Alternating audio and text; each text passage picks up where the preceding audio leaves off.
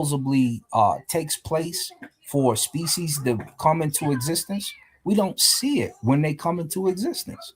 And so when we really analyze what takes place in a lot of these sciences, some things are mashed together. Like there's no math for evolution.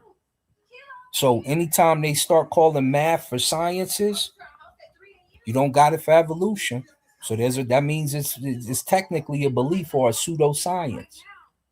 But because we can see certain things take place inside of a species, not all apes, we can see certain things takes place in specific apes, such as a human. Certain things will happen where you'll get different colors, you'll get different fatty or muscular tissues, different things of that nature. You won't see us morph into anything different when it comes to a different species. You won't see a chimpanzee morph into anything different. And so, and we never, like I said, you won't tell me that this zebra and this giraffe mixed in order to make a horse. We're made of the same, uh, uh, uh, what do you call gene pool, but we didn't have to have sex in order to, meaning that there is no natural selection in the case of human beings coming into existence with other apes. That means that simply we come from a different gene pool. Hey, am I playing this later? He sure is. Let's get to him. Pardon me, y'all.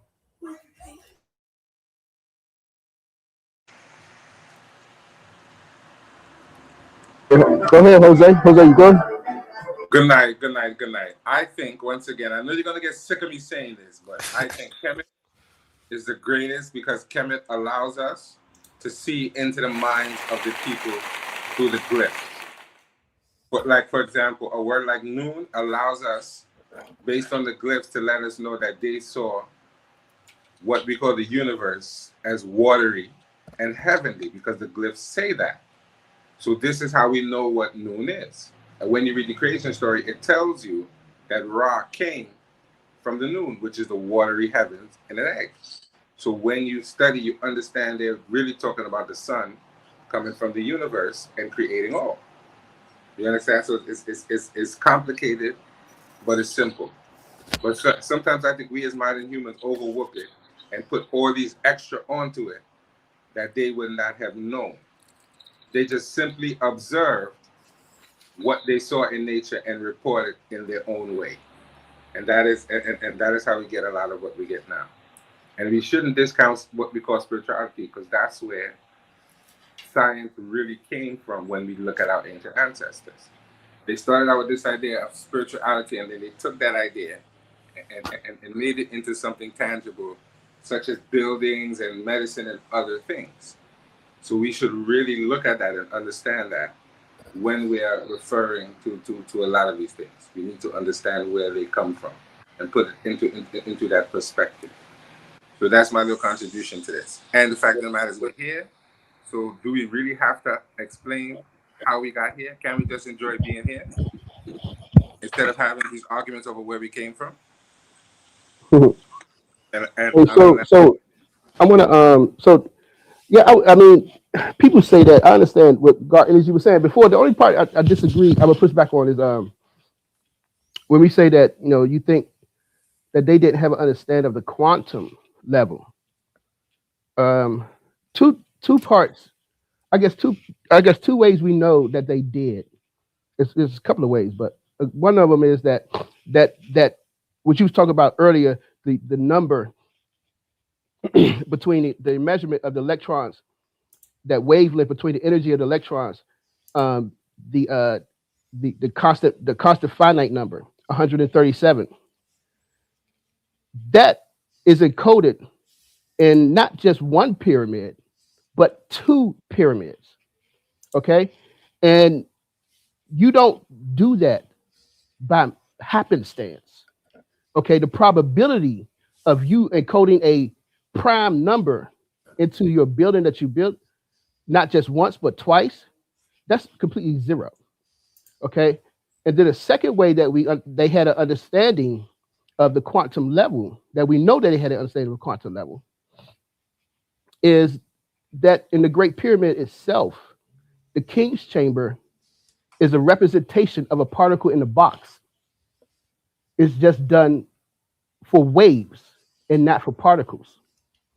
Okay, but it's the same equation. It's the same Schrodinger equation. You're going the way that it's built. You have to use what we call Schrodinger's equations to explain that. So that we know the king, because the king chamber vibrates at a certain frequency, but inside the sarcophagus, it vibrates at a certain frequency also, but at a single frequency. And that's just what's called a particle in a box. The experimentation that Schrodinger did. Okay, so it's the same thing, just done on a different level. So if they didn't, you don't set up these things. You don't set up these things if you don't have an understanding of something. You know what I'm saying? It's just not. Again, this is not just happenstance. Or some people would say post hoc rationalization. It's not that at all, because when you find the same thing encoded, not just in one building, but 2 and 3 buildings, that shows intent. And when you find it when especially over time, over centuries, that shows intent. That shows that the knowledge was passed down. So it wasn't something that, you know what I'm saying? It wasn't something that that's just happenstance that we find this high level knowledge of mathematics. And the only way that you could get the Planck's constant, you know what I'm saying? I mean, the only way that you could get the fine structure constant number 137 is that you have to understand the Planck's constant. And for you to understand the Planck's constant, you have to know differential equations. All right. And what we call this stuff differential equations, they didn't call it, but they had an understanding of all this stuff, and they left the proof inside the systems that they built. Okay. So can I just would like to respond, and what's implied there when I brought up Alan Turing from my quantum spirituality presentation, this aspect with the Egyptians is also in there. And I do feel like they did not have an exact observation of certain quantum things, just because we don't have certain evidence and tools that it would be required to show that they observed certain things, because this quantum mechanics at a certain point has to be observed as well. And it is the lack of proof of observation is why I would be hesitant in saying they knew these things, right? So just to contextualize my statement, it is the lack of proof of observation of the quantum is why I would be skeptical. But hold on real quick, brother, because we're not on opposite sides of the spectrum. Just let me finish my point. It is, though, through the observation of the same mechanics involved with quantum mechanics. They observed through the observation of nature, right? Which we know is how they came up with their celestial and astronomical advancements, like mapping the constellations, the rotations of planets and things like that. So because they observed the same principles that the quantum manifests, right? Because the quantum world manifests on various scales up and through our scale. So they observed certain things, and because they were dealing with the mathematics, that's where you're exactly on point. It is the mathematics that allowed them to get close to these things. Because there was a lack of observation, I'm just skeptical on saying they knew exactly how quantum all of this was. But yes, they were tapped into it because of the mathematics. They were there. The mathematics had them correct. The geometry had them correct. And it was their extensive knowledge and research into geometry and equations that got them close to these concepts. You know what I mean? So I'm 100% with you on the mathematics. They were doing high-level equations. And I started off this conversation by saying that they had robots back in Alexandria, steam-powered automata. That's robotics, right? And automaton is robotics. So the ancients were dealing with high science concepts, and it is us that superimpose a level of ignorance onto them.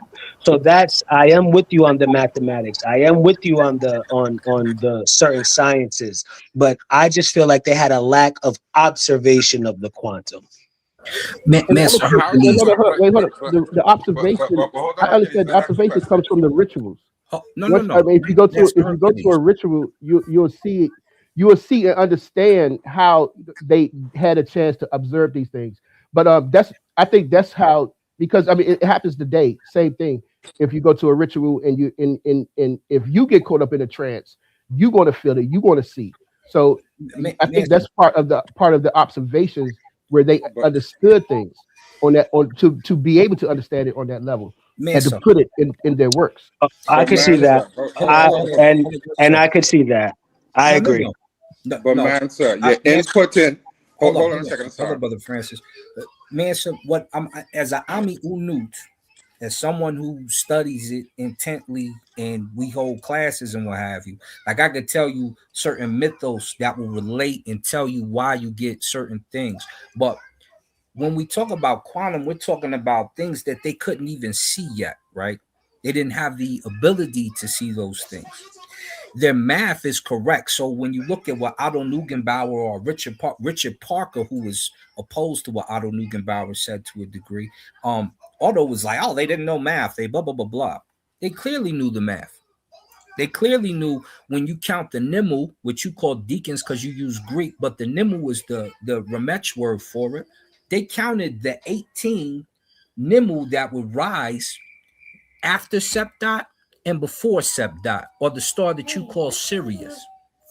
After they would count these, they broke the universe that they see into 36 sectors. This is how you get your first 360-degree day calendar. Why? Because the Nimu do a helical rising every 10 days. So we watch that helical rising after Sepdot, then we watch the next star rise right before the sun comes up in the east every 10 days. And then it wiggles away, as they say, when you know how to know which Netra is working, which we won't get into right now. But when you watch those helical risings take place, it happens, like I said, 18 times before and 18 times after. So they knew exactly the number of days to put in a year. Then they added 5 epigeminal days. These are the birthdays of the Necharu. Asar is first, right? Heru, the elder, is second. Set is third. Aset is fourth. Nebuchadnezzar was fifth. This is how you get 365 days. This is them mapping out the calendar. And this is because we've done the study and the research so we can see. So I can take you to Senenmut's tomb. I'll show you the top of it. I can take you to the primary resources, Ramses II's tomb or the Seti I's tomb, and we can show you how they calculated, what they said, and what they did. So we don't have to add the quantum part to it because they weren't privy to that. It's like telling Darwin to tell us about RNA and DNA when he had to make something up called gemmules because he did not have the scope to see DNA yet. It wasn't seen yet. So where I feel you that what they've done matches up with the quantum world, obviously, because they use math. They didn't know about the quantum world at that time. Exactly. If I may, but what they did, but I think that we have to stop imputing again our modern ideas onto them. They would not have known about the quantum idea, as the brother said. They just use good math. Hercules, you can't do that. And number two, how do you know if something has resonated at a specific frequency? How do you know that? You got it. Right. Yeah. Because you don't know. You can't measure the vibration to say it's vibrating. Somebody made that up. That's a fact. So, if I may, that's a real thing. It's called a fine structure. A resonant frequency. You can everything has a resonant frequency. Yes. When y'all finish, I'll pull out the book so y'all can see the math. All right. I just want to really fast. But he's saying the King's Chamber is resonating at a specific frequency. How does he know that? There are papers written on it. Wait, I got a couple. I'll put it in the chat. I got a couple. Really fast, y'all. Hold on 1 second. 1 second. So how do the people who say that know that? Are they measuring it or are they assuming? No, they measured it. They had equipment and they measured the frequencies. They had tuning forks and they measured the frequencies of the buildings. Okay, I'll look that up. then. Go ahead, Humble. My bad. I want to piggyback off of Assam Kai. because brother Samka, bro, can you drop your number or something in the private chat or the back chat, bro? Yes, sir. Very wise, bro. I would love to sit down and learn from you, bro. But I will because what Assam Kai is saying, literally what I was just breaking down with my real world meta of philosophy, that's why, and it goes back to what Jose was saying, why I always say we gotta get back to our roots and our ancestors, bro. Because I feel like people really man, how can we sit up here and accept the fact that Newton invented a whole nother genre of math just to solve an equation, right? But yet we say our ancestors wasn't thinking about this type of stuff, right? Here we got Einstein creating equations before they even had the equipment to measure or experiment on what was right, and he had them right. But yet our ancestors wasn't thinking the same thing. And Assam Kai, I think it was Jose said this, experience, right? When we do as above, so below, right? We understand it's not just as above, so below, but as without, so within. So our people had an understanding, just as they, okay, this operates up here. I'm a part of this. Let's see if these operate within me too. This is why our people lived Ma'at. This is why they spoke Ma'at. They just didn't speak Ma'at because they just didn't have no concept that words didn't have power. They knew words carried frequency. They knew words manifest. They knew these intricate ideas and philosophies that we still talk about today. They had a concept of these things. They just didn't separate it the way that we do. Everything about that culture is integrated. So we see, when we see Ray, right? We don't just see Ray, of course, Ray is the sun, but in retrospect, in the essence, Ray is so much more when you get into the tales, because everything in that culture is introspective. Now, when we're talking from our point of view and our Western worldview, right, we have to separate these things. This is why a lot of these conversations get lost, because, right, we separate existence from human existence, which when we do separate that, we say, okay, we understand that. But then we take human existence and we say, okay, well, this means that existence couldn't always happen. I ain't saying nobody on the panel saying that. I'm just saying this is the general sayings. Like, people think like this, and I'm like, but when you actually study, right? When you show yourself as a person who study, then the picture become clear, and you see, by studying the ancients, that they clearly had a great clear understanding or graspable concept of reality in totality. Right? They understood how to live in reality, how to interact with reality. They understood how it functioned, how to build, how to reconstruct, right? This is where the word transmute comes from, right? Transmutation.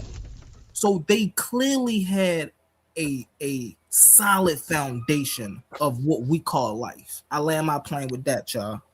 Hey, real quick, Asar, I started working on your graphics the other day. I didn't know what to call your presentation or your what are we doing? I don't think we decided on anything, did we? You see that on the screen? Am I close to anything? I look dope. You rocking with that, or should I look like me when I used to shoot the arrow. Okay. You know what's crazy about that, Asar? Huh? You know what's crazy about that? So I don't even know if he knows what that is he put up on the screen, They got that damn camera underneath me, but he be all right. I saw the picture that you got right now, so I'm always looking at that when I saw you. I'm like, I'm gonna put him on the camera. Do you know what that is?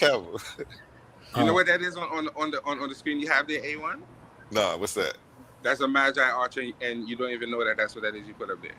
No, I didn't know that. I know you didn't know that. But we know exactly what it is. So it's very appropriate. Okay, perfect. What in particular would you guys be interested in hearing about? Everything. Anything About the listen, universal, we should Everything. Yeah, I think you should go that theory of route. all things. If you go that route, I know it's a clean to pull up and get to dropping some knowledge on us about it too. Yeah, I think Let's you should talk go that route. universal. That Yeah. way my brothers can add in because it's a good conversation there.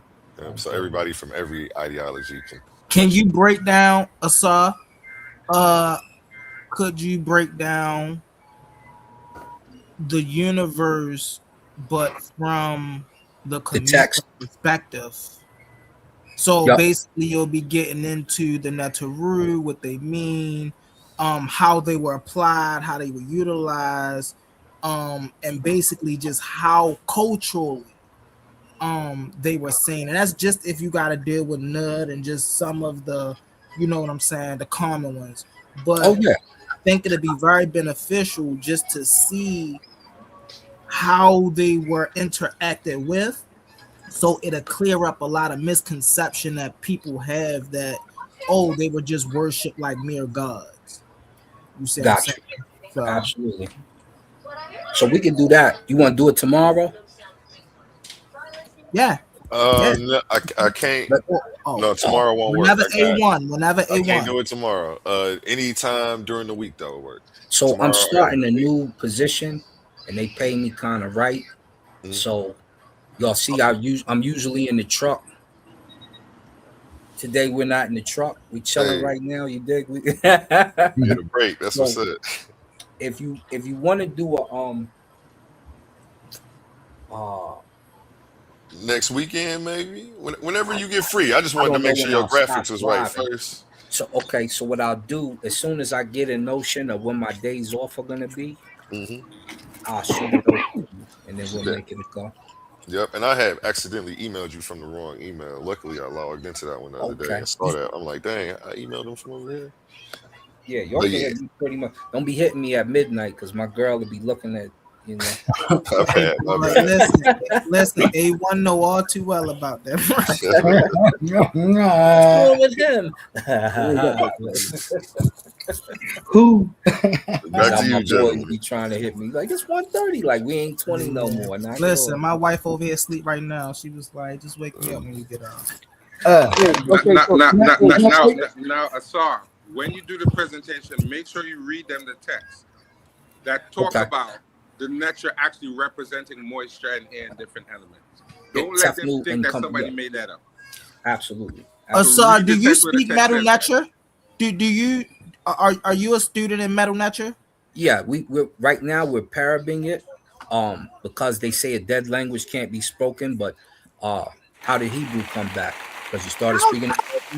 Hold, So if I may, they just gonna take what Baba Hiru, all the work, and just say, "Oh, well, what's dead can't be brought back."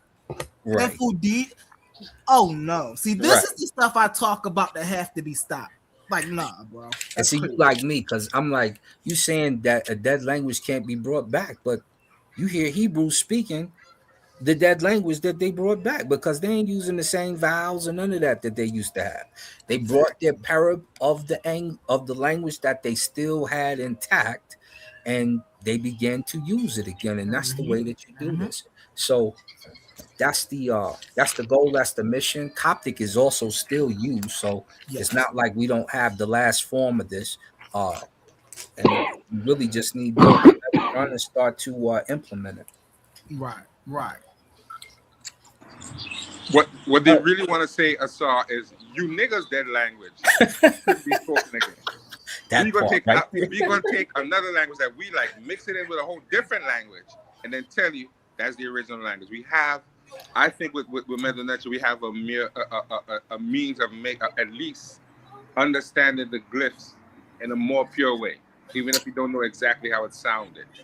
We definitely know the glyphs. We at least we might I struggle would with how agree it with that. sounded. Yeah. that and going into the African, like I don't say Kepara generally, I say Kapara. Why? Because that's the Maasai's statement of the term, and it means the same thing. They say the Necha Kop, and they got a similar. What is the Necha Kop doing in the Maasai mythos? How did he get there? So when when we go back, I use the bodies that they found and I look in the languages of those bodies that are buried in those cemeteries. And that's how Hey, Hassan Ka, I got another question for you because So- I've been saying this and people keep trying to give me a lot of pushback on this. And maybe you know this better than I do because I've been a viewer for such a long time.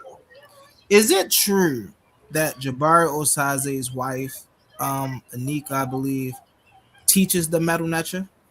yes, she's very. You know what pisses me off? I'm still mad at Saul Saber and Fadishi Saber Jabbar. Look, I had, I think it was early 2000 something. I had contacted her,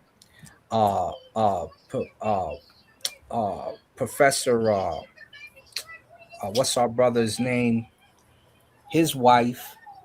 Who helped? I gave them the Kemet Empire name after I stopped the Kemet Empire website, and like, what's my other sister? She be with Red Pill and them sometimes. Anyway, it was like about 6 Kemetic sisters. I wanted to have them come out. I was gonna fly them out. I was even gonna fly out their husbands just in case, you know, put them up. And we were going to do a seminar here for the women and for the men, but mostly for the women. Right.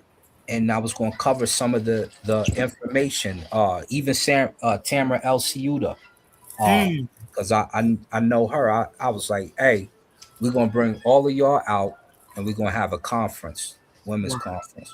The Ma'at conference is what I was going to call it. So nobody responds to me. The next year or so, I see them throwing the same thing. I said, all right, I see what's going on. Yeah, bro. That's wild. So, yeah. Let me correct you, Brother Humble. He is no longer married to the sisters. That's so you know. Okay. She's no longer his wife. And okay. He's remarried. So that is his ex-wife at this point in time. His ex-wife. Okay. Hey, his ex-wife. Anika's cool people though. She teaches it, and she breaks it down. She's really a linguist actually. I think yeah. She actually went to university to learn Medu Necha. I remember linguistics. Right. I remember they had a show. On YouTube I used to watch all the time. Yeah. And they used to have some Bobby Haru. They used to have some big hitters on there. And man, their show was dope. I don't know why they stopped that though. Well, they didn't. They actually evolved into the Shrine of Ma'at. Now they had the Shrine of Ma'at at that time. They that public access channel, I think, stopped doing what they were doing. So they were on public access in New York. When they would do it, they just basically would do the shows, and then they would air on like your channel 6 in your area, right? And so we got something similar out here. I did the first, like I'm the first Black mixed martial arts promoter in Colorado. We go back like that. Bro. So we would do a show out here, and I did the first fight at our Pepsi Center that was mixed martial arts. Me, Bob Azar, and this other cat promoted, Paul from IFC International. So we went on that channel to promote it on my TV show, and people would watch our TV show throughout the community. So we sold like 5,000 tickets or something like that, you know. And they do the same thing out in New York, but I think that channel stopped doing shows of that nature. Right. But they didn't stop, you know. They took it into the Shrine of Ma'at, and it's the same. He's on YouTube. It's basically the same teachings. Okay. Yeah, he had the Shrine of Ma'at then, but he was on TV. Because I haven't really. Now he's on YouTube. And that's something that be like, of course, you know, we see y'all all together at one point, but I would really love to see y'all do things on your own. You see what I'm saying? Like, I would love to see y'all on your own channel streaming. Definitely people like Jabari. But see, the reason I give so much ups to Jabari and Fudishi and James Smalls is because, and definitely Ashwell Kwesi, because even today, bro, if you go back and you look just on previous old YouTube channels, you can see them teaching about this stuff. and taking people to trips to Africa and showing this stuff.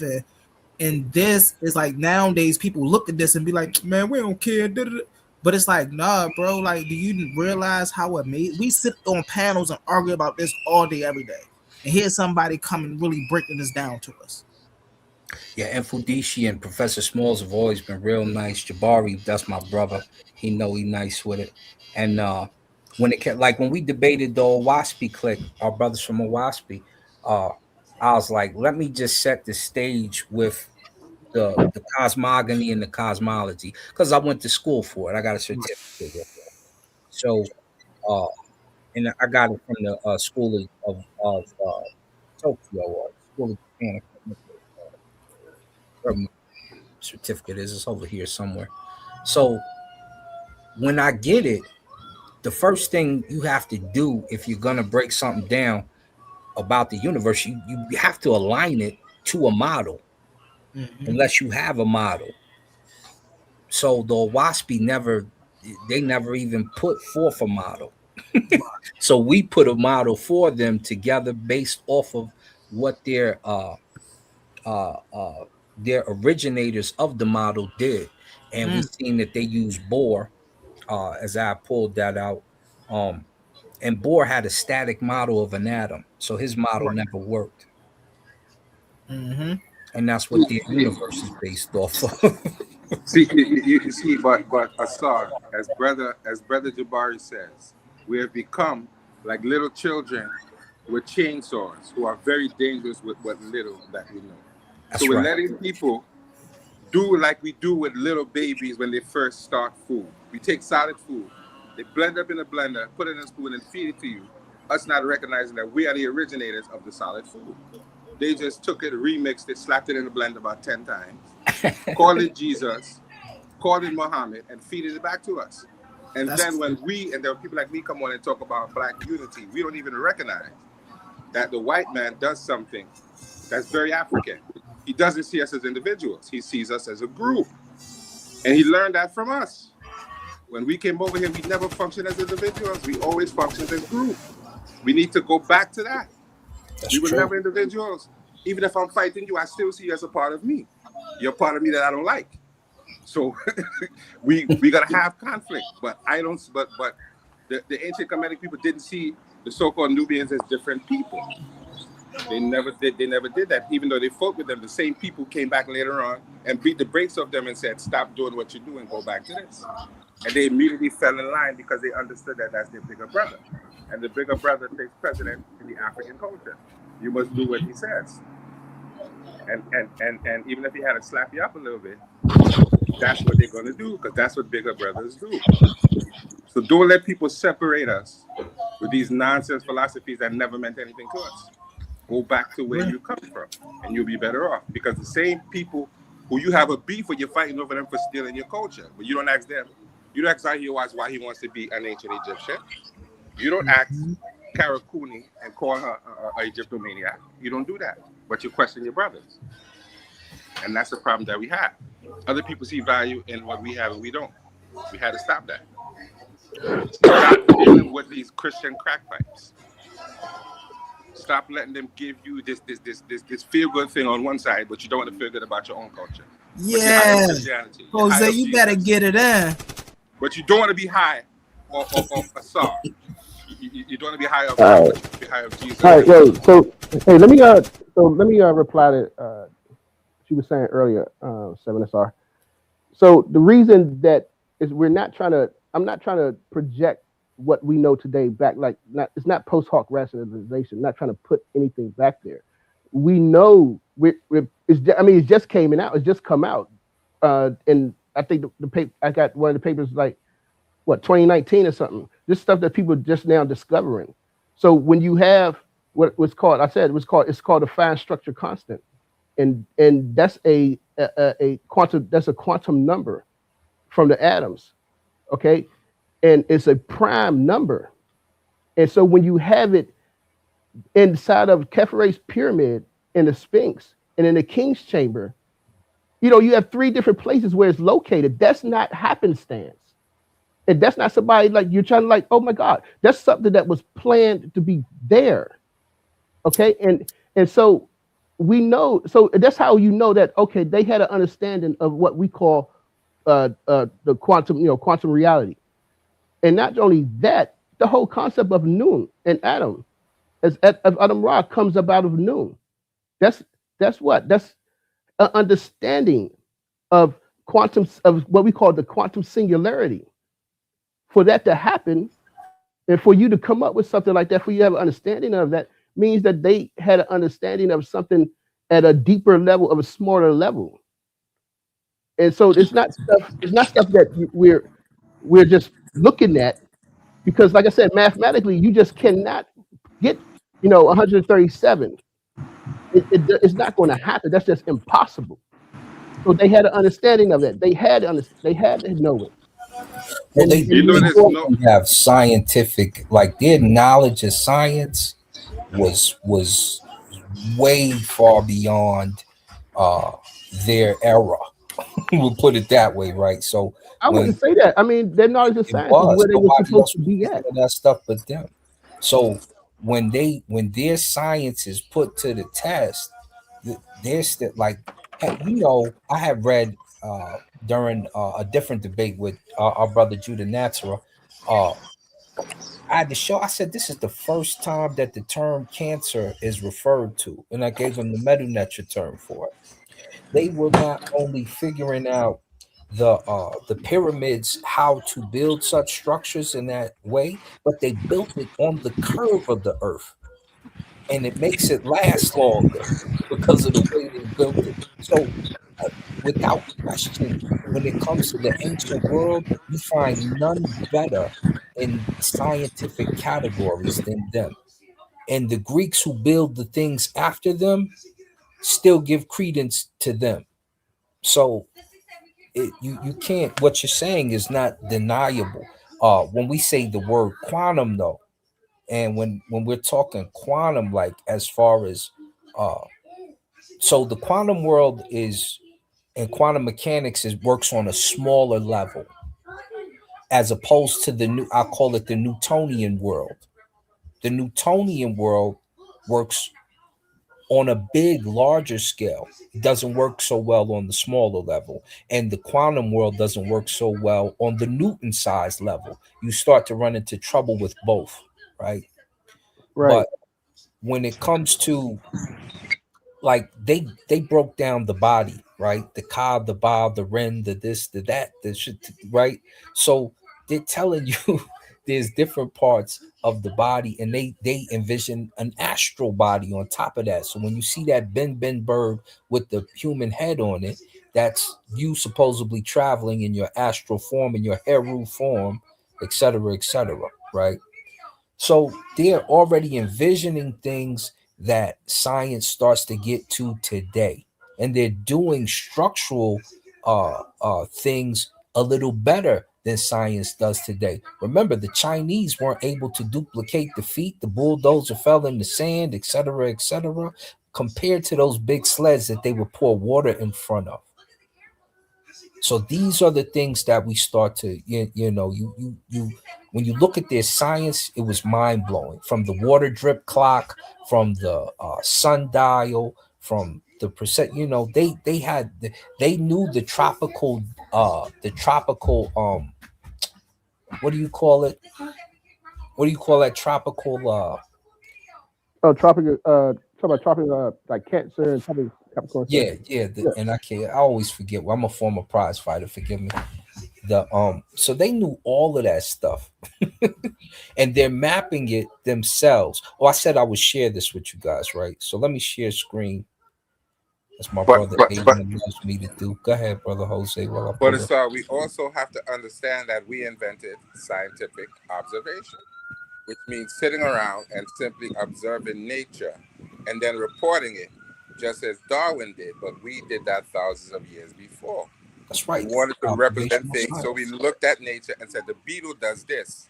So we can take that dung beetle and turn it into something, a little deeper. And now we recognize that sitting around and observing nature has a value. But we just did it correctly and just reported what we saw. We didn't put no extra on it. We didn't make it something something other than what we saw. We saw a beetle do this, so we took the beetle, put it into human form, and this is where we get Khepera. We took the jackal and said, well, the jackal does this, so we're going to personify it into this. We're going to personify ibis into this. And that is scientific observation at its simplest and its finest. You follow logic. You don't have to make anything. You understand? Absolutely. This is what it does, and this is how we relate it in our own minds as opposed to making up something. When you look at the Greeks struggled for a long time to understand the concepts of ancient Kemet, because when you see Plutarch writing, Plutarch said they didn't discuss anything other than their regular thoughts in public. So Plutarch was taking bits and pieces and making up things like the black land and the red land. That comes from Plutarch not understanding and not having a full picture of Medu Neter at that point in time. That's just, and now people in modern times are taking these things and running with it. When you ask people to show it, they can't show it because the language doesn't represent those things. It represents what they saw and how they saw their world.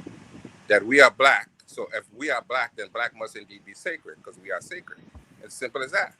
We don't have to take it into modern terms and say we can't use the term because it has been folded into racial nonsense. You don't have to do that. Go back and look at what they said and understand what they said, and you'll be all right.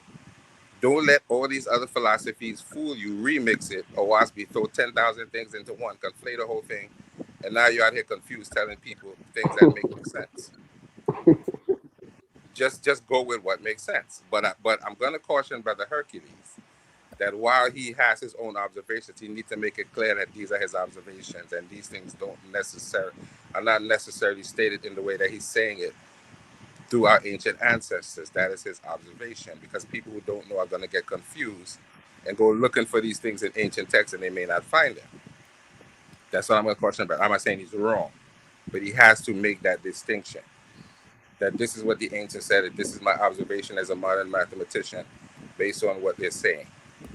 You understand what I'm saying, Hercules? Don't.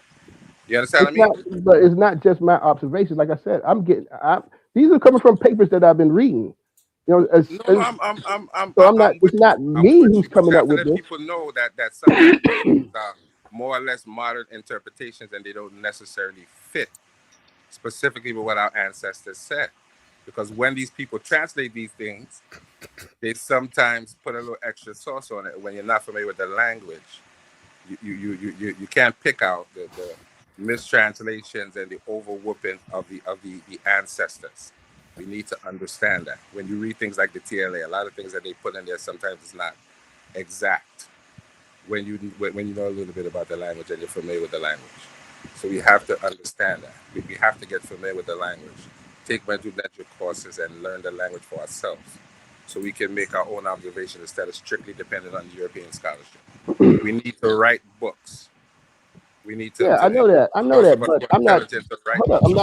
Hold up. I'm not just dependent on European scholarship. I mean, I read the books that Black people have translated, that they've read and they've translated. Like one of the things I just learned from the brother Obadele Cambone was that when we talk about Noon, when you read the description of Noon, they describe it as being this. When they translated it, they put it as this mercury water. It's like chaotic water. Yes. But he said that's not the actual translation. It doesn't say chaotic. It says what is it called? Millions of Neteru. And he shows you that the guy that first translated Faulkner, he said he put it in his notes that he switched it to chaos himself, because he said it didn't make sense to say millions of Neteru, so he switched it to chaos. So with that's just a different perspective. So now you have this. So now your image is like, oh wow, you're looking at Noon as what? The potential, the great potential to bring everything into existence. The millions of Neteru in it. That's the potential to bring everything into existence. When you start thinking like a person, if you took physics and you read the physics stuff, then you start adding that in. It's like, wait a minute, that's thinking on the quantum level. That's the power. All right. That's You the talk name about of a it. quantum level, and plus when the singularity happened again, that's thinking, on that quantum level. So I'm just saying, I think they did had a great understanding. Oh, and plus, they had an understanding of the quantum level, and plus, we talked about observation, and what I was explaining to God Energies that the way that they would be able to observe this is if what I'm saying, when they going into ritual, when they going into trance, when they doing those deep meditations, when they doing those things, you're connected to that spiritual world. And once you get that connection to that spiritual realm, you are be able to observe things that you do not observe in the physical world. Okay, so that's one way they do that. But what I'm saying, the reason that we would say, well, this is my thinking. Yes, this right here is my thinking. And I brought that up. I bring it up because as a martial artist, you might know this, Seven. Martial arts, I was a traditional martial artist. I had like that old school martial art training, so we had to do meditation. We had meditation classes, and we was even meditating in the water. But he taught us how to do deep meditation. And once you go into a deep meditation, you could go into the spiritual realm. You could go into trance, and your mind goes over into the spiritual world. All right. So, that's not what he said, but I'm just saying that's what deep meditation does. And this is some of the things that they do, and not just I've said they did in Kemet, and we know they did it because in other African societies they do the same thing. You do it either you doing it in trance, where you going, you dancing when you at the rituals, you're doing that, and you're going into trance. But that's how they were able to observe with that going into the spiritual world and doing those observations. They had the observations, and then coming back, writing it down, and coming up with it, and talked about what they deserve, and coming up with stuff like that. This is my thought. This is my thought. This is my own thought right here. So, but Hercules, once again, this is where knowing the language comes into play, because the word for noon does not have anything that represents chaos as far as they are concerned. The glyphs talk about water and heaven, so we know that it's a watery heaven because the language tells us that. Simple as that. And we don't, and they didn't necessarily have to go into a trance to observe nature. They observe nature and put it into their language. So when we read the language, the glyphs tell us exactly what they thought. See, you leaving out the fact that they did understand that there was a spiritual world that exists. I don't have a problem with that. But okay, but so if they said so, they so didn't it have would be to go the into the same. They spiritual realm didn't. to observe the But language. hold up, Jose. It wouldn't make sense for them to do one thing and not do the other. So if they sat and watched the natural world, they would also want to sit and watch and observe the spiritual world. I'm all right. I'm not disagreeing with you, but they didn't have to go into a trance to observe nature. They could observe nature and report on nature. They didn't have to go into a trance to do that. They went and did experimentation, and they did certain things, and they learned these things. But you have to access. That's for the natural world. Yeah. Right. Yeah, I'm not going to deny your spiritual connection. No. Let me make myself clear. I'm not denying the spiritual connection, but I'm saying they didn't have to go that deep to observe the natural world. They just observed the natural world and reported what they saw. The spiritual is just, something different in our mind, but in their mind, they were not different. They were the same thing. They did not separate what we call science and spirituality. They were all the same thing. There was no difference. They had no distinctive word for the thing that you call science. It was all one thing. It was two parts of the same coin. They were all one. They just took it and put it into that perspective, but it's the same thing. There's no difference. Yeah, there's no separation in what a natural is, because they consider themselves to be natural. So when we get into something like this, though, this like simplifies, like, right? Because we hear, oh, it's mystical, it's magical, this is a calendar, right? And where I'm still, if anybody, if y'all listening, if you have a translation of this, please send it to me, because I do not have one. It's a lot, right? I just read it because I can read it. That's it. So can you zoom it out? Can you zoom it out for me? But it's still a lot. Absolutely. So let's hold on 1 second. Keep it right there for me. Here's the, I'll hide this for you too. These stars are the duat. These circles are Ra that are outside, not inside. We're gonna break some of this down real quick. Go up to the second part too, so you could get both parts. And I could send that to you too. It's not even, Go to Wikipedia, Ancient Egyptian Calendar, wikipedia.org, and click the picture and you can blow it up. This is the ceiling of Senenmut's tomb. Senenmut was married to Hatshepsut. You can see some of the constellations here, right? And when I teach the class, which I'm preparing right now, the Ami Unu class, the Hour Watcher class, you're gonna learn how to tell what most of this stuff is, right? So let's get a little closer real quick. This way we can break some of this stuff down. Their Necha, let me explain something about Necharu, because you're hearing a lot of stuff all over the place. Necharu are people, Necharu are principles, and Necharu are sentient beings that make up your universe. So everything is a Necha. There is no non-Necharu in the mindset of the ancient Ramech, which is the teardrops of Ra, the ancient Egyptians, if you will. So when we look at this, there's a couple things that we see. First, this is where the month starts. This is the month. Let's count it real quick. I'm going to show you something real quick, right? I haven't done this in a while either. We'll start at this one. 1, 2, 3, 4, 5, 6, 7, 8, 9, 10, 11, 12, 13, 14, 15, 16, 17, 18, 19, 20, 21, 22, 23, 24. So 24 right there in each one of these cycles. I'm not even going to get into why that is right now. It's not important. Each one of these represents a month. This first one is the beginning of the year. This says Ren Pet. Right? This is Ipet. These are the things that people, they don't quite know, right? Kentek, or if you will.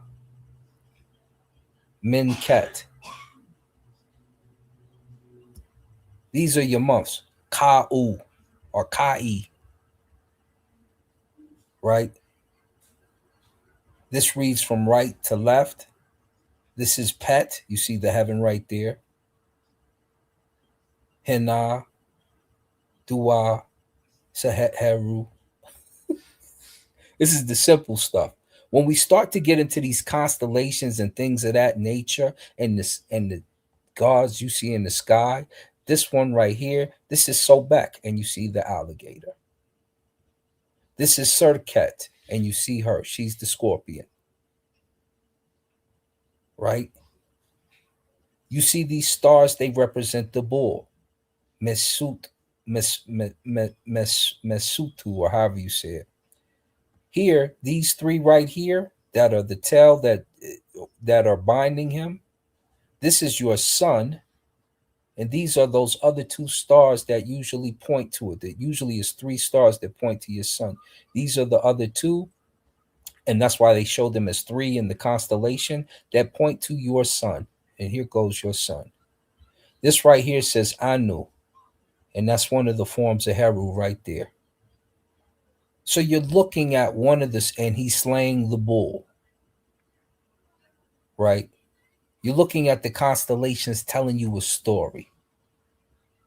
Down here, you have Senenmut depicted as different parts of the sun going through Nut. Tekenu, right? That's how easy it is to read some of this. This one says Nehes. We all know Nehes means Nubian.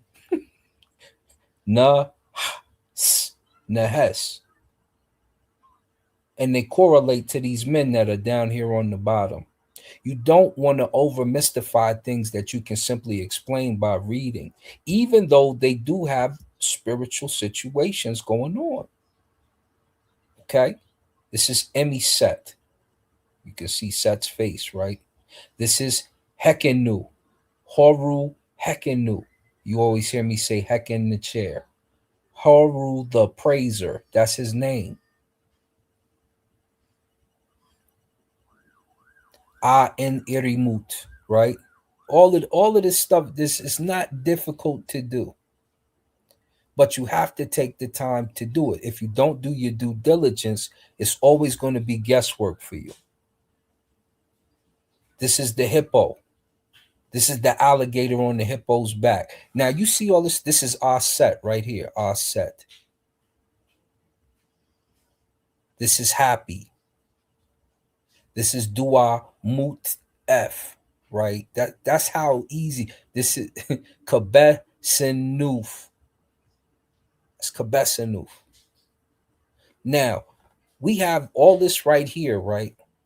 You take this knowledge right here. Now we're going to get astronomical. This is going to be the fun part, right? Let's open up Stellarium. You see that right there.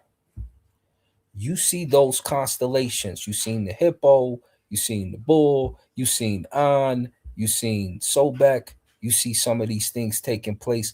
But now we're going to go to the sky for real for you. Now we're going to go to the sky for real for you. That's right. We got to do it right. Uh-oh, what's that? There goes Sa right there. There goes Sa right there. Here goes Sirius, the dog star. This, if I take away this Earth right here, we would see some more. We see other constellations. Here go part of that hippo right here with the alligator on its back. Here goes the lion right here. You understand? Remember that line we was talking about that pointed with those 3 stars, and you see how the sun, I can show you that. These are the flagpoles. Hold on, let me turn on the other piece. Sort of read them for you. The 2 poles, the Necharu poles. This is the bull's foreleg, remember? 1, 2 connected, right? All of that, right? So certain things are more than just the discussion. We can show you what's going on in the sky. We'll show you exactly what's going on. The 2 jaws. Here go the Bennu bird. Here go that bird. Here go the jaw of the Asar when it gets taken apart. And this is how the night sky is, how they saw it. Look, Horus, who binds the 2 lands together, is Jupiter. Here go. This is all the stuff that you know. And now when I show you this, generally I would tell you the story. I'm not going to tell you a story today. I don't feel like it. This is so silly. why don't you do a presentation on this, Asar? I have before. That's why I say I don't feel like doing it right now, though. Right? Oh. So down here, underneath Asar, where he sires you when it goes on to the planet, that's where the Dua starts. So we have the text for that. And at nighttime, this area becomes reddish. And we know a nebula is there. So we know that there's a formation of stars there. And in the text, when you start to get into the text, let me cut Stellarium off. Let me go into a text real quick, just so you can start to put this stuff together in your mind. Remember, Sirius gives you the count at 18, and it starts where you get your months from. You're looking at the names of the months up here. Now, if we go a little further, and I'm gonna land the plane, and if anybody want to hop in while I'm digging stuff up, go right ahead. What was I going to pull up for you? Bro, I'm having fun right now, bro. Yeah. Yeah. And I ain't even giving y'all the deep explanation right now. I ain't going into the deep because it's not. We'll get to that in a minute. Not today, though. I'm giving you a roundabout so you can understand how they saw the universe when they looked up in the sky and would start to create things, right? You know, you said a key word though, brother Assam Kai, due diligence, right? You're giving us, what I will say is you are giving us enough that if we go and do our own due diligence on these things that you are giving us, we can find the proper context of these conversations that we're having. Yes. And there's certain books that I help you with because it took me a while to break stuff down. It took me a while. It took me a few journeys. That's why I'll be like, hey, law, you can throw that around because it took me a few journeys. That's why I go to that. And Jesus said, blah, blah, blah, blah, and El Elyon is, blah, blah. But after I listened to my Uncle Larry, out of all the people I listened to, it took me home to where I needed to be. And it gave me the understanding of everything that was going on in this realm and how things start to come about from it. Right. And so you don't have to do any guesswork. You just have to do that work, as our brother pointed out, to due diligence. That's why I say, brother Hercules, when we're not snatching quantum from you, but if somebody asks you, when these brothers run up on you, you know how they do. So where's the evidence for that, brother? Where's the evidence, though? You know what I'm saying? You're going to get to looking around. I feel in my heart that, but all you got to do is go do the due diligence, check out the text. Like you've talked about the pyramid and what you find in there. I've been to the pyramid, but you haven't talked about how it's built on the curb or any of the things that we know yet. You start pulling that stuff, I know you're doing your due diligence, the math and the construction of these things, and then I can smile even more. I smile when I see you, but I smile even more. Yeah, I don't talk about that because, like you said, we already know about it. So I don't talk about stuff that I don't like talking about stuff we already know because like that's redundant to me. You know what I'm saying? So I'm trying to bring, you bring in new information, you know what I'm saying, that hasn't been talked about, that hasn't been presented. And so, that's one of the things that led me down this path was just finding out new stuff. Hey, if I may, really fast, I wanna bring something to our remembrance here. Brother Herc, brother Assam Kai, right? We heard a man tell us that the Cometian people were Europeans. They were Caucasoid. We heard a melanated man tell us that Caucasians built the pyramids. Several melanated men. Brother, not just one. Brother Herc, I'm saying that because I want you to know, Brother Herc, you can never get enough of teaching about the greatness of the pyramids. Definitely when you got buffoonery running around here like that. Definitely when you got stuff like that, man. Facts. And they know better than to talk like that around me because it'll go down. Go down. Listen, man. That's right. Why I be right. I agree, man. I agree. I mean, there's a lot of brothers out there with a lot of misinformation. I'm not trying to be one of them. That's why when I do my presentations, I triple check it. Stuff ideas that I had, I had my colleagues go over my math, to make sure it was right. And, they went over it and they was like, yeah, that's right, man. So yeah, I definitely triple check and I ask people to view this and what do you think? And yeah, I get the pushback. They're asked like, well, how are you proving this? You know what I'm saying? And then, I have to show them how you prove this is what this. And so, yeah, I'm not the type of person that's going to just come up with stuff on my own and then present it because because we couldn't do that at school. I mean, you know what I'm saying? You work your stuff, especially it's a class called Real Analysis. And when you take that class, man, you it's about proving how to, you proving a lot of theorems and stuff. But the thing you also have to do is you have to disprove the theorem. And so a lot of mathematicians, they'll tell you, they'll talk about, say, okay, we're gonna prove this, we're gonna go forward and backwards. And that means they're going to prove it and try to disprove it. So that's a thing that I'm used to doing. And so when I'm doing my research, when I'm doing my work, I make sure that I ask the questions that everybody gonna ask. Is this apophenia? Is this post hoc rationalization? Am I looking at it like that? You know what I'm saying? And I have people go over my, like I said, I got people go over my work. So yeah. I mean, it's a lot. Yeah, we just have to be, like I said, diligent when you're doing this stuff. For me, of course, math is like a passion for me. And just to find out that they were doing advanced mathematics just like blew my mind. And so that's, I want to dive more deep, deep into it to find out like what the hell did they actually know? Wow. Exactly.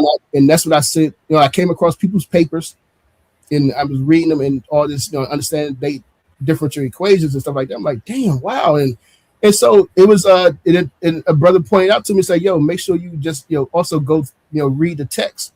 Go back and read the stories and stuff and see what matches up. Yeah. And like I said, there are scientists, there are people today that got Stephen Alexander, in his book now, so that they always say, modern science is starting to be in line with, the ancient science, especially from Kemet, it's starting to be in line. So they had the same concepts, but there was a different approach. And one thing that I showed was that we have to understand that their approach was to maintain my art. So their approach to this advanced science was more of a biological. It would have been organic. You know what I'm saying? That things that would have been, it would not went against my art. So this is why you can't find tools that they built the pyramids with, because it would have degraded in the past 4,000 years. It was something organic that they used to build those and cut those stones with. Okay, so this is just, I'm saying, this is what we know about them. They want to maintain Ma'at. And if they're not maintaining Ma'at, they see it as you going towards Isfet, chaos, then destruction, disorder and destruction. So that's what their society, we understand that's what the society they built. And we got to look at it. They built a society that lasted for 4,000 years. So they showing us something, they trying to show us, look, you got to maintain Ma'at. And today, I would say, man, the Europeans, they created this world of Isfet.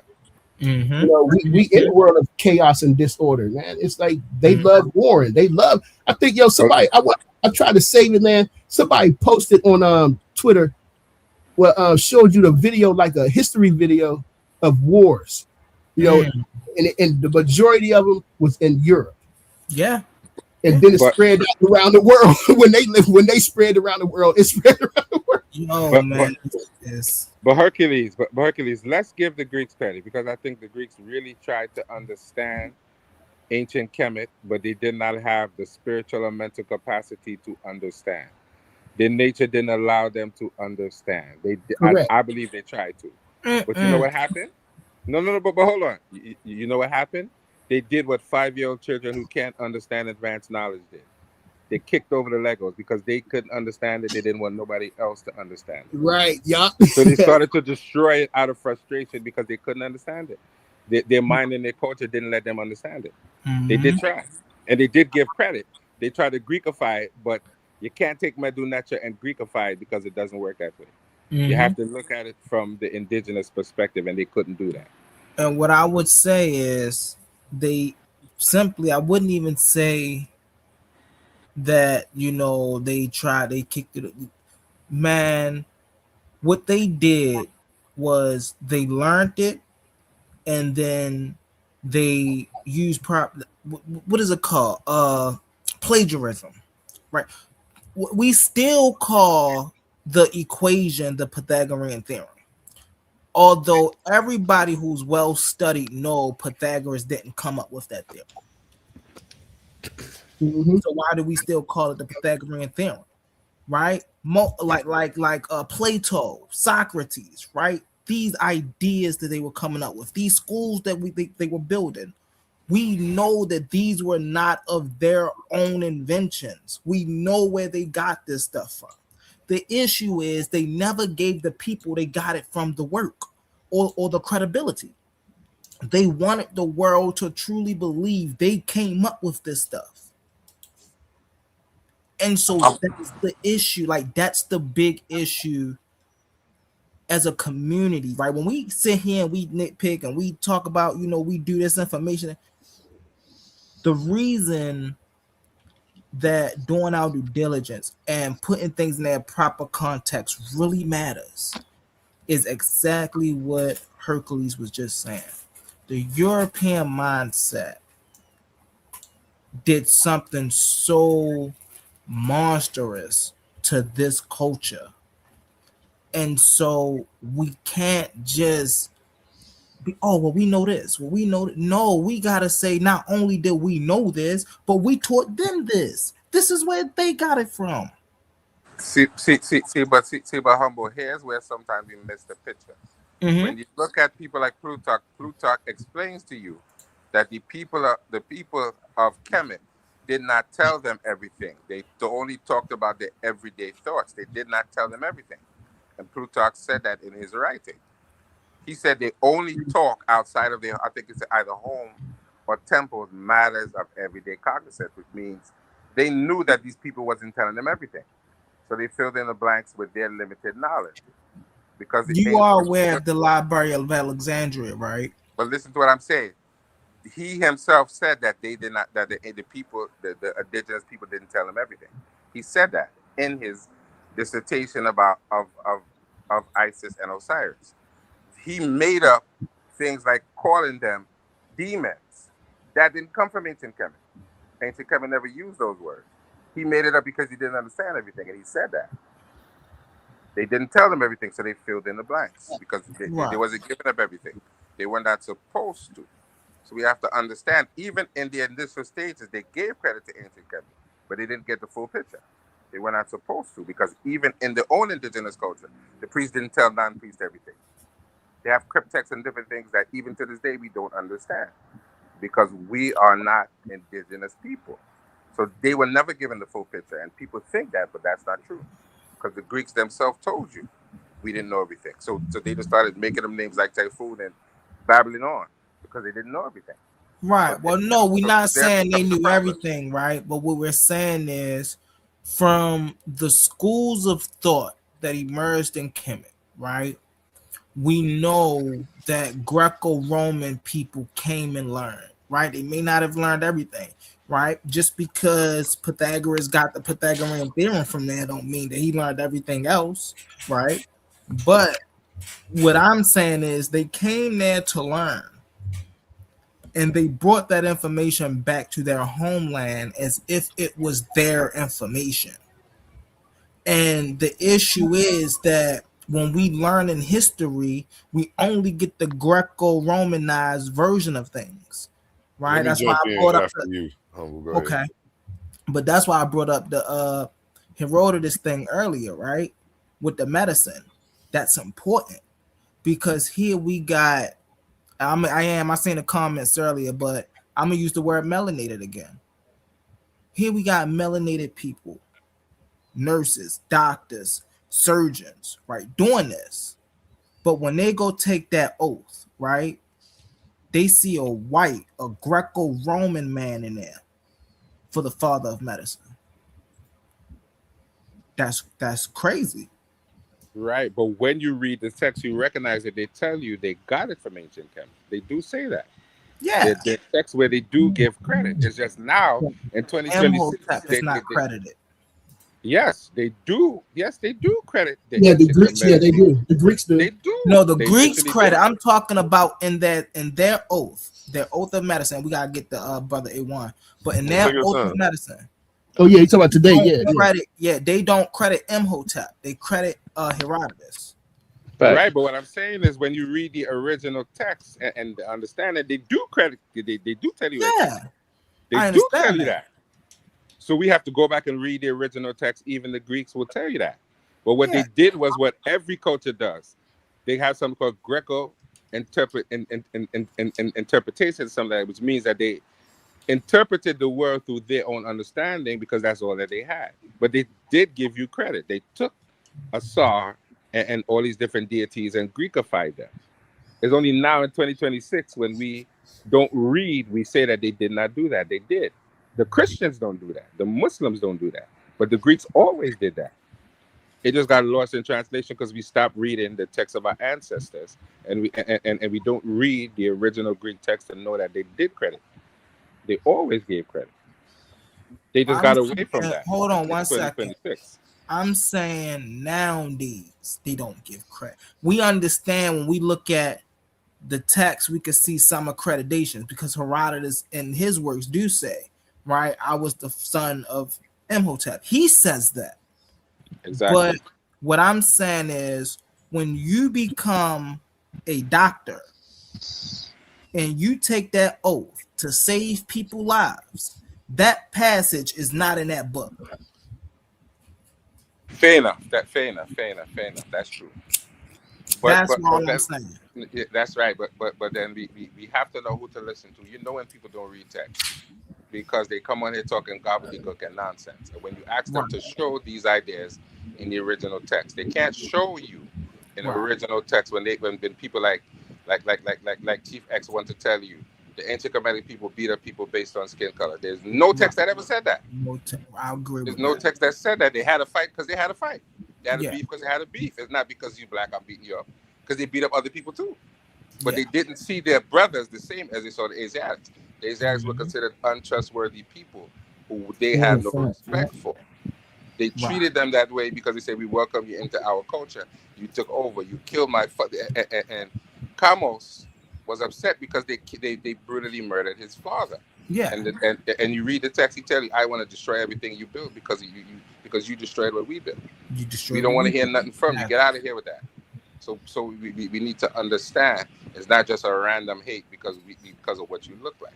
It's because of your character. You showed us you was a scumbag. So you're going to treat you like a scumbag. Simple as that. And that's what we as modern people have to look at.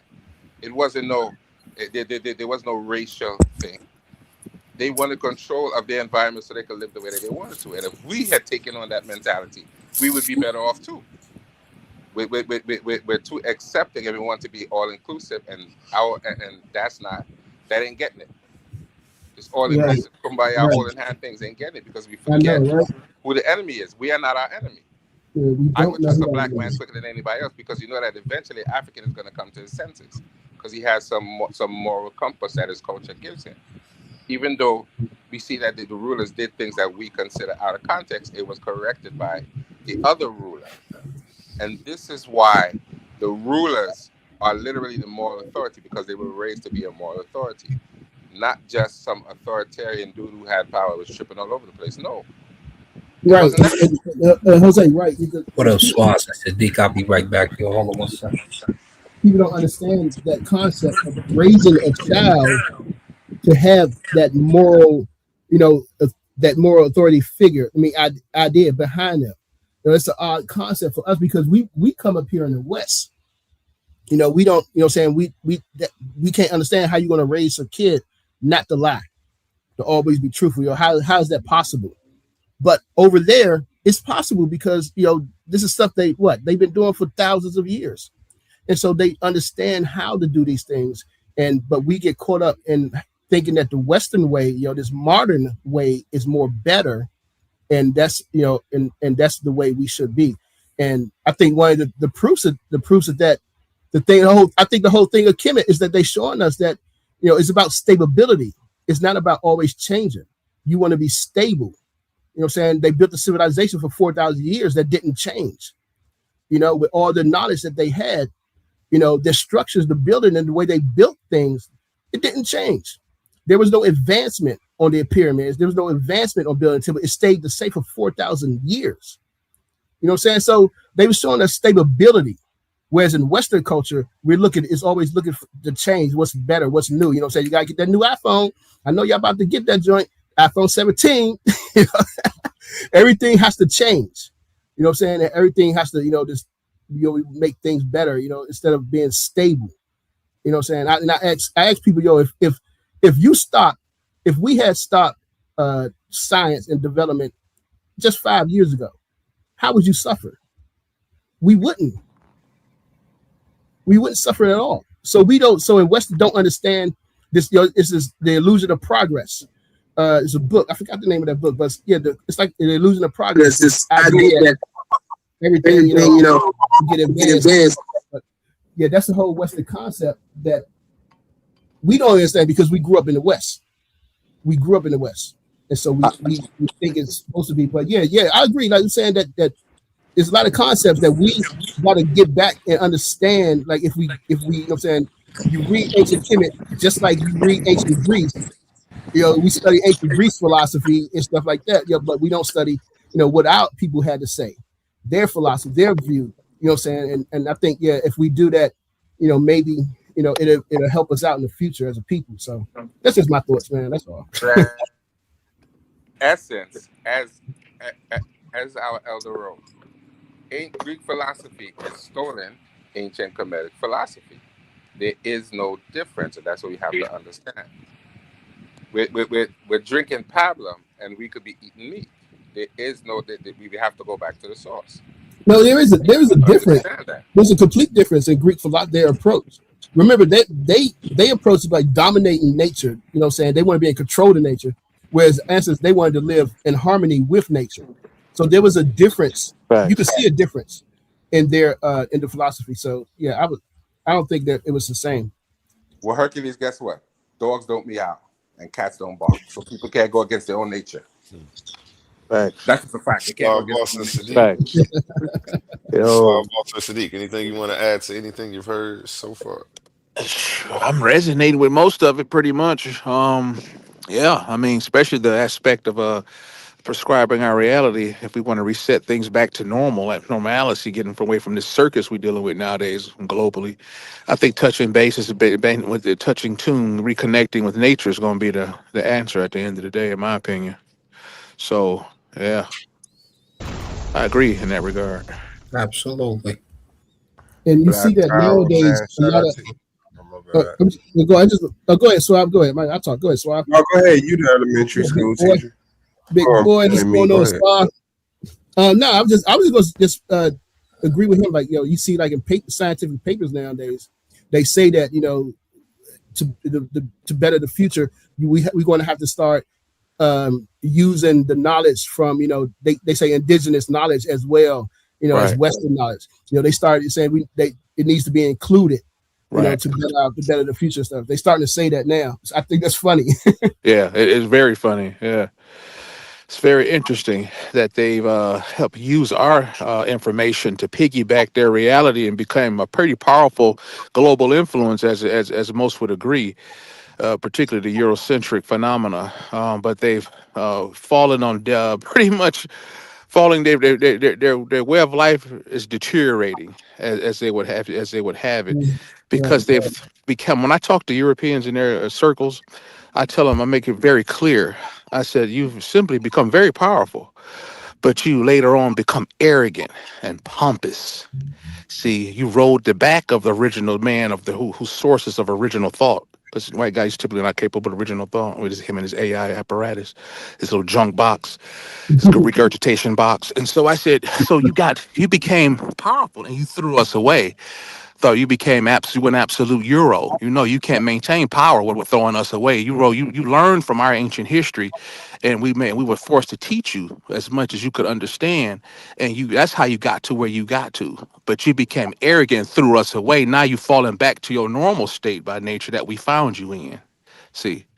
And now here you come crawling back into the urban centers, and we talked about it, and globally as well. We see them crawling back. It was just a few things I could say, but I'll just stick to stateside. We see you crawling back into the urban areas now, in Chicago, New York's, into the black areas of L.A., South LA, Harlem, and all this place, Miami, and many others, Houston or whatever. You're trying to come crawling back, trying to get our favor back, so we can help you rediscover yourself. Like my brother just said, they're trying to tap back into this in a renewed way. There's a renewed effort to tap back into the ancient Black history, be it the indigenous, or ancient African spiritual systems and all of this. We're seeing a lot of white participants and initiates and all of this mess, trying to tap into our ancient history to not necessarily to help the systems, relative systems grow, but to siphon the information back so they can breathe life, one could say, in a dying campaign. See, Right. Wow. Right. and I Right. could go more on. I'll just stop there. But it's a very interesting dynamic. You know, they don't disagree. They don't like it that we know it, but they can't disagree with what was with the right, because the writing's on the wall, in my Right. opinion, and they know it.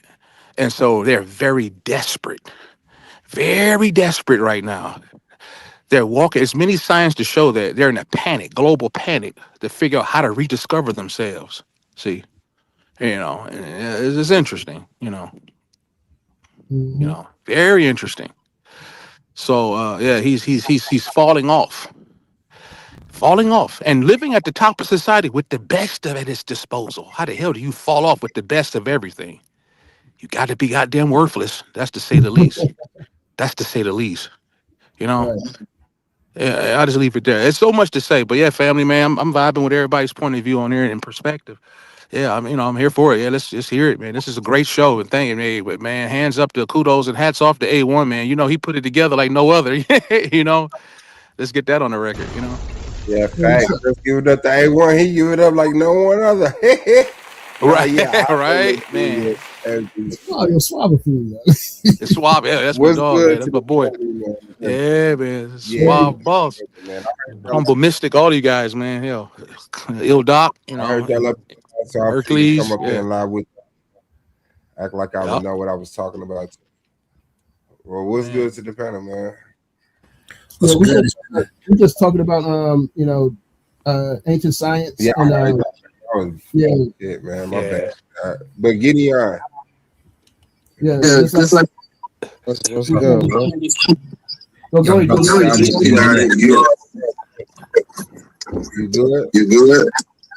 Yeah, man. I'm just cooling, man. Just checking everybody, conversation out. I definitely about to holler at A1, see if me and Issa Queen is set in stone, because trying to see what we was gonna do with that. But if we not, Y'all locked in. Y'all like. Oh, you guys. But yeah, y'all locked in. I'm gonna get the flyer done by tomorrow night, and we'll have a preliminary. We'll schedule the preliminary for next week. Shout out to Gideon and Issa Queen. What's the title? does the Bible take power from women? From black women or from women? From women in general, black All right, women that's- specifically. However, but yeah. That's cool. And then me and you can lock in.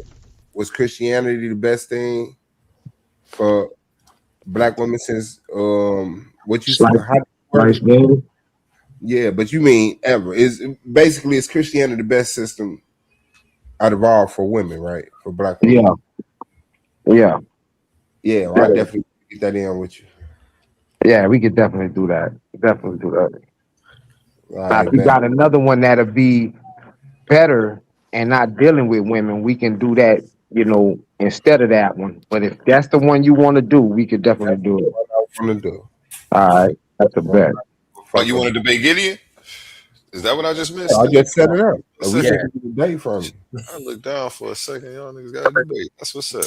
And I was threatening him with this shit last stream. He was up, and when He said, wanted to debate It's a Queen topic, but he didn't realize it was me and her hashing it out. So it's kind of like a continuation from that. So what y'all trying to get it in on? "Is Christianity the best thing for black women?" Dang, that's almost the same topic. Yeah, it's almost like the same. You know what I'm saying?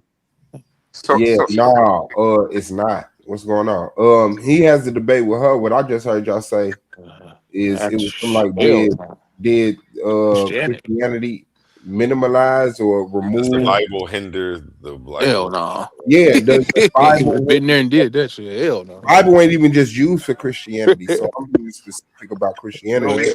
And it's not that they remove their power; is it the best system for it? So yeah, nah. I mean, I know. Okay. But it is Gideon. Ain't like he finna talk about astrophysicists or something. His two main topics is Utah women and the Bible. All his conversations gonna be around that. Well, I ain't gonna say What? them my only two, but I'm not gonna run around here like I'm you What know, else you Dr. got? Doom, I'm a scientist, or I'm like Aesop or something, you know, I'm not gonna stunt like that. You know, I mean I do political I do political theater, history on the whole, you know, logic. You know what I'm saying? I'm just not into DNA and all that other stuff, you know. You believe we the Native Americans? Nah, he don't believe that. He don't believe that. He don't believe that. Nah. I believe some I He's a believe Hebrew some Israelite. of us Stop him. Don't stop him. Go no, on, I Diddy. believe some of us are, but we definitely have a slave trade that produced the bulk of black people today. So There you go. yeah. The red Indian is the red Indian. But that's what I'm saying, though. How do you pick which ancestor you give enough of a fuck about that you never met to be them? Like, none of us are Native Americans. None of us are Africans. None of us like, we're mixed people. If you check your DNA right now, you're gonna come up with black, American, Asian. Like, Now, so how do you pick which ancestor you Now, give? let me stop you, Suave. Let me stop you there. Hold on. Let him get it in. No, fall back for a second. Jose. Let him get it in. We get it in. Let him stop me. Let the Jamaican stop me. Go ahead. No, wait, hold up. All right, wait, hold up. Let me get. Wait, hold up, yo. How you gonna say that, bro? Come on. They're trying to hash out a little debate. Let them go back and forth for a second, y'all. Oh no, the debate is packed. You know what I'm saying? Shit. It's Nah, man, A1 got a sample, man. A1 other topics. I want y'all to explore a few other topics because you know the Bible. I don't care to debate his religious belief. I mean, yeah, that's what you're essentially doing. Is Christianity the best thing for yeah. black? What about politics? I mean, if that's really what y'all want to get it in about, and that's what y'all contention is. Do you think abortion is good? Do you think gender neutral is good? Like, you know. So yeah, so we can debate on all that. You know my stance. I'm biblically centered, but y'all cherry pick biblical morals and guess what? abandon other stuff. So I don't know. Some of y'all might believe in abortion, some of y'all might not. You know, so somebody say Christianity is the best thing that ever happened for black women since sliced bread, I want to. Sorry. But yeah, you gotta understand, man. He the DJ, bro. So you gotta play with No, I mean if that's what he wants to do. But we all know that topic is overdone. I mean, we love to see Suave at any topic that he's on. So if we can find something else that y'all really could bump heads on, I'd rather do that first. Yeah. So let's do it like this. We got it scheduled, but we can let it ruminate because I still got to do this debate with Issa Queen. So we locked in, but we can still kind of find debate titles, and if not, we can just go with this one. But And speaking of Suave and him running through everybody on this channel, pause. Shout out OTK just hit the panel. He has a debate tomorrow. Don't mind the ad. I messed up and put Saturday, but tomorrow, Sunday at 8 p.m., we have this. This Saturday, March 8th, history steps into the arena, only on the Coliseum of Arguments, hosted by Titans Debate League. It's the clash of cosmic proportions. In one corner, the smooth strategist, the verbal tactician, the man who bends rhythm into reason, Suave Boss. And in the opposing corner, the architect of quantumoliism, the philosopher of the infinite, the mind that dares to question reality itself, Quantum Truth. The question shaking the pillars of existence. Does Mother Nature need Father Time to exist? Is nature eternal? Is time the necessary foundation of all things? Or are we witnessing the collapse of a cosmic illusion? Two titans, one stage, no escape from logic. Saturday, March 8th, only in the Coliseum of Arguments. Enter the arena and witness eternity on trial. Yes. Tomorrow, 8 p.m., y'all. Back to you, Joe. I'll be there. Yeah, well, I completely consider debating something else if he concedes on that statement. He got to concede, though? He want me to straight concede. That's wow, man. There may have been a better system than Christianity, but Christianity is the best system that I know. The white flag. Then, yeah, because it's like he's doing it already. You know what I'm saying? Swap. Here's a good debate. Here's a good debate topic that I haven't seen explored. Is there science in the Bible? Oh man, you'll lose that so bad. I've seen That's Hey, a that good debate a topic. lot of times. at least it ain't overdone. I'm trying. I want some new, fresh topics, but That's a good Right, topic. right. Is there Something good, science in yeah. the Bible? especially on the win, lose, or draw. You know what I'm Nah, that's saying? a good topic though. Tournament, That I is a ain't good telling topic. nobody nothing, but win, lose, or draw, I want my $100 worth. I'm paying 50 both sides.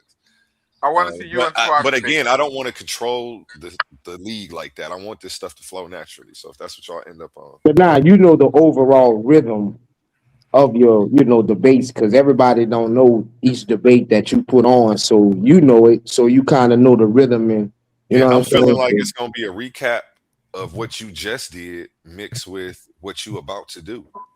Yeah, You just did is the Bible the yeah, best. I feel like the yeah. only thing you gonna have to do is take that presentation and switch your rebuttal I'm just gonna from do half of the philosophy first. to what Yeah, he believes yeah. in.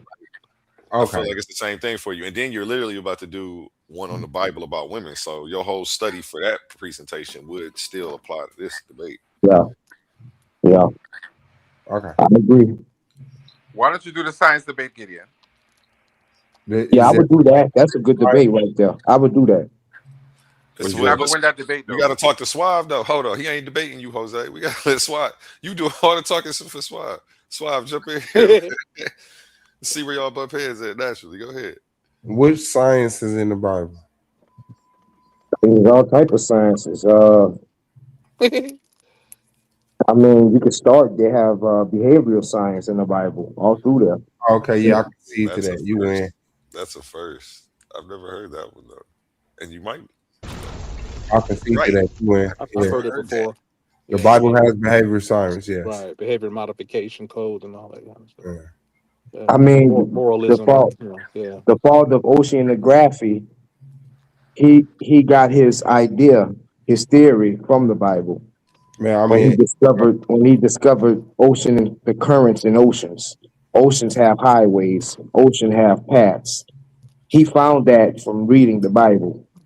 So Are you serious, Gideon? yeah, shout out to him. Shout out to him. yeah, no, that's a fact. Yeah. He read it in Job. It only goes so goddamn far. We know that the Bible stole information from every culture that the Greeks and the Romans came across. Right. So the information is And already. it's funny how they propose a debate, then when you beat them upside the head with that, That's not a then beat they upside kick it the to a head. whole nother debate. So now we're gonna I debate. absolutely say that the Bible is the greatest book ever composed. It's the only book that's been able to translate and transliterate and evolve and be spread. Yes, even though it was militaristically, even though it was laws against, you know, it purpose like there was a purposeful effort to destroy indigenous information and transliterate or translate it into Greek understanding so that white people look like they discovered every fucking thing. Like, stop being so impressed with that. But when nothing is unique to the Bible but hell. Do you know that? Everything that's good in the Bible, you can find outside the Bible, predating the Bible. The only thing that's unique to the Bible is the Greek and Roman politic bullshit and the concept of hell. Do you want to debate that?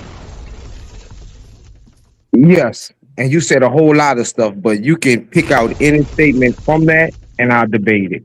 You said Okay, Greek and Roman bullshit. Is there anything unique to the Bible that's positive outside of heaven? Is there anything unique, meaning that only comes from the Bible? That's fire. Motherfucker, yes. That's I would have to think about that, man. Yeah, let Why? him You live this shit. Let him take a breath. I mean, damn. I mean, the only thing that I think of is salvation, and you said besides heaven and hell. Yes. I mean, so what would be an example? Like, I mean, how to cook food? No. How to make a house? No. Your father. The 10 Commandments. All of the 10 Commandments. The 360 Commandments, or whatever the fuck y'all claim it is now that Abraham has been rediscovered. But anything good, something, but like there's nothing that we should be holding on to the Bible for that we can't find outside the Bible. Well, let's do this. Not trying to brainwash us. Morality comes from the Bible. The morality that we deem as moral, it comes from the Bible. How? Not as unique as what he gave us, but I feel you though. How? Not how, but if you want to debate that, then I'll tell you how. I mean, yeah, I'll definitely take that because the morality I get that come from the Bible. That's easy. But what I'm saying is that's like a very Like to me, that's minuscule as shit. The morality we have come from the Bible. Like Do the what morality. we deem good and evil, that comes from the Bible. Good and So you want to evil. debate that, Gideon? Yeah, You said good and evil. yeah. He said Morality. morality comes from the Bible. That's what he just said. Yeah, morality. Oh, Morality comes from the Bible. predates I the don't think you Bible. want to That's debate too that. easy to Gideon, prove. don't Way debate before the Bible came along, we had people But consider. let me say it like this: objective morality comes from the Bible. Gideon, don't debate that. Don't debate that. No, I would debate that. Don't Man, I debate just that, Gideon. You're gonna yeah, lose that. Does yeah. You're gonna lose that all day. objective morality come from the Bible? Now he gonna lose that, Gideon. Does objective morality come from God, the God of the Bible? I say Don't do yes. that, Gideon. Gideon, don't do that. Shout Don't do out that. to Lubis. Lubis. Don't do that. It sounds funny. Lubis, hit that link, man. Pull on up. After Don't they do that, figure this Gideon. out, you two can go back and forth. You know, I'll moderate and make sure it's respectful. Yeah, Gideon, and please why don't. we can Gideon, definitely please don't debate debate if that. white people wrote the Bible. We can Gideon, don't debate that that. also. The white people write the Bible. So you Right. want to Debate say that the either, King because you're gonna lose James that was one too, black Gideon. and shit? Nah, That's what I'm saying. What I'm is this? not, 2000 I'm and not got God that energy, bro. I don't think King James is black.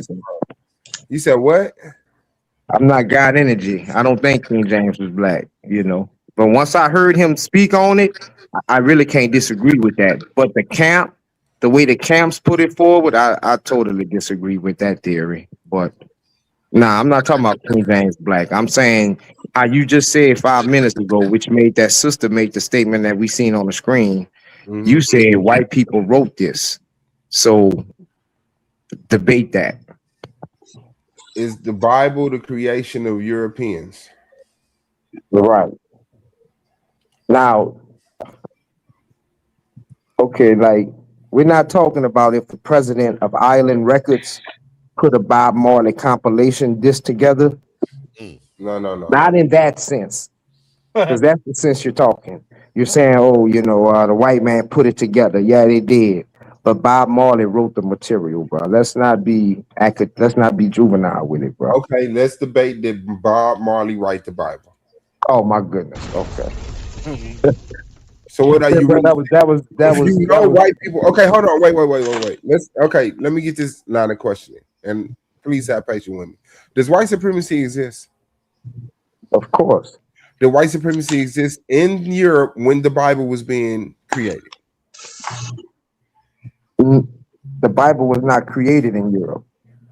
Regardless, that's a false premise. Exists in Europe when the Bible was being created, no matter where the Bible was being created. When they was compiling versions of the Bible was being compiled, did white supremacy exist in Europe? Of course. Certain times, yeah. Okay, bet. Did Europeans create the modern Bible, 1611 and 4th, the Queen's Bible? No, they created certain versions. The Tinsdale Bible, the Queen's Bible, the Great Bible. Are all of those Bibles European? They are European translations. Yes, there's a big difference. Yes. Did white supremacy affect those writings? Of course. Yeah. And so, did the King James version escape the white supremacist rhetoric? Or no, it didn't. Okay, so what Bible do you have to go to get a Bible that was not affected by white supremacy? Well, what you have to do Alexandrian one from Egypt. Right. I'm sorry, brother Gideon. What was your answer? What you would have to do is you would have to read the text, and I would recommend you learn Hebrew. But if you don't know Hebrew like myself, the question was, I'm sorry, I don't know what happened to your brain right there. The question was, what Bible would I have to go back to get a Bible that was not affected by white supremacy? Right. So I'm gonna let you interrupt me because for the simple fact, I'm gonna be glad to teach you this. Obviously, you don't know this, but it's very simple. So what you would do, since you don't know Hebrew, get you a Bible, go to the interlinear, and you look at the words that was translated. A lot of times those have different meanings translated in the King James. You don't know. Right. No, that's the answer. You So can there say you is don't no accept Bible. my answer. So there is no Bible that wasn't affected by white supremacy. I got to get a Bible now. And I got to go back to the goddamn Septuagint and hope that that's not affected by white supremacy. Right. Right. That's what Mhm. you said in real life today. And, Recorded. and I'm still, and with all that being Okay, said, I'm was the still Septuagint willing. Greek? Was the Septuagint Greek? Of Yeah. course. Okay. And was the Greeks affected by white supremacy? Anti-African? No. No. Okay. Do you want to debate? Was the Greeks anti-African? Hey, Greeks, nah, don't. Greeks were not Hey, I'm anti-African. saving this nigga Jose, man. Yeah, Greeks were not Jose, anti-African, I'm trying bro. to save him from life doing that. support, Jose. Come on, man. Yeah. We don't need no EMT right now, man. So that's what I'm asking you right now, bro. I fuck with you, Jose. Appreciate What was the last question? Was the Greeks anti-African? Man, I mean, did they hate Egyptians? I mean, No. You heard the words. yeah, I nah, don't their know what your whole brain nah, did to their those words, yeah. but let them come out the same way they went in. Were the Yeah. Greeks anti-African? Gideon, grown ass man on YouTube being recorded. No. Okay, do you want to debate that? Were the Greeks anti? Yeah, I'll debate that. Okay, there we go. Congratulations. You now have it. Hey, one, do that you is accept that original. title? I love that one. I ain't never Okay. seen that one. Yeah. I ain't never Yeah, seen he's that talking. type. He's I talking like to me through a Bobby Hemmett Let's lens, go. bro. When you approach Talking to you through a scholarship and straw history house. I ain't read none of that shit you finna in its talk about. context, A1, you would know Greeks I don't ain't know read what none an of that Bobby African Hemmett is. shit you finna. That's where you heard it Greeks from. didn't know what color was. Greeks didn't even use color as Listen a to how weapon. stupid you gonna make Right, Greeks. that's They didn't crazy, know. man. Nobody noticed the That's color of crazy, people's man. skin. We never saw race. Like, I'm tired of that. We saw race in No, they antiquity. seen race. They just didn't We give a shit saw about black it. and white. We saw dark skin, white skin. We saw European and African in antiquity. Facts. 2,000 years ago, we had discussions of Europeans, Africans, dark skin, white skin. What the fuck is wrong with But you? what's so stupid though? language. Okay, my bad. Man, But I got you. what the what's heck crazy? is wrong with you, guy? What's Yeah. crazy is Greeks actually admired the Africans during that time. Which But Greeks? besides war and besides taking over Egypt because they admired it that much, Listen to the Israelite. Greeks were in subservience to the Romans. I mean, to the Africans. Like, Sir. bro, you don't make any sense. Why? Sir. You really don't know what you're talking about, bro. For You real. right. You right. So let me shut up till I debate or I face Yeah. up. I don't know what I'm talking about. You well studied. You're a super You reader. know who Aesop was? No, I Aesop don't know who Fable? Aesop was. I don't know who He was an Aesop Ethiopian, was. bro. He was the basis of all their philosophy, man. Come on, bro. Like, what is he talking about? I'm not talking about anything that I know about. This is good. This is going to be a good debate. This is going to be a good debate. Jose, you don't believe that. No, Yes, listen sir. to Do me. you know who? You know this finna be a I know I said it's slaughter. going to be a good debate. You know this is finna fill a septic tank. You This know is gonna be Memnon? disgusting. No. Listen to it. Listen to what I'm saying to It's him. gonna I be know. like when me and you jumped Taz and Taz took the debate with me and then took Like he ODing on his fight the power, do the right thing, Radio Raheem. I'm That's telling you, bro. I got 2 4 knuckle rings on, and they both say black. Let's eat. Congratulations. You get the debate swallow. Let's go. Real quick, gentlemen. We have Issa Queen to the panel. How you feeling, Issa Queen? She has something coming up with Gideon before you two actually get in the ring. What was that topic again, Issa Queen?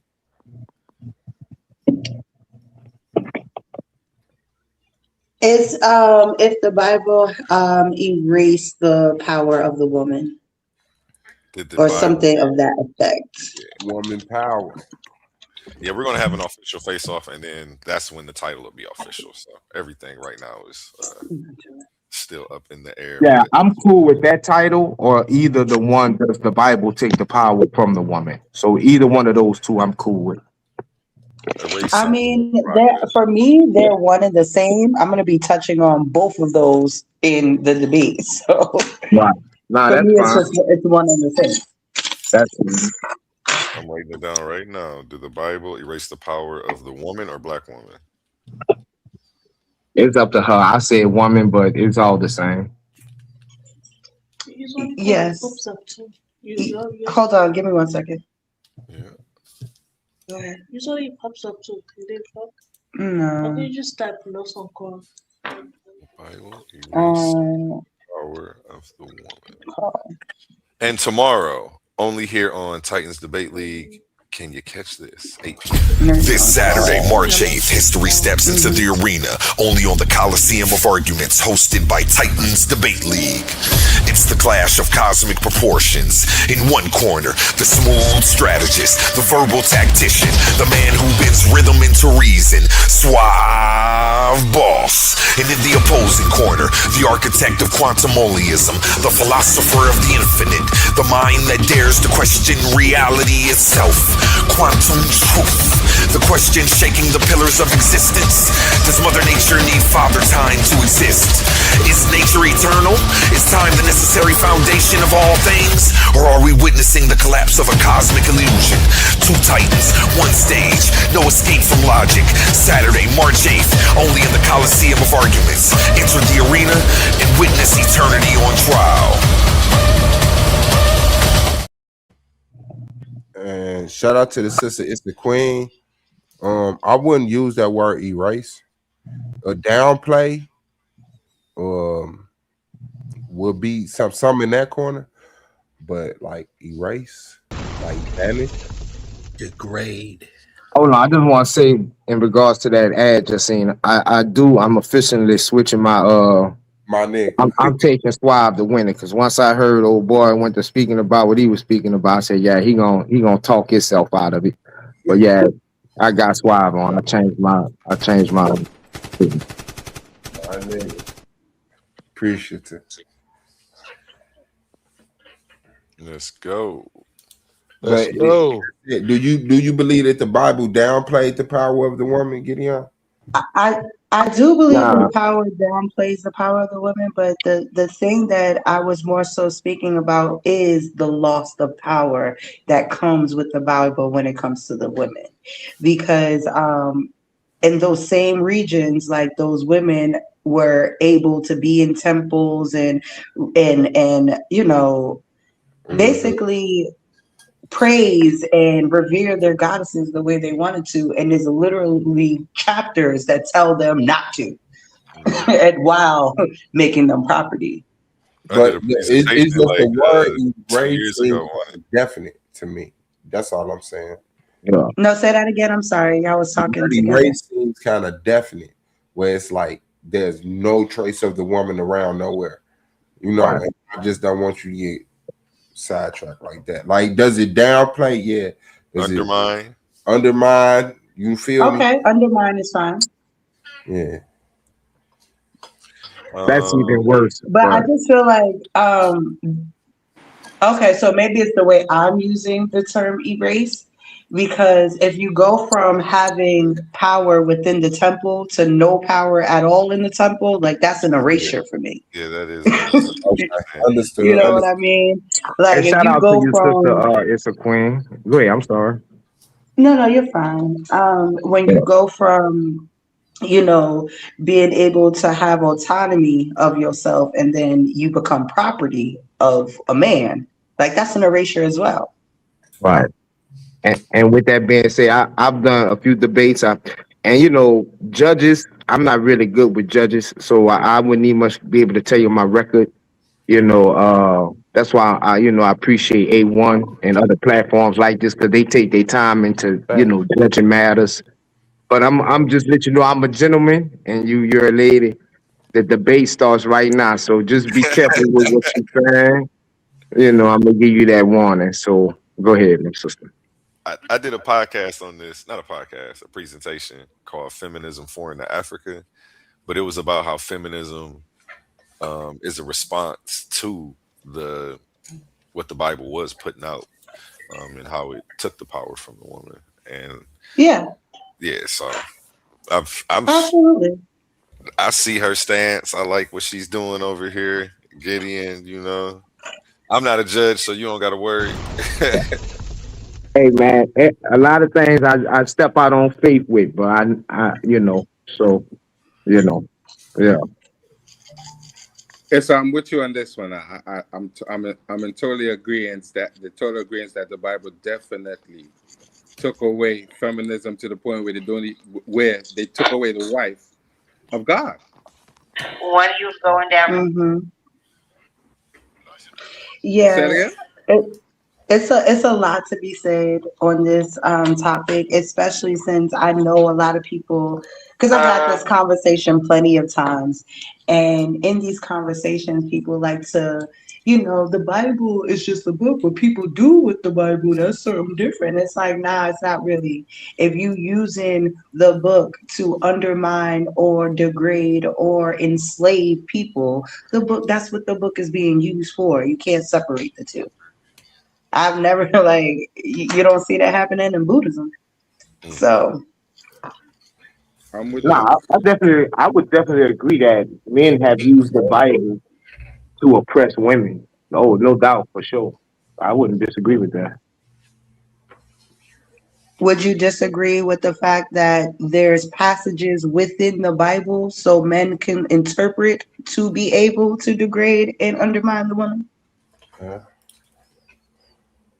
What I would say is there is no laws verbatim stating that. And one thing about laws, people always look for loopholes in them. So that's always a possibility.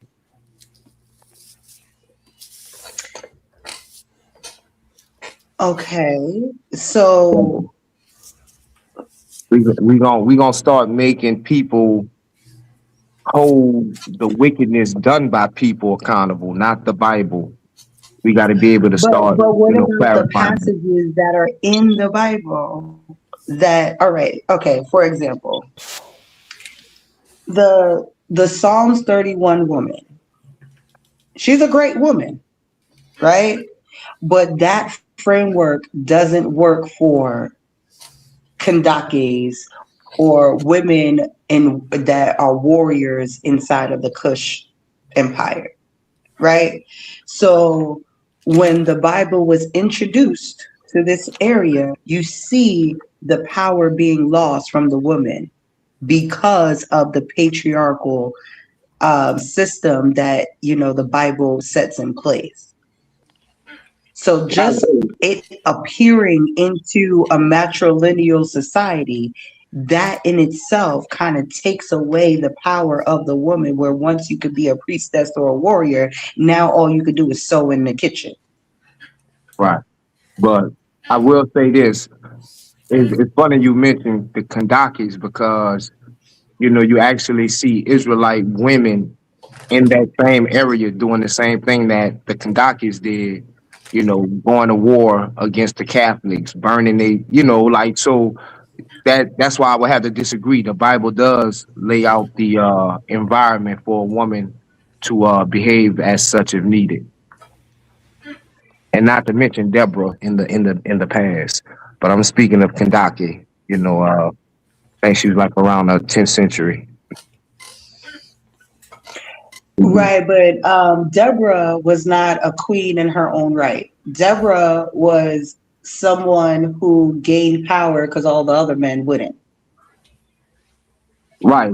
I mean, we can argue that, but I was specifically speaking of Judith, who was in the same line or the same vein or the same thought as the Kandakes in Ethiopia. She was in Ethiopia as well, burning down Catholic churches. So she was a queen. Yeah.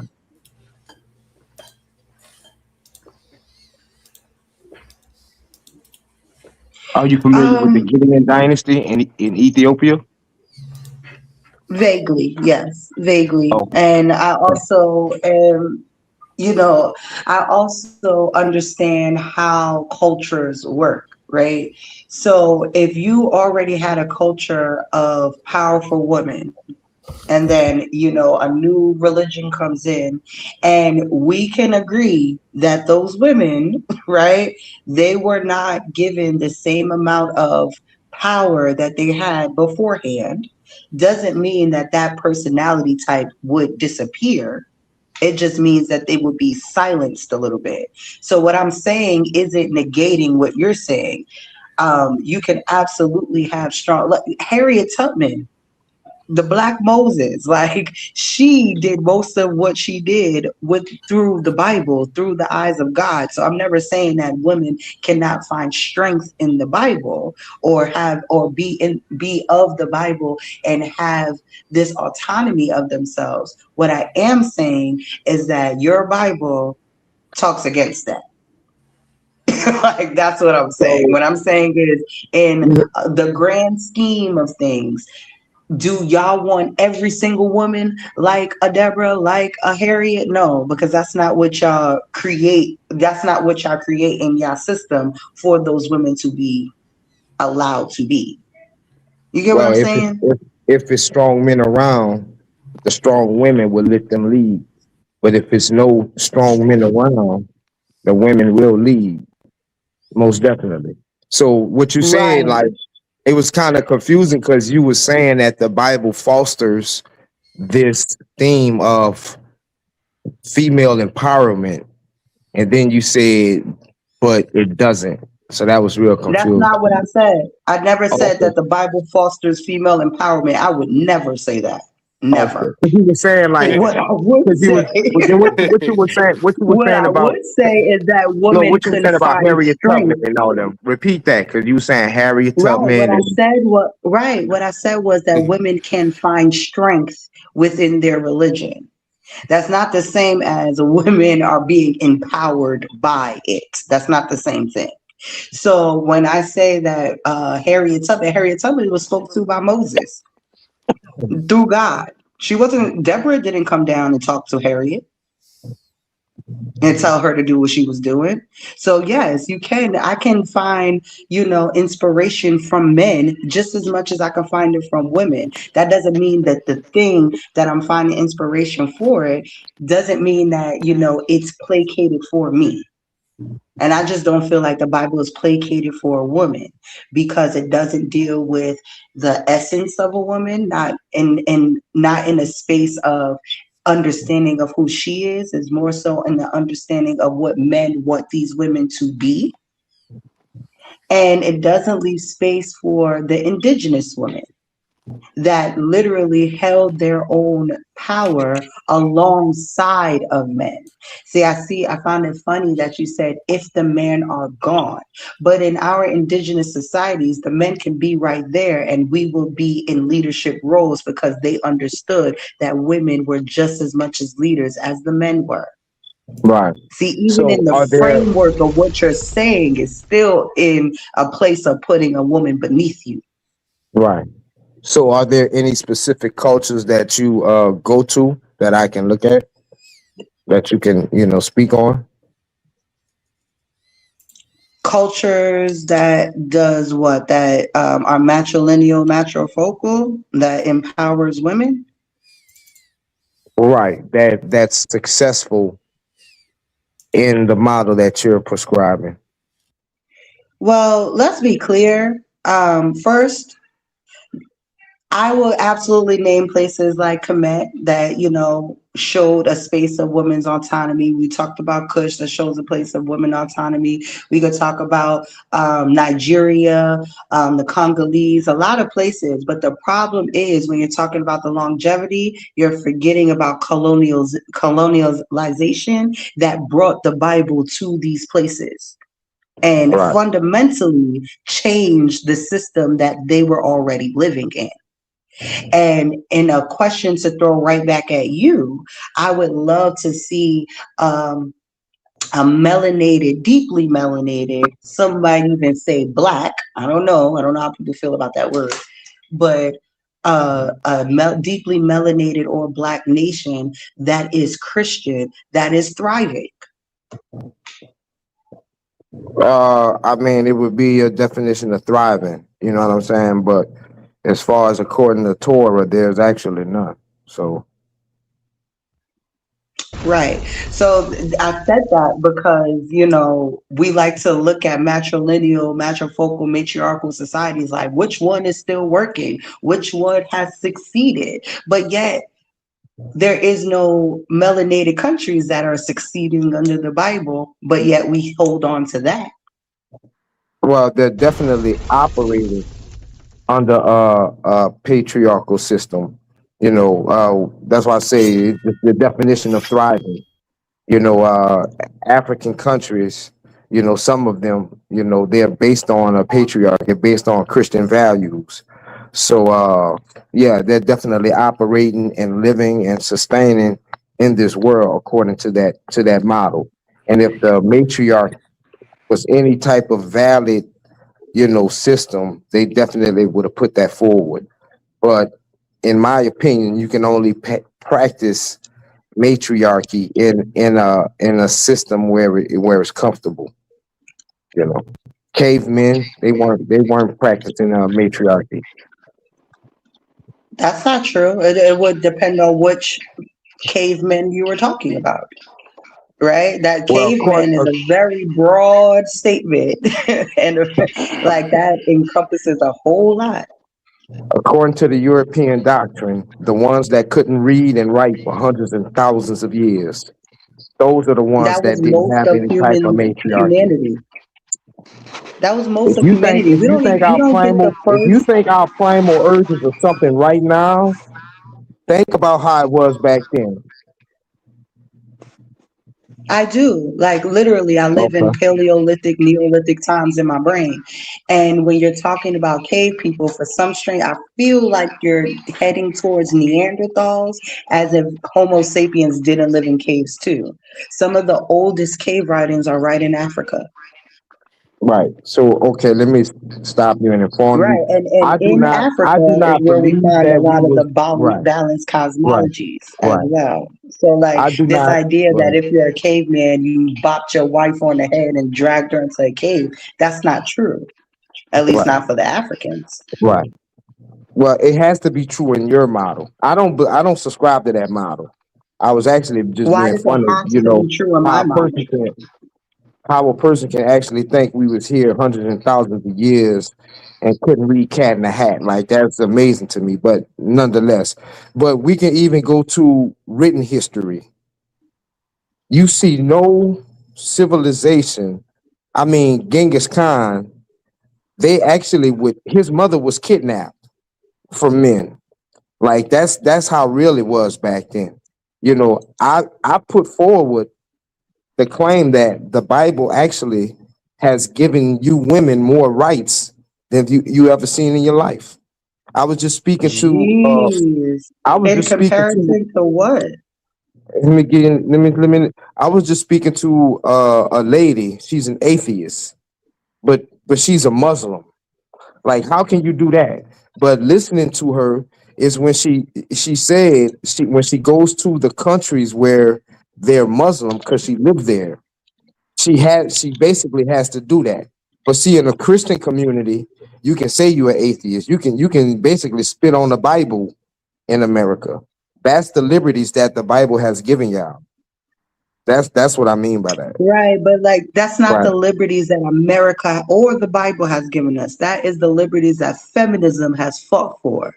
And y'all be confusing feminism with rules that's always been here. These rules have not always been here. We were under curvature laws, which comes from the Bible, right? And in turn, women lost all autonomy as soon as they got married. They were engulfed by their husbands.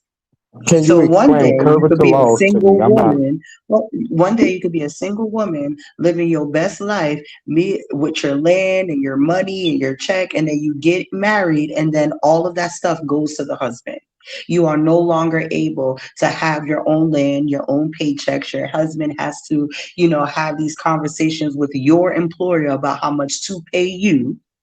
The husband has these conversations with doctors about your body.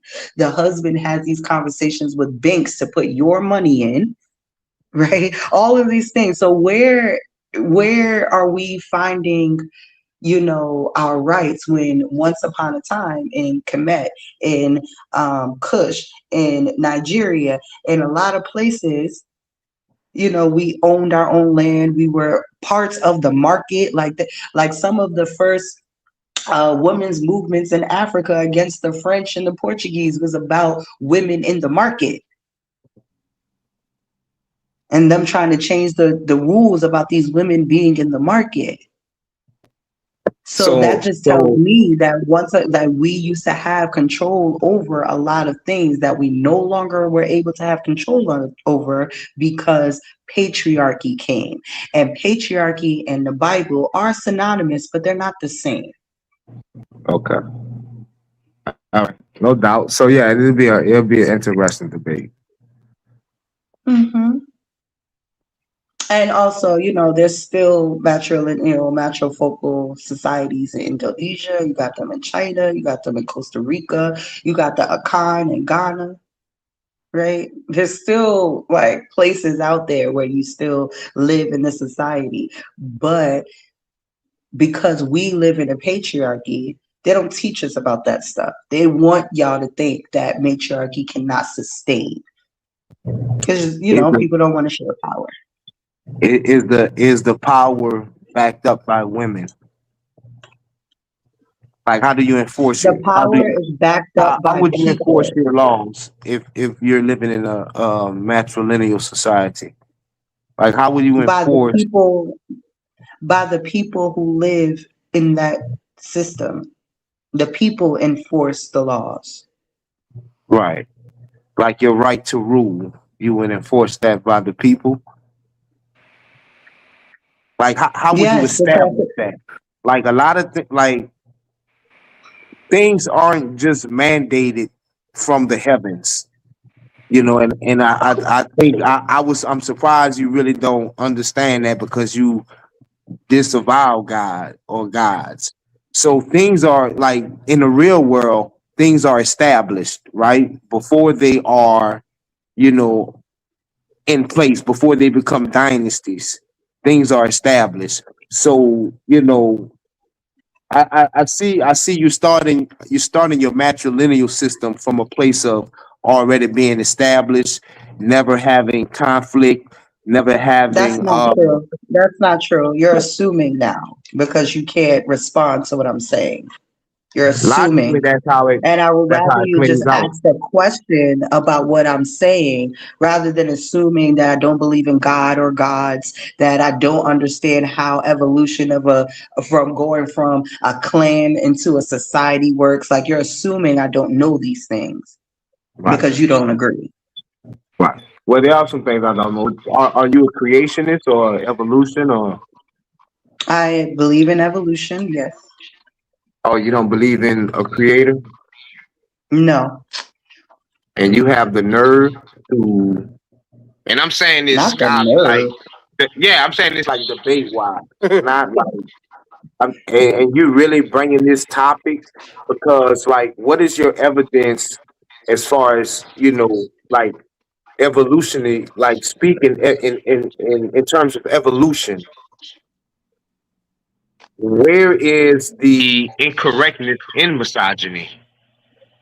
If you believe in evolution, like, why are your feelings even valid? Like, I'm speaking scientifically because evolutionists don't attribute or quantify anything to the spirit. So how can you now, make such a spiritual or emotional or like emotional claim? Like, how can you do that being an evolutionist? So my claim isn't emotional. I never said I feel like women lost their power. No, I know it because I know history.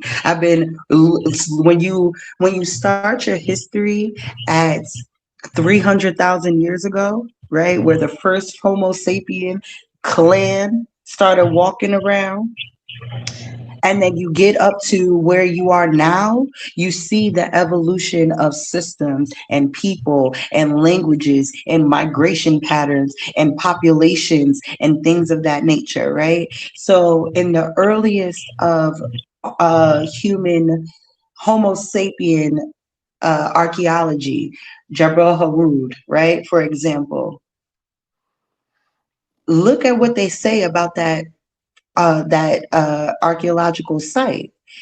If you look at it, they even say that they feel like these people were egalitarian.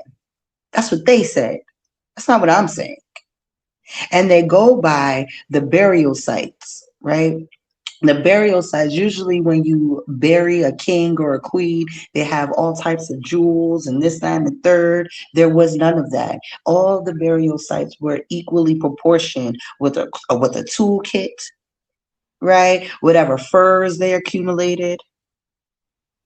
And the toolkits are not different between the men and the women, meaning that the toolkits used was a standard toolkit for everybody.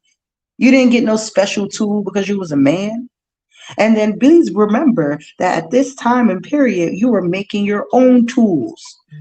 And there's no evidence of a tool shop to go to where one person is creating all the tools. No, this was something that we all knew how to do.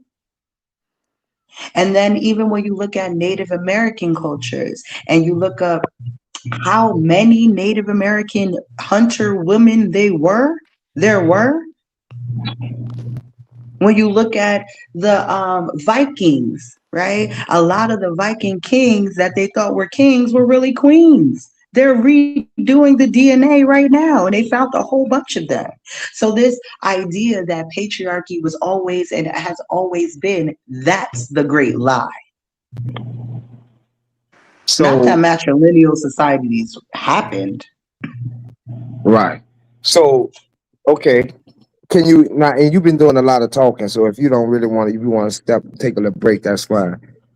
Explain it like scientifically. You believe in evolution.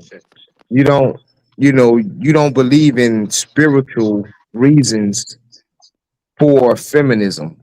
Scientifically explain why women ruling a society is better than men ruling a society. So first, I'm going to correct you because matrilineal societies doesn't just mean women rule. If you look at matrilineal societies, men rule more than women do. When in Native American societies, there would be clan mothers, but there are male chiefs because we don't operate in oppression. We're not trying to oppress men or rule over men. We're trying to rule with you. And that's the misconception that people have about matriarchy. And patriarchy, patriarchs are trying to rule over. Patriarchy is telling women that they're not allowed to be in. That's not what matrilineal societies do. You said patrilineal society say women cannot. What was that last part? In patrilineal, patriarchal societies, men exclude women from power. It's right there in the definition. But in matriarchal society, you'll find more men ruling than women ruling because it's a shared responsibility between the two groups of people. So you'll also find clan mothers who have high rankings within the tribe that are able to express and delegate and lead, something that would never be okay in the Bible, not when there's men around. Yeah, no, the Bible definitely doesn't exclude women from having power in the society. That's where you're incorrect. So, yeah. I would disagree. I feel like since Genesis, y'all have been making it a place for women to not have as much power as men.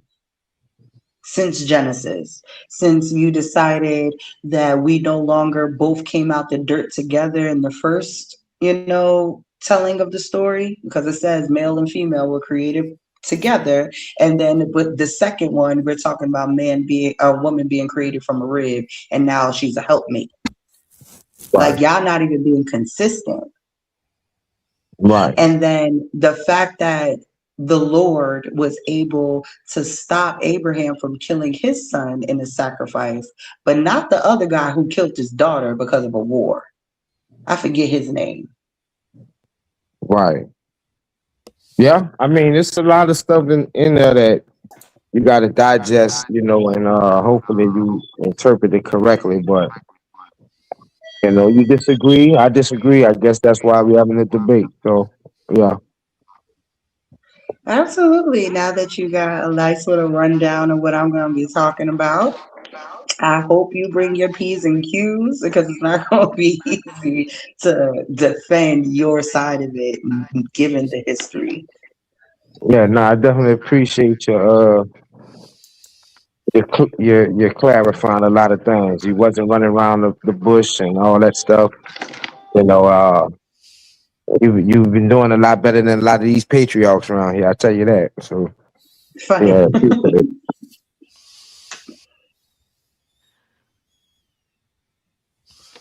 We got a Hold super up. chat from Ill Doctor, and he says he's arguing in a matriarchal society, male evil will occur, and only males can combat male evil. This argument collapses into a reason for matriarchy. Shout out Ill Doctor.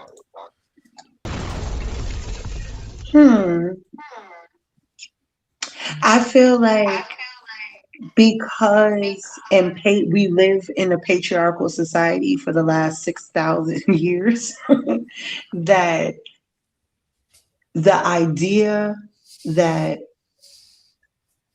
men aren't needed in this matrilineal society is something that patriarchs like to throw at us. That's not never something that we throwing back at y'all. I've never met a woman in a matriarchal society that doesn't want the man around. That's not the point of what matriarchy is. Right. The point of what matriarchy is to live in collaboration as a collective together. That's the point. Right. And it's built on, merit. It should be built on not authority, but off of the collective understanding that this person will make the best decisions for the rest of us, whether it be male or female. Right.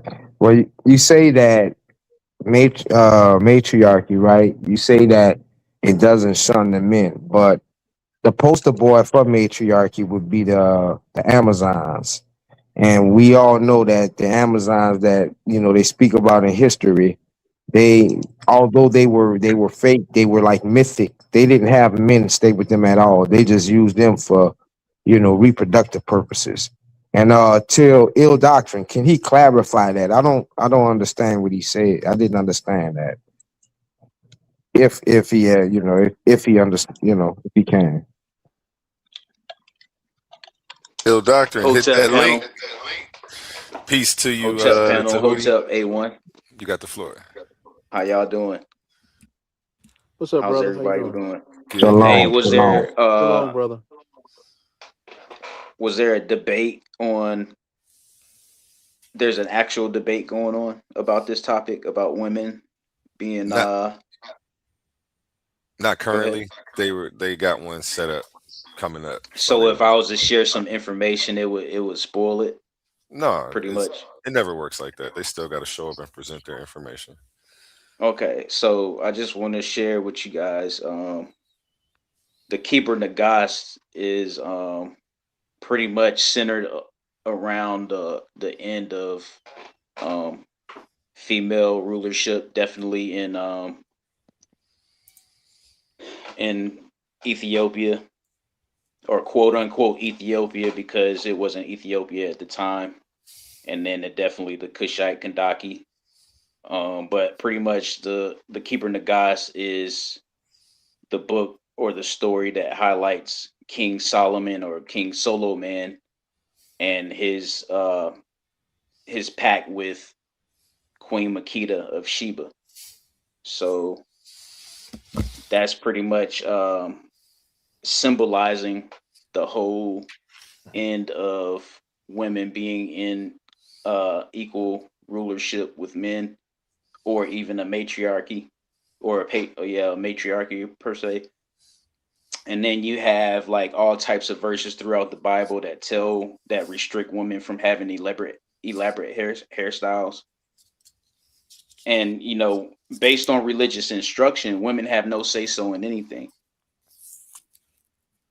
There's a popular verse about women not being able to make decisions and stuff like that. So you have that as well. And then historically speaking, Ptolemy the Fourth created laws and stuff like that took away legal and economic equality for women in Kemet. So I mean, it's just all over the place when it comes to Abrahamic religions in general, and not just the Christian Bible.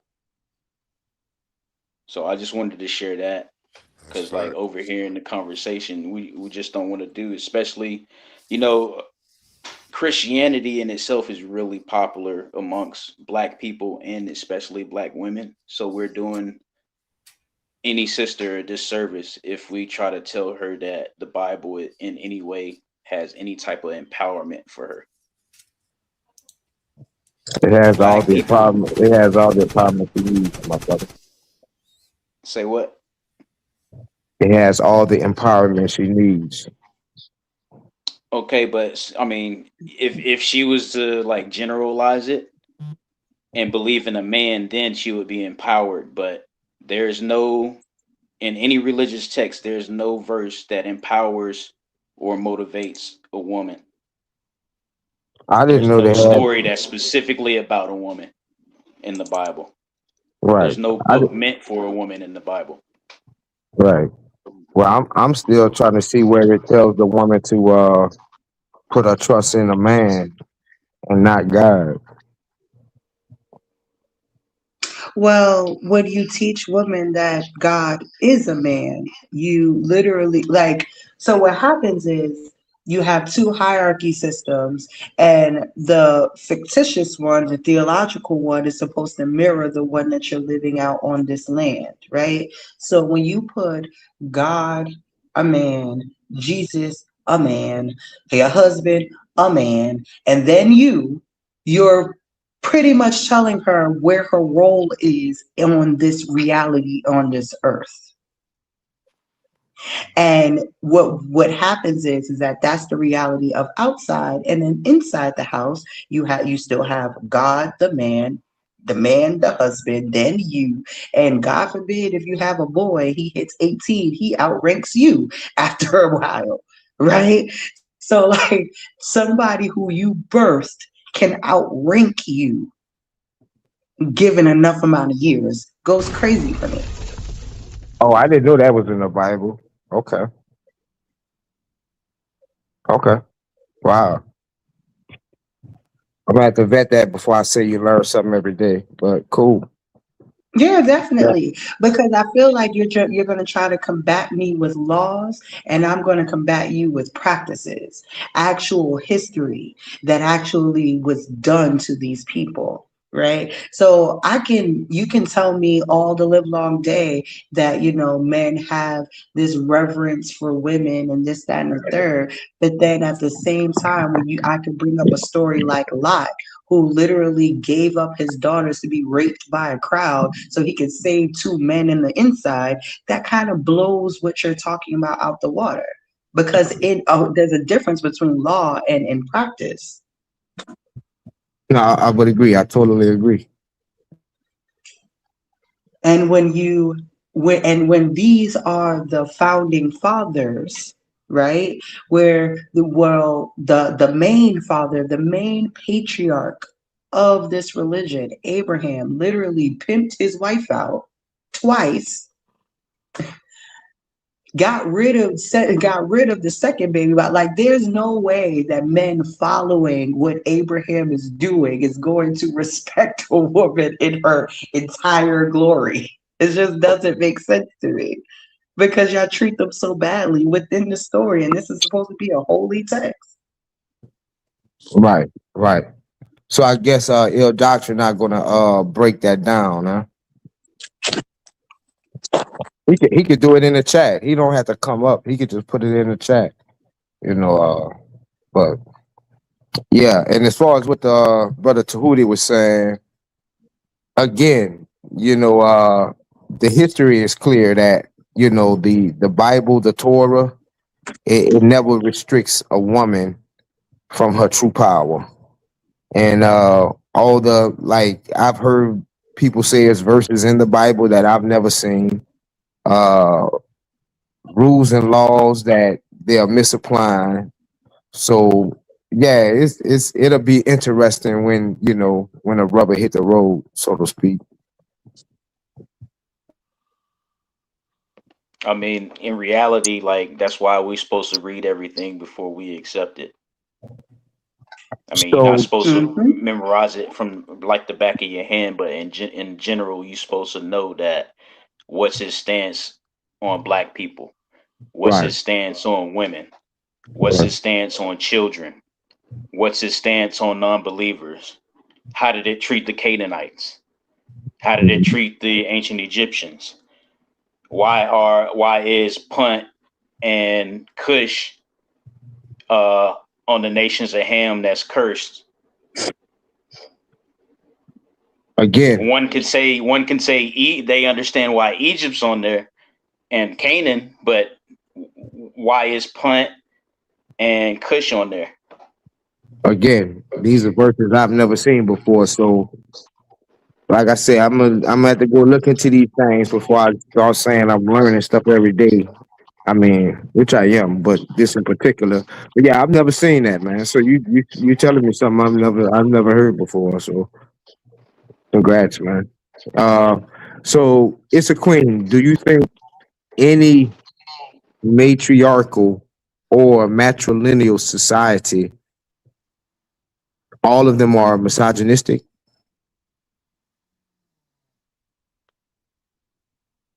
Are you asking if I think patriarchal societies are Yeah, I'm sorry. Yeah, I'm sorry. Yeah, misogynistic? Yeah, okay. yeah. Well, I want to be easy on the word misogynistic because that means that y'all hate women. Do I think that people hate women? No. Oh, let me say, I don't think. for the debate, Yeah. do you think all patriarchal or patrilineal societies diminish the power of women? Yes, in different variations of losing power.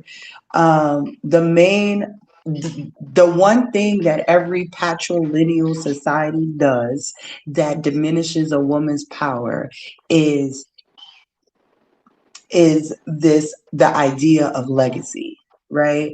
Once you have the idea of legacy being in the male line, you kind of start to overpower the woman's autonomy and treat her body like property, because men can never, especially back then, there was no DNA test. There was no way for you to prove that these children was yours unless you knew exactly where your wife was, knew exactly who was inside of her, and know that you were the first man in it. That's the whole point of y'all going ham over virginity, right? Because you're the first person in it, you're going to be the last person in it, and anybody coming out of that is going to be yours. Right. So my next question is, so in that framework alone, it treats the woman like a property that takes away her autonomy. So do Hey, you can I think? address your Well, I just question want to real answer quick this one before question, you? and you can go ahead. So do you think matrilineal and matriarchal societies diminish the power of men? So there are some, right? There are matrilineal societies, that matriarchal societies. There's one on, I forget the name of the island on the outside of Africa, where only women can be in governance, right? And the men basically, when they marry the woman, they move into the woman's house. And when they get divorced, he has to move back to his mama house. And basically, for me, I wouldn't want to live in that type of society. That's not what I want.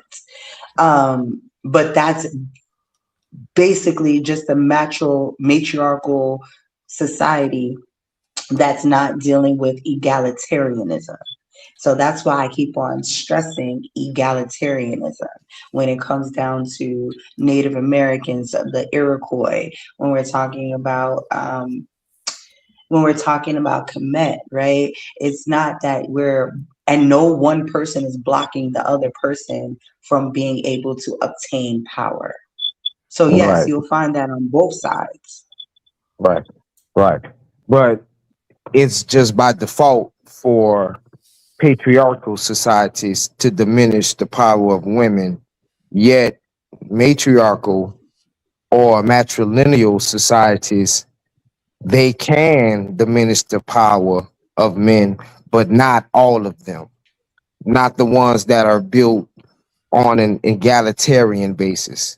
So speaking of this egalitarian society that you're speaking about with matrilineal societies, you will agree that matrilineal and patrilineal are two contrasting paradigms, right?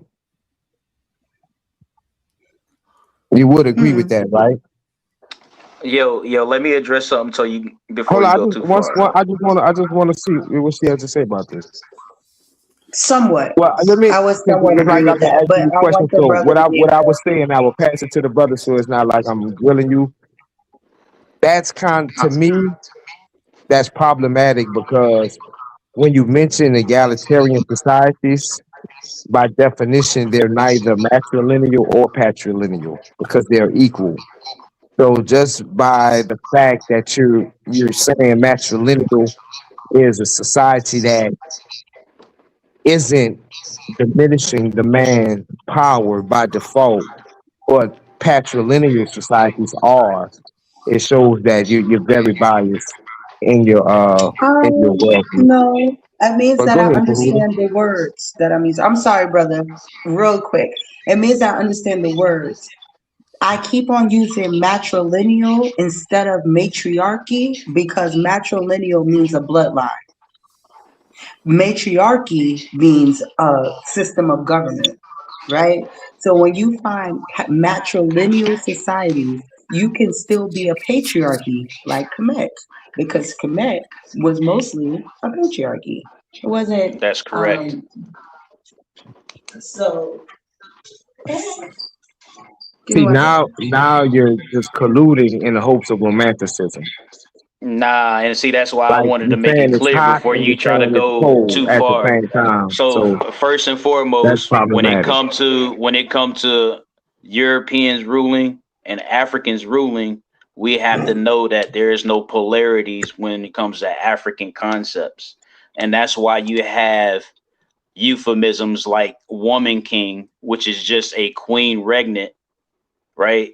And that means that she has equal power in his direct absence or when just equal power in general, but more so when he's absent and she's doing the same thing she has the same power that he has. But the problem is when it comes to Europeans, there has to be a distinct difference between a man and a woman's role and titles and their rights. So of course, when you think of matriarchy and patriarchy, you're going to think about, well, the two can't be the same, and then you're going to get confused when people in the African thought try to distinguish the difference between a matrilineal society under a patriarchy versus just a matriarchy and a patriarchy. Mm-hmm. So we have to understand that before we get too far, because now that's the only time you would think she's being convoluted about it, when she's right on point. And she gave a perfect example, Kemet. Another perfect example in modern terms, they made a movie out of it. It's called The Woman King. If you pay attention and do your history at the same times, you know that the Dahomey society or kingdom had a woman, all female military element that was guarding the king. But at the same time in their history, they had the man and the woman with equal rulership. And through the Europeans trying to trade slavery or trade slaves and turn the kingdoms against each other and stuff like that and split the kingdom, that's how all that stuff came in conflict within the movie where they were talking about. So you have to have a grasp between the African concepts and European concepts. Right. So explain the science behind Egyptian queens such as Hatshepsut, taking on the regal symbolisms in her portraits and in her designations as a man. Why wouldn't she celebrate her womanhood as queen? Because she wanted to be seen as a true pharaoh. So what Hatshepsut did, there's a guard used for pharaohship. You'll have the headdress, you'll have the beard thing, and she didn't want to have a different type of guard because she was a woman. You get what I'm saying? So she put on the traditional wearings of the pharaoh to not differentiate her womanhood, to just be that leader, genderless leader that she was trying to be. It wasn't genderless. She was. No, I'm not saying that she's genderless. What I'm saying is that instead of thinking of her as the woman pharaoh, she wanted you to think of her as pharaoh. Right. Period. But the argument that Tahuti just brought collapsed. It totally fell apart because that was not a matrilineal society if she had to do any of that. That's all I'm saying. No, but that's the difference. Well, hold on. Let him get the floor on that. Let him get the floor on that. Explain to us how her legacy would shatter what I just explained to you. Because you were speaking on how women are so revered, and the illustrious deeds of the women in Africa and Egypt specifically, when you have hundreds of Egyptian pharaohs, when it's less than 4 that were queens. So where's the matrilineal society or matriarchy in that? And even the ones we see, specifically Hatshepsut, she intendedly and purposely portrayed herself as a man. But it's like Issa said, she's projecting the true king, the true pharaoh, which is a man. So that's not matrilineal. So again, we got to stop romanticizing Egypt, because when we're doing that, our logic just falls apart, especially when you're trying to, compare it against something in the Bible. It's self-projection, actually. Okay, so I gave you the chance to explain, but you kind of even stumbled on your own self, because she gave you the explanation that you didn't know about, but you just doubled down on it anyway and just recited something that you probably most likely rehearsed in front of a mirror or something. So what we got to do is we got to listen to things that we don't know about. And when somebody clarifies things, we have to understand that a certain response or a certain perception that we have no longer exists because of that explanation.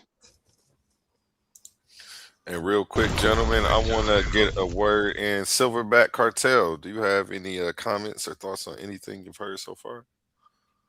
Yeah, man. I just listen, man. I be getting a lot of knowledge just listening to you guys and stuff, man. I enjoy it. I was getting on here really about the biogenesis versus creationism. And okay. Yeah, I was on that. We're about to come back to that here shortly. Yeah. So I just wait on y'all to get back to that.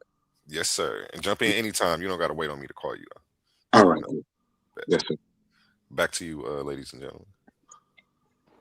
Tahuti. But I like what you. Go ahead. Yeah, I just wanted to clear this up, right? Because matrilineal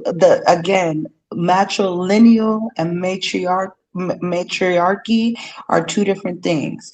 So yes, Kemet was on a patriarchy. Mostly the men had the rulership, but it was also matrilineal because you found the rulership in the woman's line, right? They picked the pharaohs based off of the pharaoh's sister, not the pharaoh himself. No, So that's how it's matrilineal, because we're talking about the lineage of a people coming from a woman rather than coming from a man, which would be patrilineal. But when we're talking about archy, that archy word is a system of government. And matriarchy is not what Kemet was. It wasn't that. So Hootie, agree with that the pharaoh comes from the sister, or however she said that. Do you agree with that? So in general, it comes from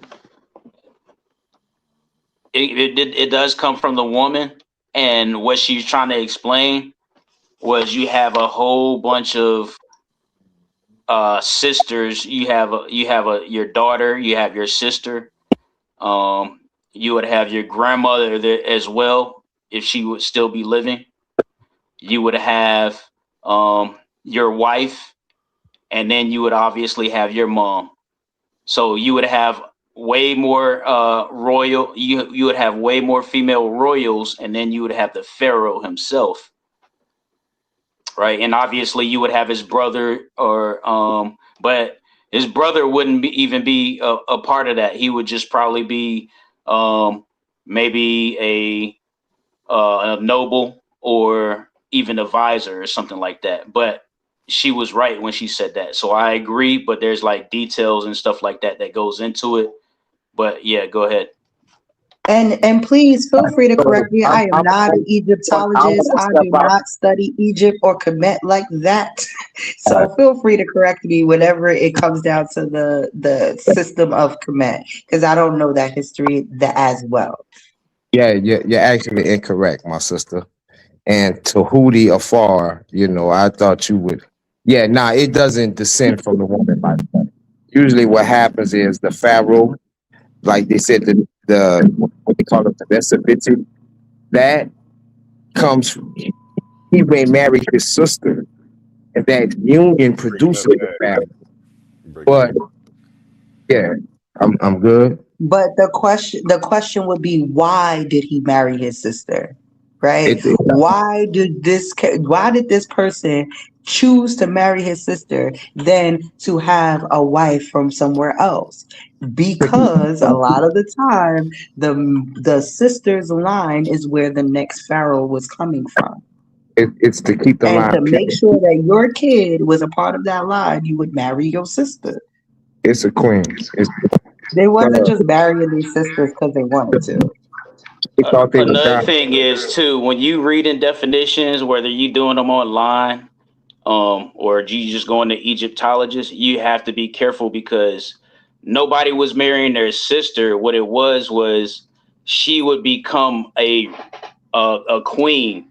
And then when you have these Europeans listing everybody, they would just automatically list them as consorts and not regnant or regent rulers, or even princes. Sometimes you'll have a refrain from princes, and then they'll just say consort. And then, but you dig deeper and you find princes. So like if you're gonna be correcting somebody, bro, you gotta like definitely know what you're talking about, and you gotta even know the difference between matrilineal and matriarchy and patriarchy. Right, matriarchy, patriarchy, or rather matrilineal and matriarchal. Sometimes I do get them mixed up because it's these European. It's this science that a lot of people deal with where they get confronted with something, so they break it down even further. So when I'm saying matriarchy, I'm speaking of the women, whether it's in the blood or it's being ruled by them. So I'm sticking like very like layman, excuse me, right? So with that being said, again, the pharaohs in Egypt slept with their sisters.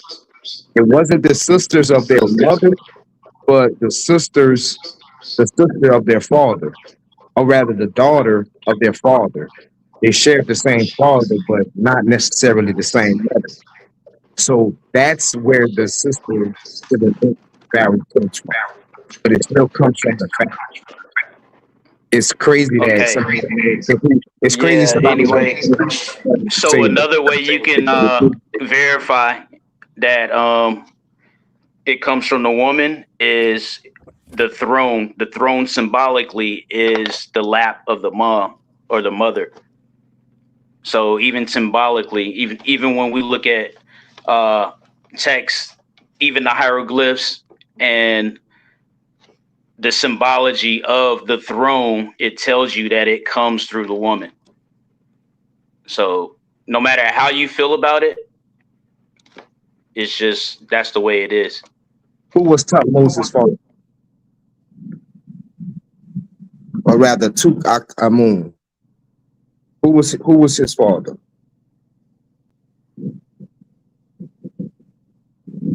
Go ahead and make your point. No, I want you to just validate to me that you know what you're talking about. Who was his father? I guess you Who don't. was it again? You said His who? father was Akhenaten. So how could Akhenaten have a son too? Hey, does anybody is he breaking up or is it just me? No, he's breaking up. Right.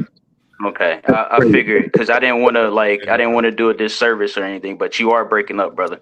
You might want to try to drop down and come back in. You got an echo and you kind of breaking up. Okay. I'm gonna drop that link for King Hurt real quick. And back to you, ladies and gentlemen. Back to the floor. Who was it on? Tahuti? It was on Issa, I think. Issa Queen? Yeah, I just feel like it's a little disconnect on what matriarchy is versus matrilineal, and it kind of strayed away from the point that we were trying to make, because now we're about to go through the lineage of every pharaoh, and I don't think it's necessary. I just think that when we're talking about matrilineal societies, it's a clear consensus. Even so, for a good example of a patriarchy that I feel still oppressed women, right, would be Mesopotamia. Mesopotamia, between the laws of the Code of Namu that predates the Code of Hammurabi. And that code, women still had their own autonomy. And then when you get to the Code of Hammurabi, you see that women are, a property of their husbands or their fathers. So right there, you can see, the timeline of when women had autonomy and then when they didn't. But at the same time, women were also let to keep temples and pray in the temples and pray to their goddesses. One of I believe the first written works that we have historically that has been found was by Enheduanna, who wrote the Symphony of Inanna, right? It's a whole story about Inanna and her finding womanhood and her goddessry. And you won't find that in the Bible or in any Abrahamic religion. You won't find a story that talks about this woman from immaturity to maturity and how she found that. You won't find that there. So that's more so what I'm talking about when I say that there's a difference between how these societies are working and how they're treating their women. And I'll just land there. Hey, A1, real quick. Can you, if you can share your screen, can you just bring up women in ancient Egypt? And just bring up any general articles on that? Yep. Go All ahead, right, get it. hey, what's going on? Why you do that? Or go ahead, Master. So while y'all doing that, so let me correct what you were saying, bro. Yes, there Kimmy, first of all, you was asking who Tutmosis parents were. You should clarify which Tutmosis you was talking about. Second, when they was marrying their sisters, this was not incest because they did this for political reasons. While they married, their sister became the queen. They had kids with other women. It wasn't with the sister itself. And then this is not just it happened in Kemet. This also happened in other traditional societies where women rule. They have the power over the land. This is just a black thing, an African thing, where they have the power over the land. And instead of losing the land to someone else, the brother would marry the sister, or you would see women marrying each other, sisters marrying each other. But this is not nothing to do, you know what I'm saying, with homosexuality or incest, because they would have kids with other people, that's not their family member. And this was, Cheikh Anta Diop talked about that, and the cultural unity of Africa, and the sister Ifa Odo, I can't think of her name, but she talked about that in there's a book called Male, Females, and I think Female Husbands and Male Wives, something like that. But they showed that this relationship where they marrying. You gotta echo her. That's not me, it's somebody else. But I just wanted to clarify that, because that wasn't what the whole case was. It wasn't incest when they did that. Oh no, I totally agree with everything you just said, except the part where, they married. The Pharaoh married his sister because of land rights and things like that. Now, the reason why he married his sister and had children with his sister, and those children becoming the pharaohs, is because the pharaohs were thought to be gods, and that kept the bloodline pure. And I agree with you in the sense that was practiced everywhere. I mean, a person I speak to online a lot, Rakufu, he likes to mention, he used to say it was Moses married his sister, but it's actually, I forgot how he had it, but it was actually Moses' father married his aunt. So we do see a lot of close consanguinity, I'm trying to say that word, like to the first and second degree in ancient times. But, the point that I was making was that the pharaohs did not come from the woman, as opposed to not coming from the man, because it's totally the opposite. That was my point. No. Again, I would push the incorrect part about that is that when they married their sisters, it's a matrilineal society. So the next pharaoh was the nephew. It wasn't his son. That's how real quick. Sorry. Work.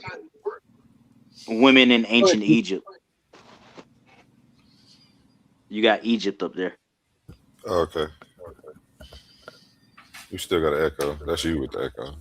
Is it? All right. I tried to drop back in and come back out. Let me figure it out real quick, bro. Women in ancient Egypt.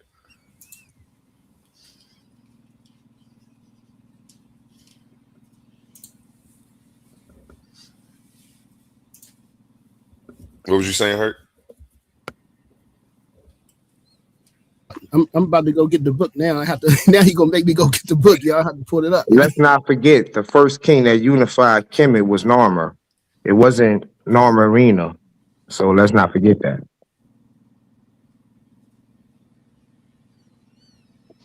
Again, am I still echoing?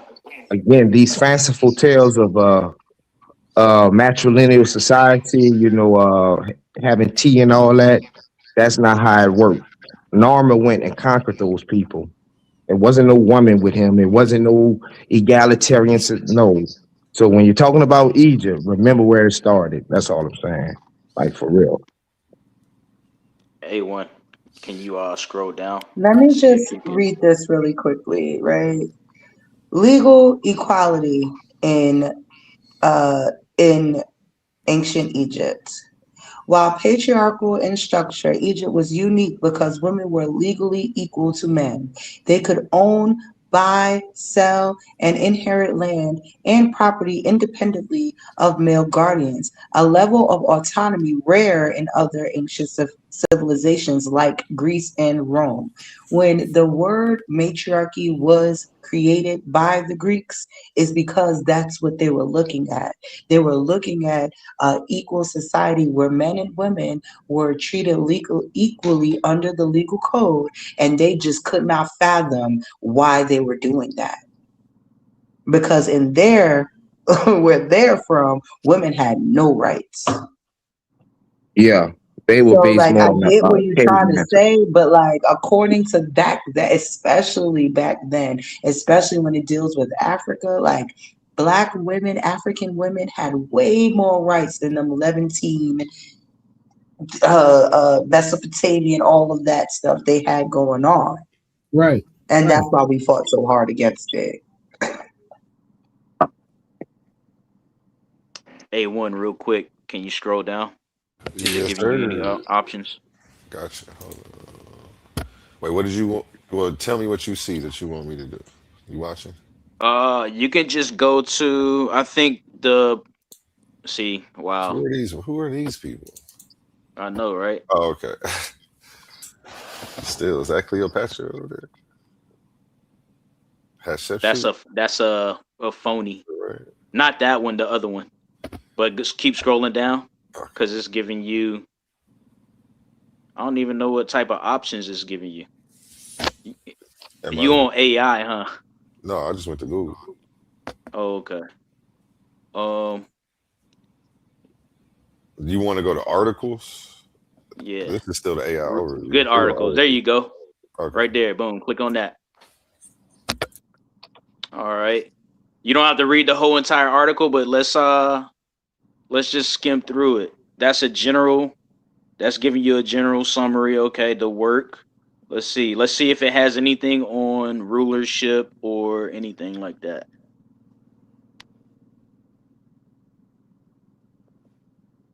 I clicked on the table of contents. I see family and marriage, pregnancy and reproduction, childbirth, women playing an official role at the highest levels, women in ancient Egyptian literature, which women playing a role at the highest levels. Let's see what's that they're talking about there. Yeah, it should be official role. Go to official role. Yeah, there you go. There are few preserved examples of women as high officials. Some women are known to have become pharaohs. One example of a woman in a high state position is Nebet, who became vizier. The vizier was the highest official in ancient Egypt to serve the pharaoh during the Old, Middle, and New Kingdoms. Sorry if I'm not pronouncing that right. Vizier is the generally accepted rendering of ancient Egyptian. Yeah, I can't. Tajati among Egyptologists. Okay. All right, scroll down just a little bit more. Go down. That talks about the society of keep going down. All right. You can start at ancient or Egyptian civilization. This doesn't also past power. Is it your idea that Egypt was a matriarchy? Well, it's both me and Issa trying to explain the matrilineal and how they seen rulership and how it passed down. So okay, well, let me read this because we're about to skip over somewhere that actually covers that. It says typically in ancient societies, power was transferred from one male to the next. Women gave birth to the heirs, signaling importance towards marriage as well. The son inherited the power. And in cases where the king did not have a son, the throne was then inherited by the male members of the family further removed from the king, such as cousins or uncles. In this system, daughters did not automatically inherit power. But I'll keep going. Keep going. I'm speed reading this, so that's how I caught that when you. Okay. Right there. Egypt preferred to be governed by a woman with royal blood. All right. Being divine according to mythology rather than by a man who did not have royal blood. So even though, and that's what I was saying, even though Kemet was a patriarchy, they ruled based on the woman, based on the woman's matrilineal bloodline. So I know it is confusing, but based on what Issa said, what I said in the beginning, and then what these articles are telling us, or this specific article is telling us, you see that it is passed through the woman, i.e. the matrilinealism, or the matrilineal way of transferring ownership and power. I don't think so. I don't agree with you. Yeah, exactly. Here to do that tonight. So, but you could say. Wait, hold up. So, first of all, you yielded. First of all, you yielded to my argument when you said, although it's patrilineal. Once you said that, you just was. But nonetheless, you got to understand that the pharaoh come from the Horus king, right? Not the Horus queen. Well, we both hold on. We Listen, both admitted that Kemet was a patriarchy, so there is no way that I yielded to you just by admitting that Kemet was a patriarchy. But go ahead. What I was explaining, and it's still Tahuti I'm speaking to, and to Mans. What I was explaining was that I still got the echo. No, that was Tahuti. Go ahead. Oh yeah, but that's basically what I was explaining. It wasn't a matrilineal society. Where the woman plays a key is because her bloodline is associated with the first pharaoh king. So if she could have a son that's not even the oldest son, but just from her being closely related to the pharaoh, linking her closer to the original pharaoh, which is a representation of the Horus king, not the Horus queen. Therefore, it's still patrilineal, and any excuse that you try to make for the matrilineal is still rooted in patriarchy. So, So, again, what I was trying to say. So, from checking the Diop's book, Cultural Unity in Black Africa, and what he talks about in his joint, page 60, and he talks about Kemet, and he says they are named after. He talk about the children. They are named after their maternal uncles and not after their fathers. It is not the sons who inherit from the fathers, but the nephews, the sons of the father's sister. I have never, and he's quoting somebody, said, I've never seen, I can look, but he says, I've never seen this custom anywhere. I've never met this custom. I've never met this last custom anywhere else, except among the infidels of Malabar in India. But he's, again, the system was a your kid, again, that show you again the matrilineal side. It's not your kids that's going to inherit the throne, it's your nephews that's going to inherit the throne. That's coming from it's your sons that's going to inherit the throne. Okay. Seti had a son. That son was Ramses, if I'm not mistaken. It wasn't his nephew. It was his son. Okay, so and again, so like certain periods, I will give you that. In certain periods, it may be possible. There was no title. There was no title of king and queen. First of all, it was necessary. Everybody had that title.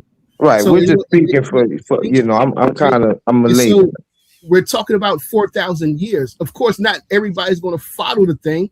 We're talking about 4,000 years. Right, but the consistent theme in Kemet was a matriarch, or rather patriarch.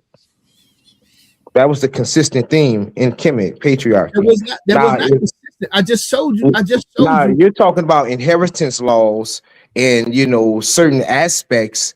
That's based on the matrilineal side. I wouldn't argue that.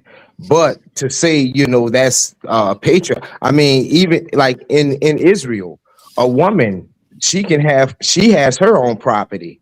She can retain that. She can have laborers. She can own businesses, whether she's married or not married. So are we going to make Israel a matriarchy because of that? Nah, we still going to say it's a patriarchy because it's ruled by a king. So y'all, you know, like I say, y'all, this all started because the dude said that, you know, the pharaohs come from women, and that's just patently false. It's not false. Again, If you're saying it comes from the woman as opposed from the man, if you're saying that it doesn't matter who the man is, that's patently false. Because a pharaoh could have no sisters and sleep with his first wife that he married or one of his concubines. That's not going to have the pharaoh switch to the sister son. No, it's going to stay with the man. So again, man, y'all, like, you know, surface level, it sounds good, but I just tend to like look these things out and kind of look them through. Real quick, your side to the panel. Any thoughts or comments on anything you've heard so far? You gotta unmute yourself. Con, can y'all hear me? Yes, sir. Con, peace to everyone. Peace to everyone. Yeah, man, I just jumped up here really quick to interact with the brothers. Shalom, Gideon, Shalom. I just jumped up here to interact with the people real quick because I'm just hearing the craziness, and the only one that's like even partially correct is Gideon, and the rest of them is just like making it up to try to cover up the dirt and filth in Egypt and try to make it seem like it's this perfect and it go through this mom. And so let's actually, as the brother was just pointing out, right? The multiple times we see that the Egyptians are passing it down through their sons. It's not all like he tried to bring up an instance or he tried to bring up a document. First, we need the document in which Sheikh Anta Diop is getting this from. Two, we also need to see the circumstances in which this is talking about. Because like Gideon said, we can go through pharaohs and we can see that they're not going through the mother. As he just mentioned, Meron Ptah, he's a pharaoh, right? He's the son of who? Did he get the throne through his mother or did he get it through his father? Which one?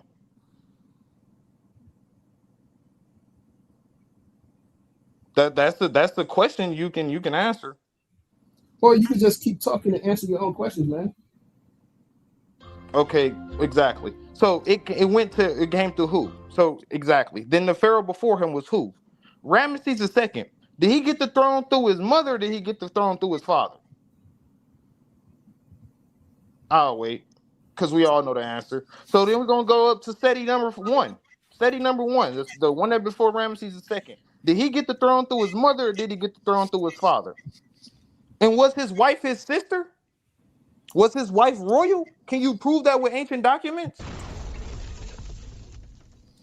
These brothers, they making it up as they go. Two, I heard him say that the pharaoh marrying his sister wasn't incest. Did y'all really just hear that craziness?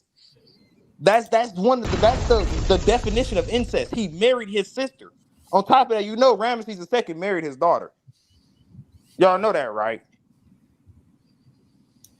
Damn. So and then he said they doing this for political reasons. They not right. Okay, so was King Tut, was it not DNA tested that his mother and his father was brother and sister, and that's the person that got the throne? So when he say that they're marrying each other and they're not sleeping with each other and they're passing it through to their nephew, no. When they're marrying their sisters and they're marrying their daughters, they're sleeping with each other. They're producing children, and it's not going strictly through the mother. Because if you really want to get into all these different dynasties, some of these pharaohs aren't even related. So how is it being passed down through matrilineal when we got pharaohs that aren't even related to each other, that come and take over? It got real silent when all these facts start coming out. It got real silent. Well, we just trying to practice the chords. That's all. Hold up. Did you cover the Kemet was a 4,000 year last long civilization? Did you cover the whole 4,000 years? We waiting for that. Never said I was not covering only the that. whole 4,000 Hold on. Let me You chime never in said real quick. it happened. We never said it happened the whole time. Nobody said it happened the whole time. Nobody said it happened the whole time. Nobody said it happened the whole time. Nobody said it happened the whole time. You keep acting like this was something that happened the whole time. You pointing out short incidents. short time periods. 200, maybe 1 or 2 generations. We talk about 4,000 years. Covered the whole time period, not just little amount incidents where you have where you can show that you have some incest going on at this one time period. We talk about 4,000 years, man.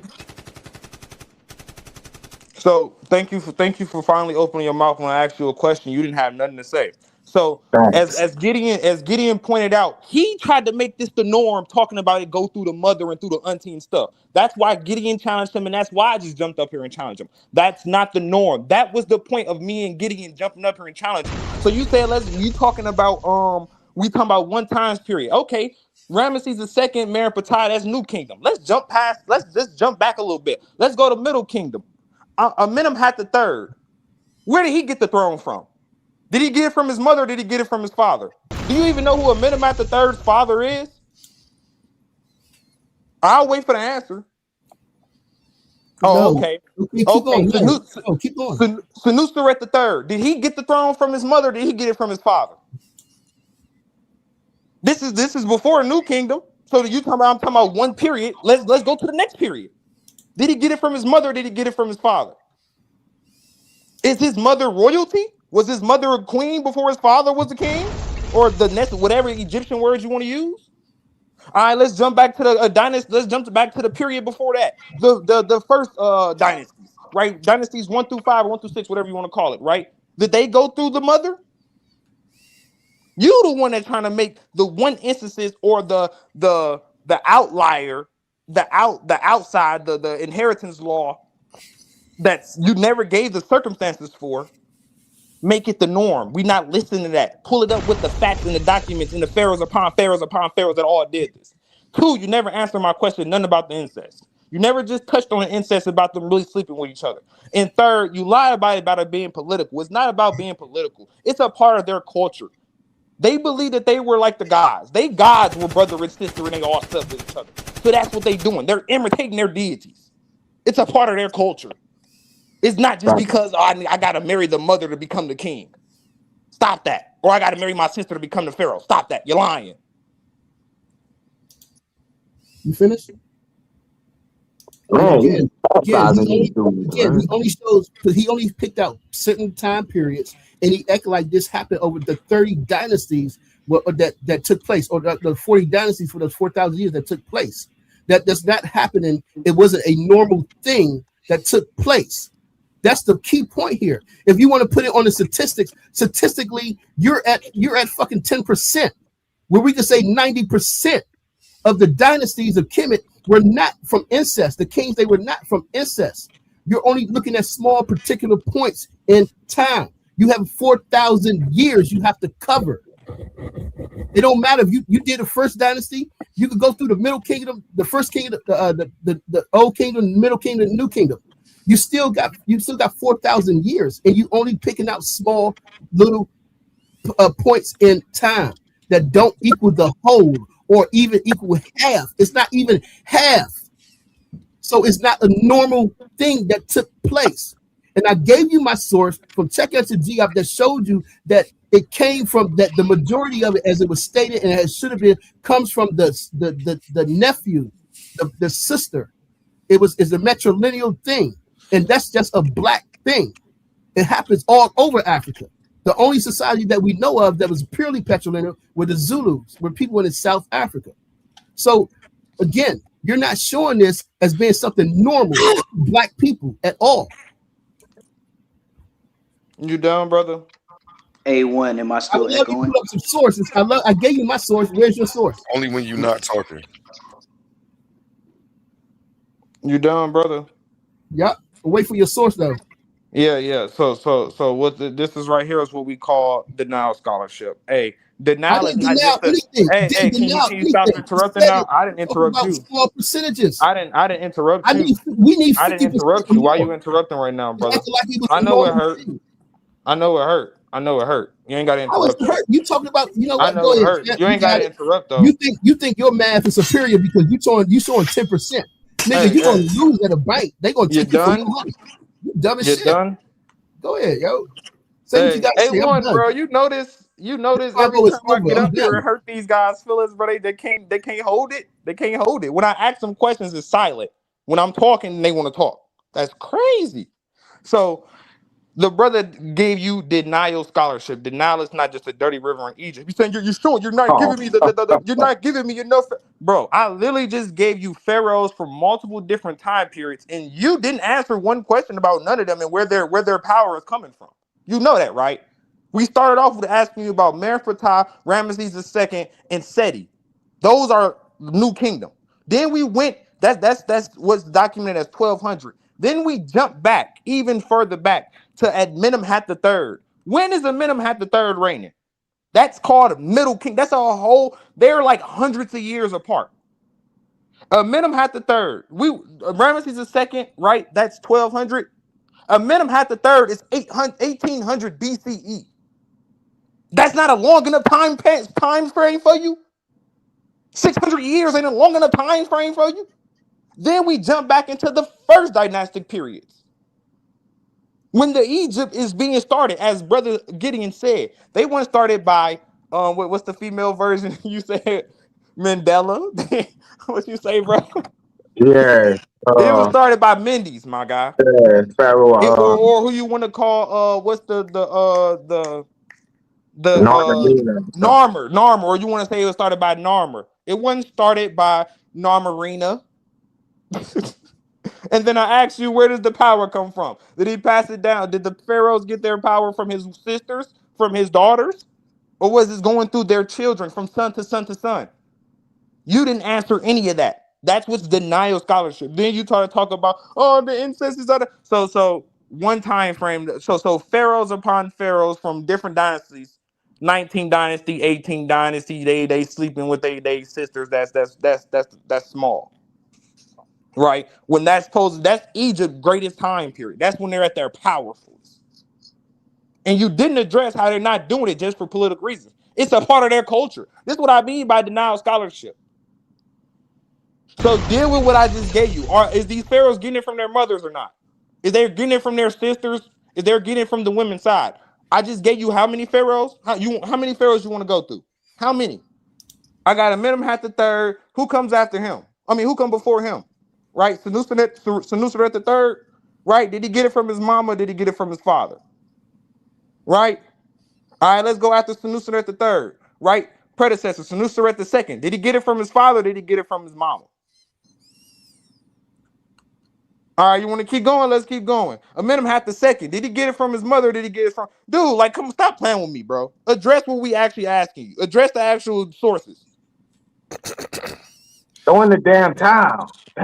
Yeah, I just looked it up on AI, and my AI cites the sources along the way. There is no exact single percentage for all Egyptian rulers, but historians and genetic studies show that incest was fairly common among pharaohs, though not universal. Right. Rough scholarly estimate.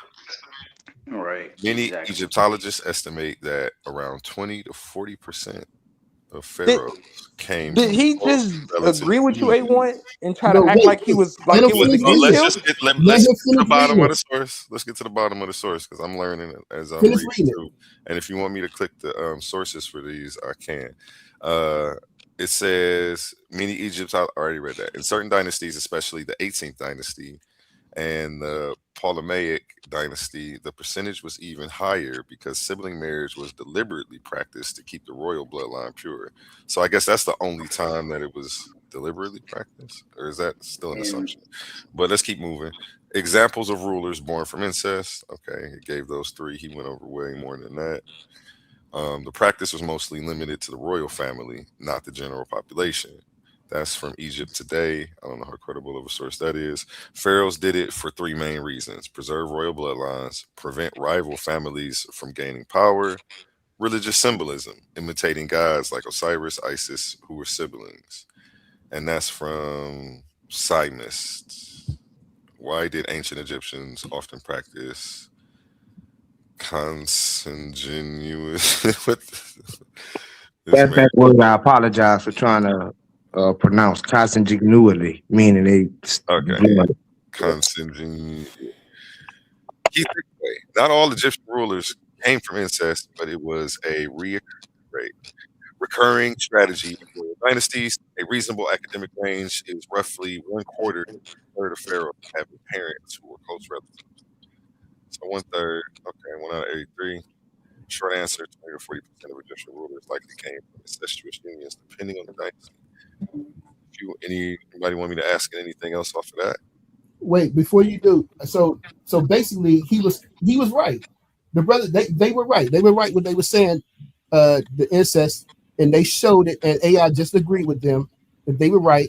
And I would say also that I was right as well, because the AI showed that there was incest amongst the royal family.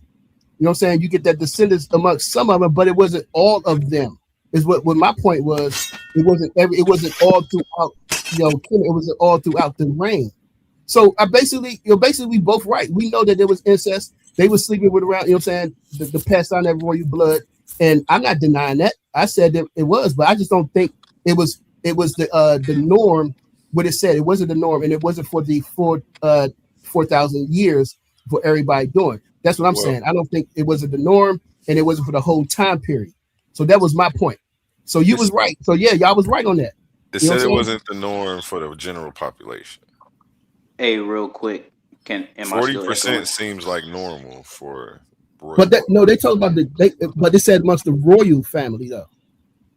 Amongst the royal family, 40% seems Yeah.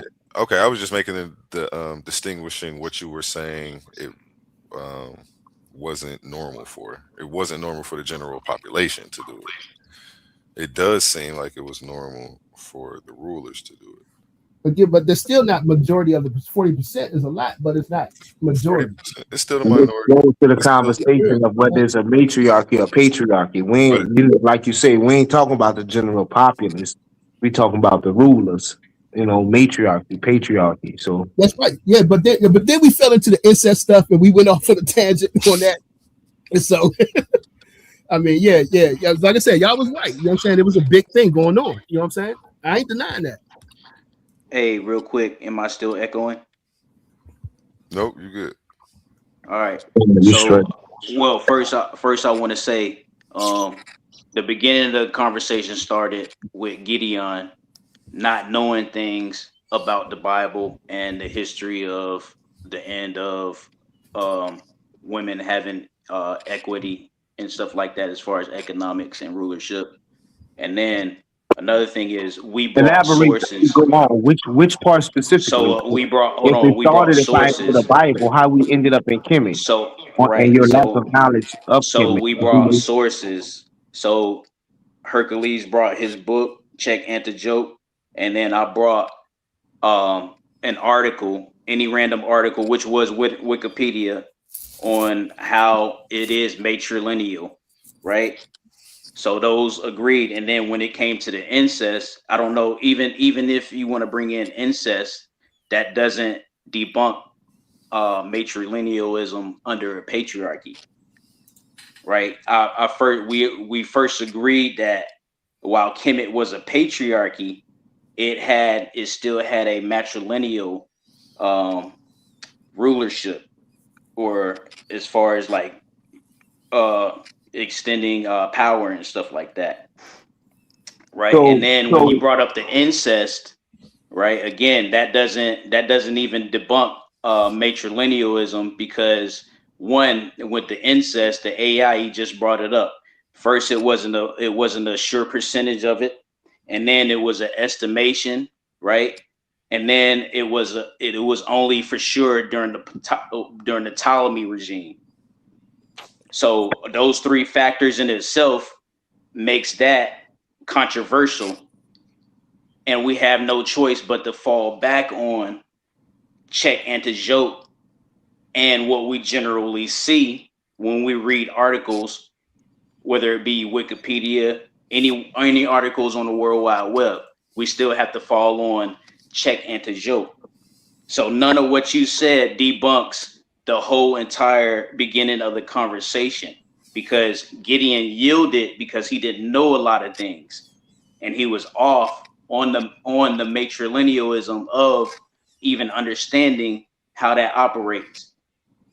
Right. So I'm gonna say this. Go ahead, Gideon, and I'm gonna go after you. My bad. Go ahead. Yeah, I ain't gonna be long at all. Say, bro, I got a lot of love for you, bro. I appreciate you, bro. Coming on stage, bro, because that take a lot of, umption to come and spit what you think, bro. But you basically, what you just said was you repeating what you said before it was taken behind the what you and Massa said before it was taken behind the shade and beaten brutally. Massa admitted to saying, okay, the point that you brothers making, I would agree. But I also would like to say this, and he brought out the general population. But what you chose to do was basically repeat yourself and start by saying, I didn't know the Bible, didn't bring up what I didn't know about the Bible, but then brought up the point that was just beaten brutally. So I just passed it to Kasai. Khan, thank you. As he just said, your point was just beaten brutally, and all you're doing is repeating yourself. So let me actually repeat to you what the AI was reading. It said 40% of the pharaohs, that's talking about the pharaohs, 40% of them, they are a product of some type of incestuous relationship. When it got down to the Ptolemaic, it said the Ptolemaic in the 18th dynasty. The 18th dynasty is a native Egyptian dynasty. Stop lying.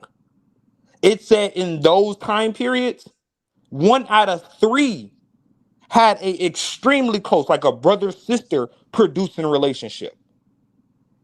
These dudes don't really know how to read and actually listen. A1 never went against what me and Gideon was saying. And then you brought up the generous populace. Every time we got up here and talked, we talked about the pharaohs. Did not me and Gideon always say the pharaohs is doing this? This is the way the pharaohs are thinking? Obi-Wan. So all he did was just repeat himself. So now I'm finna Right. put the So I had to repeat myself to reinforce the point at it's not your hand. turn to interrupt. It's not your turn to interrupt. And I'm finna show you how your source on Sheikh Anti-Diop, you don't know what you're talking about because you didn't read it fully. So I'm finna put the spotlight on you. What time period you want to get into that's talking about is going matriarchally? Which time period you want to get into? I'm gonna let you pick. You want the new kingdom, middle kingdom, or you want the old kingdom? Which one? That is the argument. So matrilineal, not Which kingdom do you want? Not matriarchal. I said matrilineal, bro. Matrilineal. Which kingdom do you want? You want the new kingdom, the old kingdom, or the middle kingdom? Which one? Because I'm finna run you down these pharaohs, and you're gonna have to prove that these pharaohs is getting it through their mothers and through the woman's side. Let's go. Which pharaoh are my bad. I'm finna cook you. Which dynasty, a grouping of pharaohs do you want? You want old kingdom, middle kingdom, or new kingdom? I'll let you pick. Old kingdom, man. Pick. Go ahead. All right, let's go. Old kingdom. What you gonna read? What are you gonna read to me after we just got through reading something that told you that it was matrilineal? Let's get it. Old kingdom. Are you doing confirmation bias? Are you gonna show us what you're reading? Are you gonna tell us what you're reading, or are you just gonna read it? Narmer. Who came after Narmer? Right? Horror-Ah, right? Okay, so you bypassing the whole point. They have a mother though. They have a mom, right? Answer my question. Who came after Narmer? Horror-Ah, right? Okay, after him, who had the throne? Djeer, right? Who is these people's mother? Is it being passed down through their mother and through their sister, or is it being passed down through their father's lineage? What was their mother's status? Answer my question. I don't know. Now, okay. What was their mother's status? So now let's get to Djet, right? Okay, but what was the mother? I mean, I'm Salakia, Djeer. Who is he married? Hold on, clarify your question, Hercules, because I know it's good. It's a good one. Go ahead, clarify. What was the mother's status? I'm asking. You didn't answer my question. Answer my question. Is it going through his mother, or is it going through the father? How's he getting the throne? What was the mother's status, though? Answer my question. I don't know. Okay, so why are you talking right now? Because you haven't said what was the status. Why are you talking right now? I'm questioning Okay, him. so okay. If you can't answer the question, then be quiet. No, because you're not explaining it fully. Yes, it is. Be Yeah, quiet. you're not explaining anything No, fully. All you're you not doing is explaining going mother by the status. kingship list. Nah, Massa actually asking non sequitur. Because No, if it's the not. mother was so No, important, a it good would be her example would being be, spoken of instead of hold the up. A good pastor. example. So Let me he's give you trying a to good convert. example. No, I'm gonna give you a good But I example. appreciate him stepping in for Tahuti because Tahuti ain't saying absolutely Tut nothing. Moses the first. Tut Moses the first mother was not the royal wife. She was a secondary wife. So I'm asking, what was the mother's status? Bruh, once again, you just said you don't know. So therefore, you should not be talking. The question is on this guy that keep trying to talk about his sources authoritative. If you don't know, and you don't know how the kingship is being passed down, why are you talking? If the kingship is being passed down from the father to the father, and you keep trying to say it's going through the mother, you supposed to know how it's being passed down. So stop interrupting. You don't even know who these people mothers are. If I ask you right now, who does your mother name is, you're gonna have to look it up. So what's this your mother name? I don't know. Go ahead and finish, man. Exactly. So be quiet, bro. Thank you. But nah, the point is that's not how it works. A Stop matrilineal. interrupting. Stop interrupting. It doesn't. That's not how it works. Especially when we get to these older dynasties, if the mother is so important, why they don't know who the mother is? Because they don't even know who some of these people moms is. What are you talking about? Deserve. Who is his mother? Somebody tell me who is his mother. Let us know when you finish. That's that Answer Egyptian my question. romanticism. Who is Deserve mother? Someone answer my question. Thank you. Okay, so after Deserve, we have Dejet. Who is Dejet mother?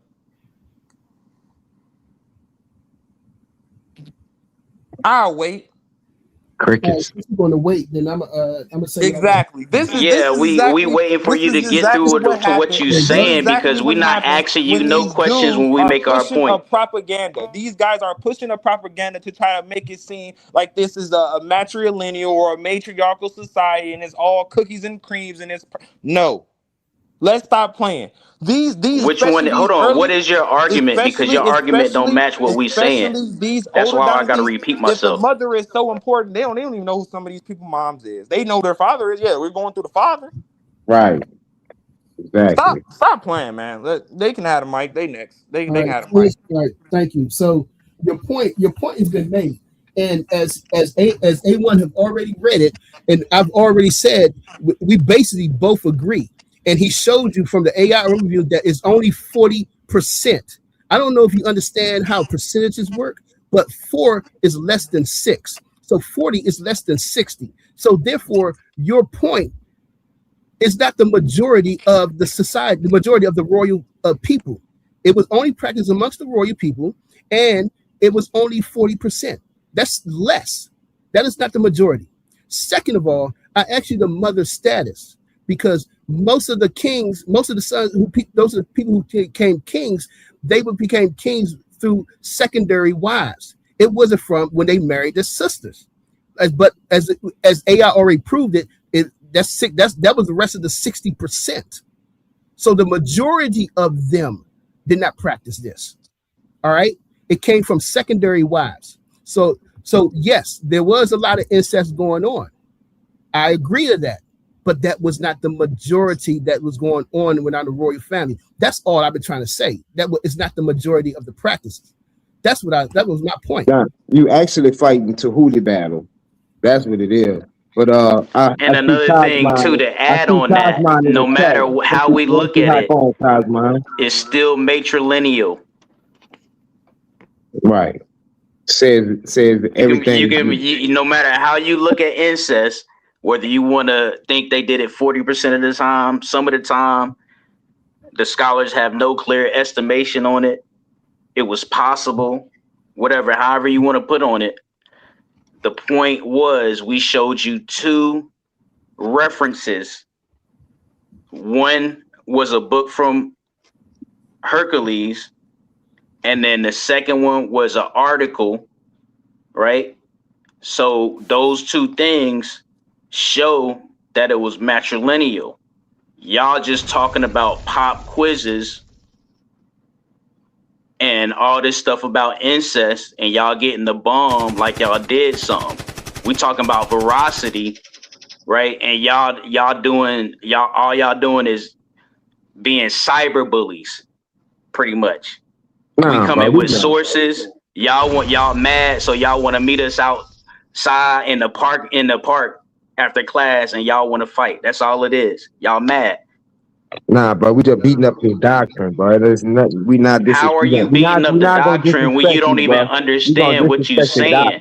That's why he just had to skedaddle up out of here. Yeah, nah, man. We don't take it personal, man. We ain't gonna do you like that, bro.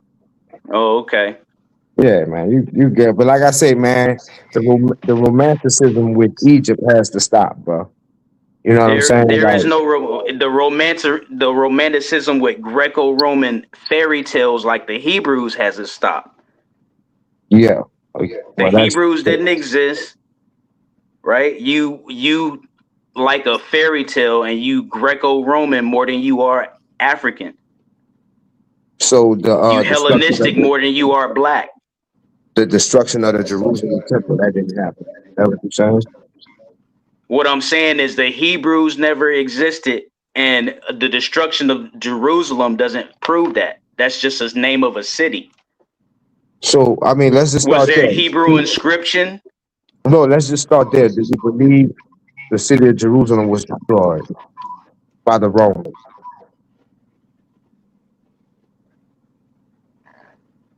Nah, just educate me on what point you want to make. What point do you want to make? You made an educated statement that the Israelites ain't much written. So I'm trying to see how you came to that. Like I said, but I appreciate you. All right, so I'm gonna tell you how I came to the Israelites or the Hebrews or whatever didn't exist. And I'm quite sure the answer agrees with it. So please, So we're gonna do this all over again, right? So first, the oldest surviving text of the Hebrew Bible or the Old Testament. Man, which one? So what? How do you want me to tell you that I came to this conclusion? Right, because I'm asking. Are you saying the destruction of Jerusalem that wasn't real?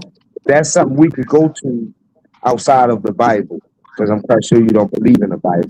So let's start there. From a historical standpoint, do you believe the destruction of Jerusalem was real? So anything in history you can acknowledge as being real. So the destruction of a city, whether it be a holy city, a Roman city, whatever the case may be, that does not prove the existence of a certain people. Okay, so why are you scared to say yes or no? Because we don't get to that. Go ahead, tell me. Do you think so? You think it's real? So now you asking me the question. Yeah, I just want to know where you stand at with it. Oh, you're one person. Massa, bro, where you at, Massa? Well, this between y'all. You know what we're talking about. Well, I mean, yeah, it's real. It's real, but that doesn't. The destruction of a city. Okay, there we go. All right. Yes, but that does not prove that a certain type of people existed. So you believe because if this happened in the common era and the Hebrews were supposed to exist before that, then why are we having the why are we using that to prove that the Hebrews existed? Because it doesn't. This was a whole different time period. It doesn't matter what happened before that. So now it doesn't matter. That's what I'm saying. So so when does it matter? We're speaking, and the fact that it doesn't matter, it is further indication that the Hebrews didn't exist, because now when we talking about it, it doesn't matter now. No, it doesn't matter, because for the sake of time, we don't have to go through every single artifact proclaiming Israel is real. We're not going to do that. So we can go to some critical time points in verified history that establishes Israelite. So that's there. I'm sorry, go ahead. No, you choppy. But go Oh, ahead. now, so that's basically what I was saying. Let's go to a verified time in history where history speaks of Israelites. That would be the destruction of Jerusalem. So, do you believe In it happened? 70, in the year 70 of the Common Era, or what are you talking about? Right, Babel. Said it happened, right?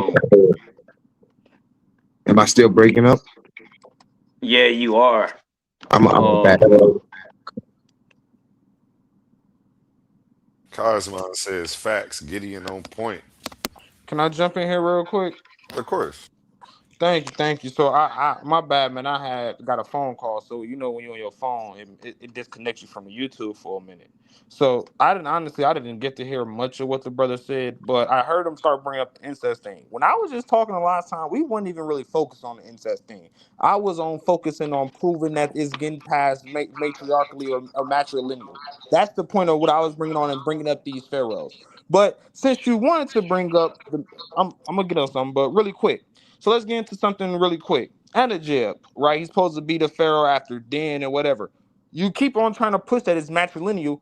Who is this person's parents? Because when you actually look at the scholarship behind it, they don't know who his parents are. If it's being so quote unquote passed through matrilineal, why is it not being consistently passed on through their mothers and through their sisters and whatever? Sometimes these pharaohs and stuff aren't even related. This is what we've said, they making this stuff up. They're trying to romanticize. Sometimes. Okay, let me address So that real you're quick. not, it's not your turn Let to me cut address in. that real quick. No, it's not your No, turn to so cut all in. right, so land No, your plane you're not because finna cut your in. You engine on finna be fire. quiet. Thank Hold you. on, Tahuti. Thank you. You We finna definitely be quiet. gonna let you cook. We definitely gonna let you cook. Go ahead. Because you keep on trying to go. All right, and this is now y'all niggas y'all really want to talk. Y'all really finna get embarrassed because they keep on talking about that's only one part of this. There's only one part of here. So let's jump all the way back to the first, the first dynasty, back into the first dynasty, right? Talking about this is only in one period. Remember the pharaoh I mentioned up, the Jet, right? The Jet, right? His name is spelled Djet. This is the first dynasty. He's like the fourth or fifth pharaoh to rule over Egypt. Guess who he married? His sister. And y'all talking about this ain't the norm. The first dynasty of Egypt, and they're already marrying their sisters. Yeah, I'm gonna say Gideon. That was a bad echo. But yeah, first dynasty, and they already married their sisters, and y'all keep on talking about something the same. I try to move on from the incest thing, and y'all keep on pushing me. Y'all lost already. Leave the incest thing alone. Y'all lost already. We moved on to the thing. We're on to the matrilineal thing. Let's get to that part. I gave you. I let him pick. He picked the old kingdom. So I went through the old kingdom pharaohs and told him to show how it's being passed through the mother. Most of these pharaohs, they don't even know who the moms are. But we see is they keep a track of the fathers. They know who the father is. They know it's going through the father. On top of that, these pharaohs still have multiple women. You're not proving that it's going through his sister or through a woman. But we keep constantly seeing this through the father.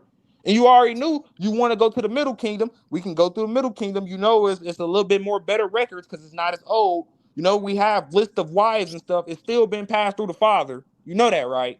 Well, with all due respect, I only picked the old kingdom, so you should be landing your plane pretty soon. I don't care which one you pick. I'm showing the fact that you lying. You're a liar. But we don't. You're a liar. We want to address one point at a time. We don't need you to be long-winded. I want to address one point at a time. No, address both of them. Thank you. You done? All right. So first, you came on right off the bat. You didn't know whether you wanted to talk about matriarchy or matrilineal transference because you keep naming kings and their sons. These people not born just out of thin air. They have moms. We don't have to name all of their moms. You can look them up. It names that. The successor to Narmer is the son of the queen. If you bring those pharaohs up and you click on the actual names of the consorts or whatever they name they're going to give you a list of consorts. So whenever you click on them, they give you in detail mother, sister. So how can it not be matrilineal? I'm glad you You said just that. naming the kings What's his and mother name? pop quizzing us is not going to defeat any scholarship that tells you that it's matrilineal. What's his mother name? We What's brought Hora up Ah's mother name? articles. We brought up check and to joke. How hard is that to understand? What's his Your mother's voice name? inflections, and your emotion does not defeat scholarship, brother. What's Hey, his mother's A1, name? can I get the bomb for that one? No, 'cause that shit was Emotions does trash. not What's his Hold on, mother's man. name? defeat scholarship, brother. Let's let Tahuti cook, y'all. It's Tahuti chance to cook. Go ahead, Tahuti. Right. So, and another thing, I don't know why you keep bringing that up like you made a point. You don't make a point just by naming the kings and acting like as if just because we don't know the names of the mothers by heart that they didn't exist.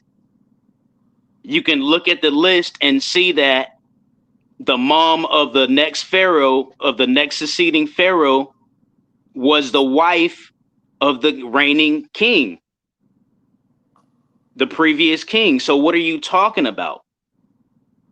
You just made that up and you use your voice inflections to get bombs and blank shots. You did all that for nothing, brother. Now I land my plane. Thank you. What's Narmer's wife name? That the son was passed through. Thank you.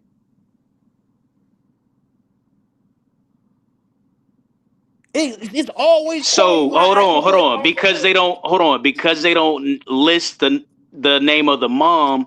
That means they probably didn't know, right? But they have his daughter, they have all his female kins, and they have sons who are heirs to the throne.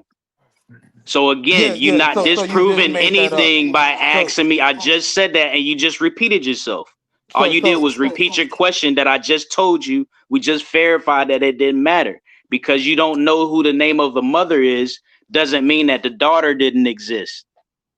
The sister didn't exist. They show you a lineage and they include more women as time goes by because they're starting to learn more things. And if you look up what Kemet was, you get a patriarchal matrilineal society. It's not hard to understand after all the information that we just gave to you. Thank you for being very long-winded on my time and saying nothing at all. So he keeps saying that it's being passed down matrilineal through the mother. I keep asking him, who is these people moms, and he don't know. How is it being passed through their mom and you don't know their mom? Their mom is supposed to be this royalty, right? Their sister or something is supposed to be this royalty. So it's supposed to be passed down through them, right? But you don't know who they are. But you know who the father is. You know who the king is. And then you keep saying this dumb sentence that I want y'all to pay attention. Oh, it's not the king's son, it's the queen's son. First of all, she's only the queen because she's married to the king. It's still his child. Like, stop being stupid. He got the throne because he's the son of the king. Hey, no name calling. So once again, brother, I'm gonna give you whatever pharaoh you want, and we're gonna try to establish that they're going through the matrilineal, the woman that you keep opposing, because you're not answering my question. So who is this sister or who is this woman that he's getting the throne from? Take your time and look it up, because you're just talking and you're not giving me an answer to prove that it's matrilineal. So from Narmer goes Hora Ah. Who's his mother? Who's his sister? And who's giving him the throne? I'll wait. Then from there it goes to Djet. Who is Djet's mother? I'll wait, because the scholars don't know. Who is Djet's sisters? And how did he get the throne from them? I'll wait. And 2, is his sisters and stuff, is his wives his sisters? I'll wait. Show me that his wives and everything are all related through his mother, and that they're passing it down through the mother. I'll wait. The first time we see a brother and sister marriage, It's like is in the first dynasty with the Zer, right? And he married what's the chick name? No, I'm sorry, the Jet.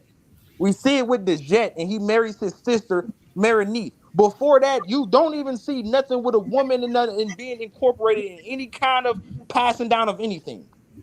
So why are you lying? We keep saying it's patrilineal, patrilineal, patrilineal, patrilineal. He marries his sister because he's a weird freak, and then it still goes down to the son. And then the pharaoh after that, he's not related to them at all. So how does it go in matrilineal? Please explain. We just list off how many pharaohs? Narmer, Hora'al, Djet, Djer, Den, and then after Den it goes what? A Ninajil. We just gave you how many pharaohs? Show that it's going through the mother's lineage. In all of these pharaohs. I'll wait. So as it already showed, man, it was when you talking about the wives, them getting married, it was many of the kings, many of the people. If you, because you, first of all, like he said, you haven't provided any evidence whatsoever. You just talking. All right. So second of all, as I've already said, the king will marry the sister, but if they don't, the ones who were doing incest, if they didn't have no sons, they would have kids with the secondary wives. And I've already gave you proof of this. Tutmosis the first is an example of that. And you have other kings that did the same thing. So that's why I asked you, what was the status of the wife that they married? What was their status that they had? Were they a royal wife? Was they a secondary wife?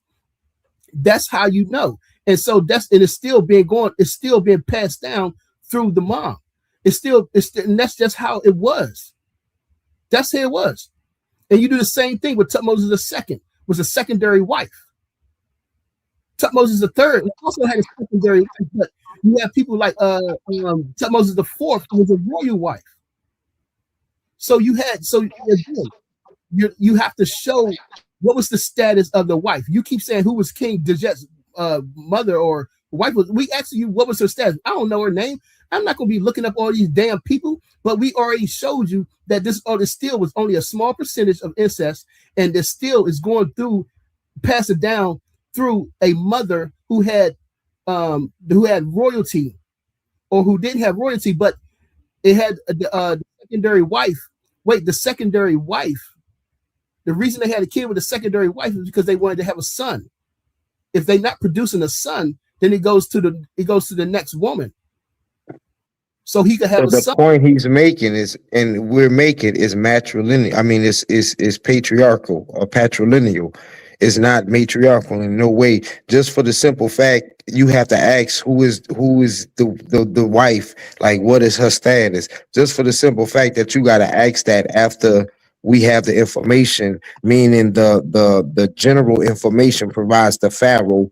That just shows I don't know, it seems like you're not getting it. Like, we're not talking about we talking about patriarchal or matrilineal. So yeah. Yeah, right, but even then, real quick, your skepticism is unwarranted because we just gave you one check antijoke saying that it was matrilineal, and then we gave you an article on, you know what I'm saying, on the internet. So he's presenting the primary evidence. He's presenting the primaries. So if you're saying that Sheikh who's presenting the primaries? No, what are you talking about? Kasai said he read Sheikh Antijob as well, and it's not saying that. So since you're saying, that's what he's saying. But exactly, we're going by what you can bring up and verify. Right. And that's the problem. Y'all haven't brought up anything that we can verify. That debunks matrilineal transfers. Right. Follow me. So you're saying Sheikh Antijob is saying it's matrilineal. Kasad is saying Sheikh Antijob ain't saying that. So he's presenting primary pharaohs to you. And since both of y'all are saying different things, that is your time to show in the primary sources, where is it matrilineal at?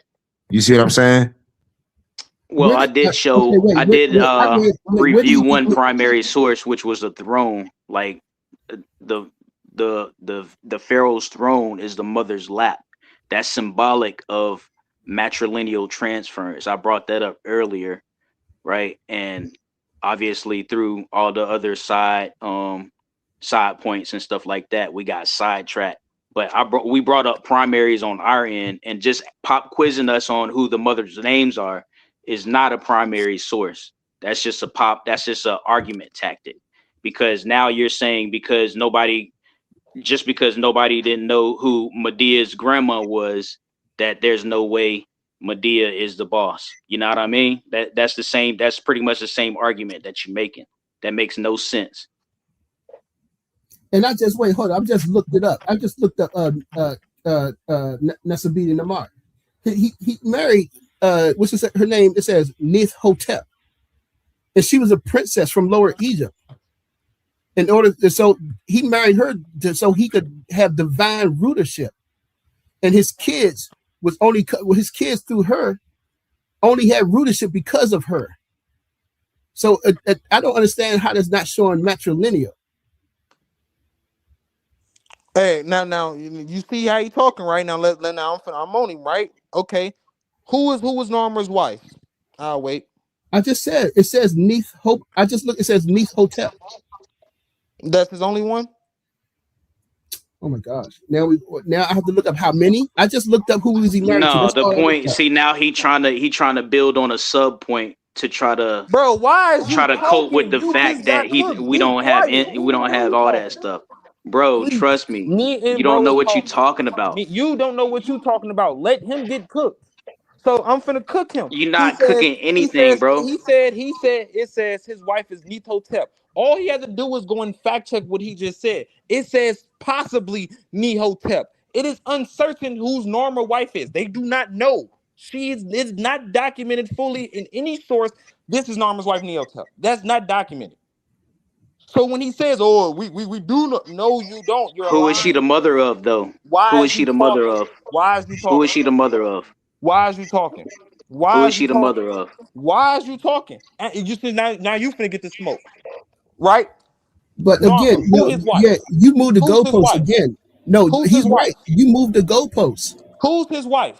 You Who's asked me Norma's to wife? look him up, and then we looked him up, and now it's like, well, it's not certain that she was the wife. I mean, come on, man. Which one you want to do? Come on. Because you're lying. You just try to make it seem like he had authority because he married this princess. Prove that that's his what wife. it said. Who Now was she the prove that mother it's his of? wife. She was a princess from Lower Egypt. Prove that was his wife.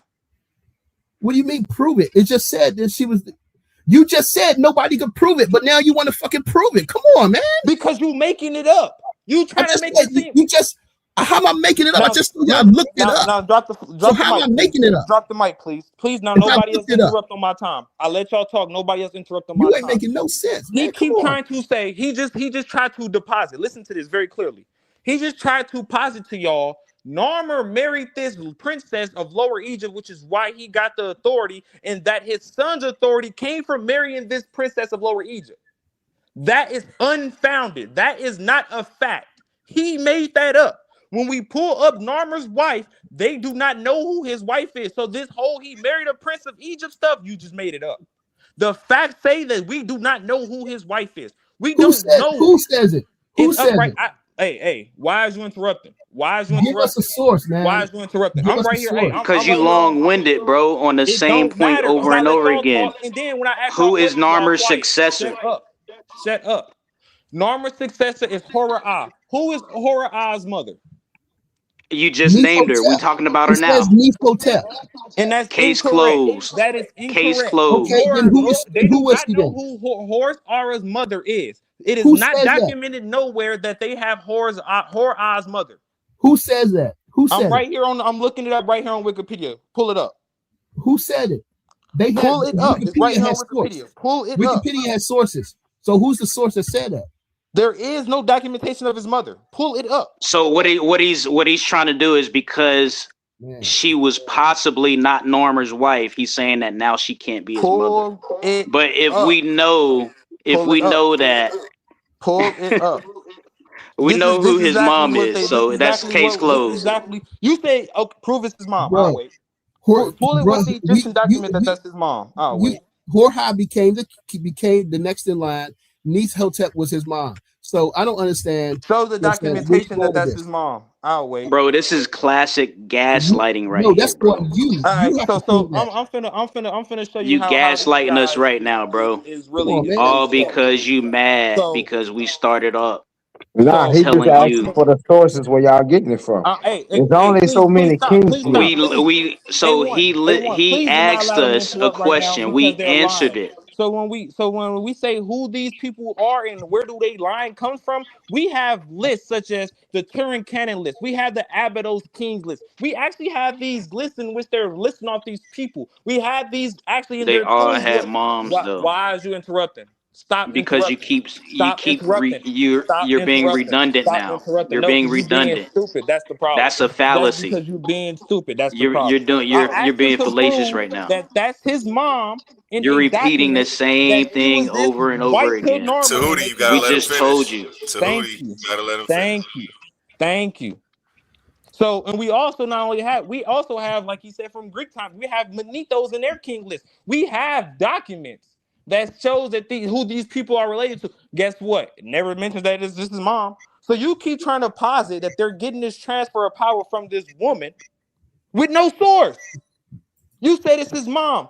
The simple Wikipedia that y'all pulled up says that is not his mom. If you pull up Hor-Ah right now on with Narmer, I'm gonna pull up Narmer first. Go to his successor, Hor-Aha. No mention of a mom. They don't even really know if Narmer is his father. What is we talking about? All right, are you finished? Oh yeah, because if I'm on now you're Wikipedia. saying they don't know I'm if on he's his Wikipedia. father now. Come on, Well, hold bro. up. I'm on Go ahead, Wikipedia right Hercules. now, and I typed in Neith-Hotep. It says she was subsequently considered to be the wife of the unified Egyptian first pharaoh Namar and the mother of Horha. All right, so it doesn't say it hasn't been proven, is in doubt. It just says she is considered to be his mom. And hold up, and they have hold up. It was, and that's by Toby H. Wickerson, the early dynastics, Egypt strategy, securities and societies, from his book. That's who they're getting it from. So again, you keep moving the goalposts, man, and so this conversation is going in circles. I'm done, man. It's done. You done? So I want him to understand what he also read. He said he says it's considered subsequently considered. This is their consideration after the fact, after the time. It's not happening during the present event. There is no present documentation that says anything of what he posited. When we ask for king lists and transfers of power, these are actually documentations. We see in several kings lists, it goes from Mendes or Narmer to Hor-Ah. We literally see it. Whether or not you want to say it's his son, we see the transfer of power from him to him. We get the same thing when we go into the Bible. We see a transfer of power from Saul to David, to David's descendant Solomon, to Solomon descendant Rehoboam. Document. Egypt, document. I asked you for the document. You did not pull up any document. You don't even understand what you're reading. Actually, Google. How about you take a second and Google what the point is reading? It's literally telling you this is considered after the fact. After what fact? After what happened? Meaning the modern Egyptologists come on, we can say, oh, this might be his father. We don't really know. This might be his mother. We don't really know, though, because it's not documented. If the woman is so important, documenting transfer of power, why is she not listed? Why is none of the daughters and none of that listed in being the transfer of power? I'll wait. If it's such a matriarchal society, it's matrilineal. But we see constantly a male transfer of power throughout multiple years in history, throughout different dynasties, throughout different time periods in Egypt. Stop making stuff up. You good? You done? All right. So once again, you keep asking for the dumbest things ever. Like, why are you asking us to name by heart everybody's mom to prove that Kemet was matrilineal? Bro, I'm not That asking you makes by heart. no I'm asking you sense. to go and pull up an ancient Egyptian Then when document. we go into Thank it, you. then when we go into it and we get these names for you because we're appeasing you so that you can understand.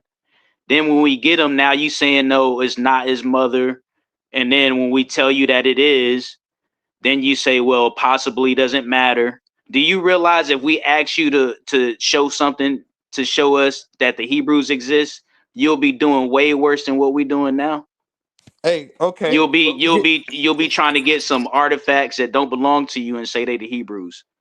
Okay, hey, We're not Gideon, doing are that. you On able the to share on the flip screen? side, we're not doing that. We giving you source after source. We going by your standard to get you the information that you need, and then when we get you the information, you don't like it. You don't appreciate it. You A1. habitually naysaying everything that we say out of spite. You It's done? like you throwing a temper tantrum right now, bro.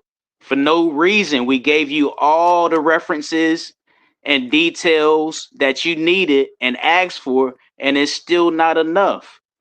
Nah, You, but you like a that little ain't kid it. that asks for one piece of cookie, and then now all of a sudden when you get one piece, you want two.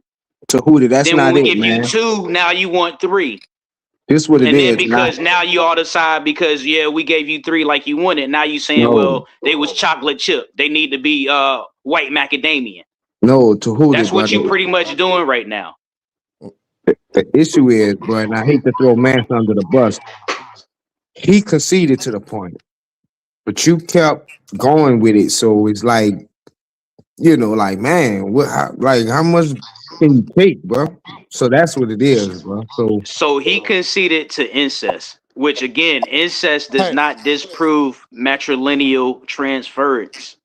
It does not disprove that whether you want to accept that they had incest or disbelieve that they had incest, whatever you want to do. But that has no effect on the dynamics of what a matrilineal society is. So incest is out of the equation because that has nothing to do with anything.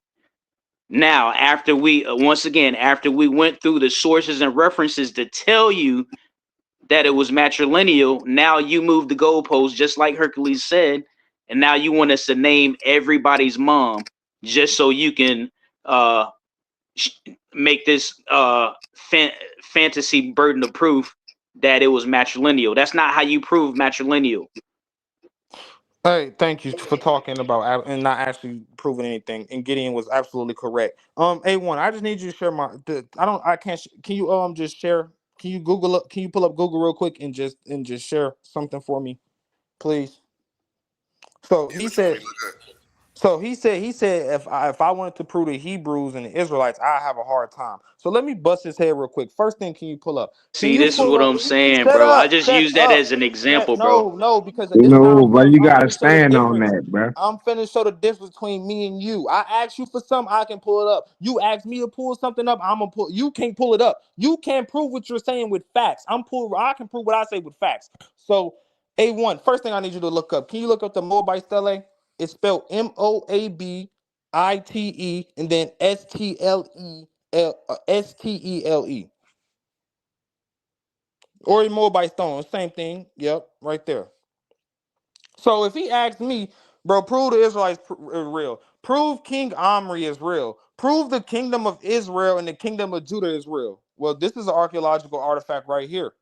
That not only shows the transfer of power from King Omri on to his sons and the kings of Judah, but it also proves the history of Israel coming into the promised land, conquering the Exodus, all that. So when I say pull up the document, pull it up. Now, next thing, can you look up for me? Can you look up the Hezekiah seal? Hezekiah, Hezekiah. I might spell that wrong, but I think I spelled it right. That Hezekiah, was and like then Hezekiah, then seal, Seal.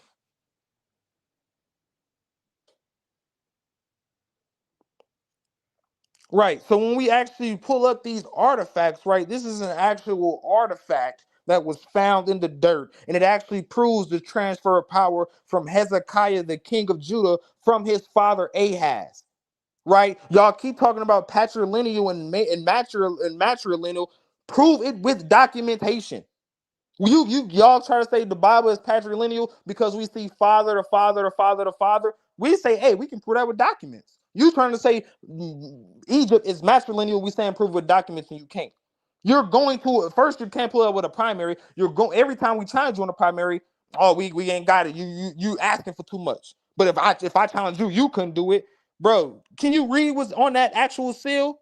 It literally says 2 or 4. Hezekiah, son of Ahaz, king of Judah. That's literally what it says on the seal right there in the impression. Right? So when you don't this, I'm the wrong nigga to challenge. I'm the wrong Hebrew to be challenging, bro. You better off playing with one of them low level little niggas, man.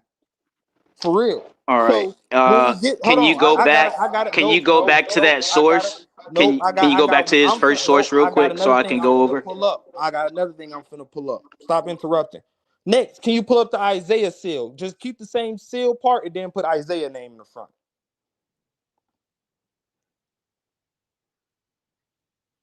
A1, did you hear me? My bad. What you want me to pull up? Yeah, can you just delete the Hezekiah part and put Isaiah in the front? The name Isaiah in the front.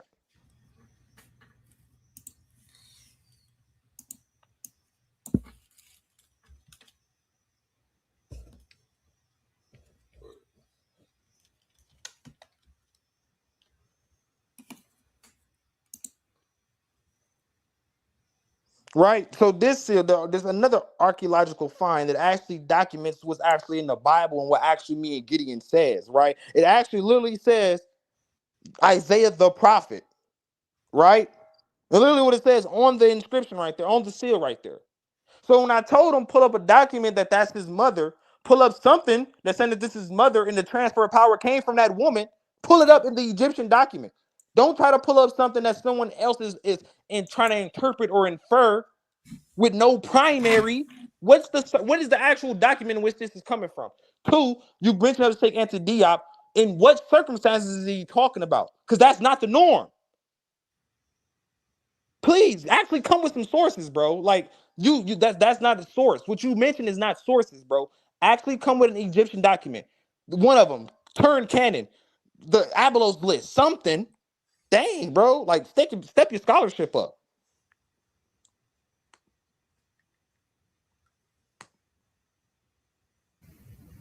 All right. So none of those relics or artifacts that you brought up had any Hebrew inscription on it. It was Canaanite or either somebody else's inscription on it.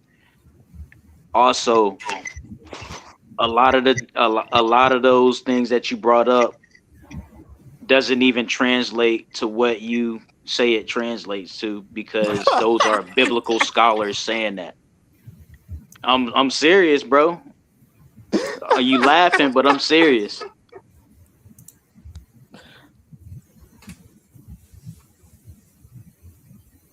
But like I said, we brought you all those references that told you it was matrilineal. So there's no argument after that. You can ask as many questions as you want. You can be as cunning as you want to. You can pop quizzes all you want to try to know trivial things by heart.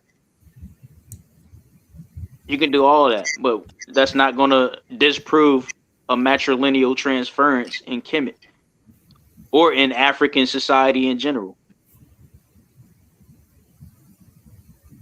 This is sad. Hey man, it's documented in Egypt is going man, but it's matrilineal. You right, bro. Whatever. Hey, this is funny and this is sad. He said this.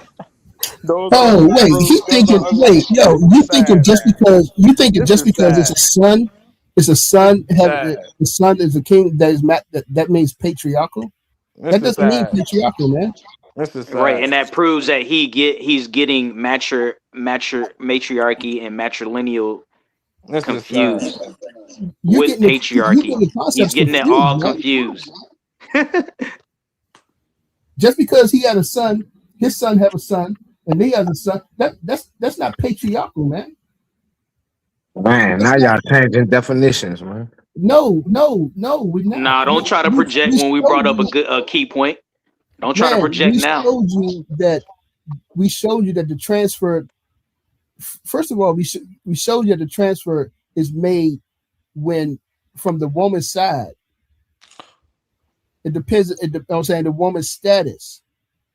We showed you that, and so I thought actually I made a mistake, and I thought you was going to catch me on it, but y'all didn't even catch my mistake, so I ain't even going to say it yet right now. No, But I caught you. I caught you. I'm just waiting for the Nah, mic he to gonna open. pretend go like he ahead, caught because it. you would Look have at him. been He you would have pretending just like he said caught it something now. else. Hey, one. I need you to pull up one more thing for me on Google. Can you pull up patrilineal definition, please? Because he just literally just said, because it's going father to son, the father to son, the father to son, and you think that's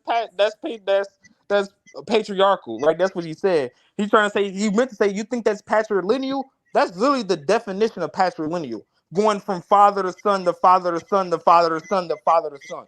A1, pull up Google real quick We and pull just up, but hold pull on. up. See, No, you shut up. confusing it No, go ahead and again. pull This is it what up. I'm Shut up. saying. No, Go ahead shut and up. pull it up No, We shut because know up. that No, shut Kemet up. was patriarchal, but we A1, telling you the pull up transfer of patrilineal power was definition. matrilineal. So the patrilineal definition, it literally says relating to based on the relationship to the father or the descent through the male line.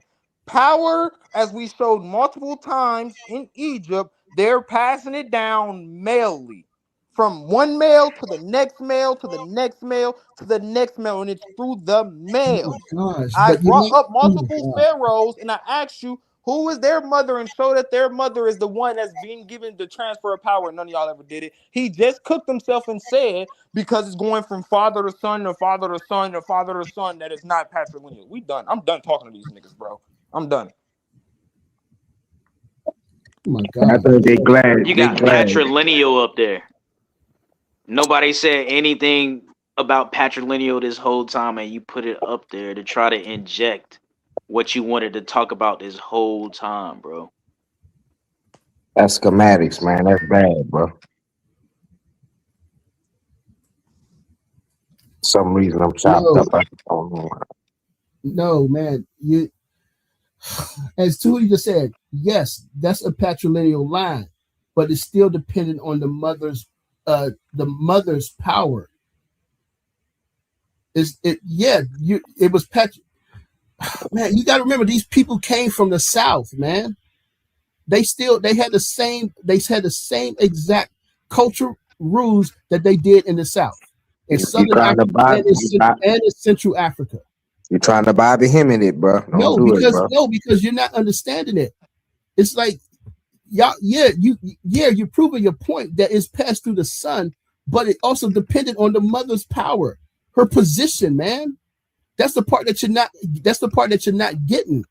It wasn't just because it was the son. That's what we're saying. It wasn't just because this is his son. So basically, I mean, truthfully, if you're looking at it, you're both right. It was patrilineal going through the father, but it depends on the status of the mother, whether or not this son becomes the king or his nephew becomes the king. No, man, bro. Man, that's bad, bro. Like y'all gotta stop with the cognitive dissonance, bro, and the confirmation bias, bro, and all this romanticism of Egypt, bro. It's crazy.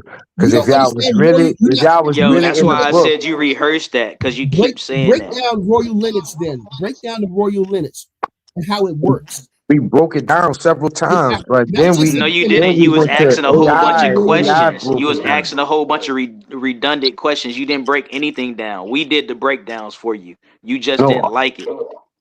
all y'all did was just say no, that ain't true, without bringing one lick of source or evidence or anything. We brought you the source. It Hey, depends on the A1. status of the Yeah, mother. that's crazy. That's A1. delusional right there. That's what religion doing to you, bro. You hate A1. Egypt No, so much, just like the Old Testament tell you to, that you don't even want any type of resources from us any way or anyhow. right. So wait, hold up. A1. All right, so hold up. Here it It's is. it. I typed it in here. I typed it in. The role No, of the no, mother. bro. Nope, I'm finna get the up out of here. role. That's why Nope. I'm You trying to asked me to close bring out. your I'm not source. finna keep listening to any dumb Nope. stuff y'all Nope. talking about. The role of the Y'all mother. ain't talking about nothing. The role of the status of the mother in Kemet in ancient Oh Egypt. my The source God. of legitimacy. The royal wife, the principal queen, was seen as the guardian of the royal lineage. Ideally, the successor was the son of the king by his chief wife, or his chief wife. Her high status as chosen as a close blood relative, often the king's sister, provided double legitimacy to their heir. So again, it depended on the status of the mother. Hey, A1, real quick. Can you go back to women in ancient Egypt, and then go back to that article real quick? Yeah, I'm finna close out, bro, because I guess Gideon, they already got cooked, fried, You Yeah, can flip, nah, close man. out. deep Go fried. ahead. You I'm just done with. I'm these done. guys, man. You Hold show on, how it's supposed to wait. be No, done, let me So, bro. continue. And it says patrilineal reality, the so, father to son succession. Despite the importance of the mother, the status oh for the my successor God. was generally the oldest son of the pharaoh. If the great royal wife had no son, the throne could pass to the son of the secondary wife. Mother reevaluation. Many modern Egyptians have moved away from the heresy theory as the rigid law, noting that while marriage to a royal woman was a powerful tool for legitimacy, it was not always mandatory requirement for taking the throne.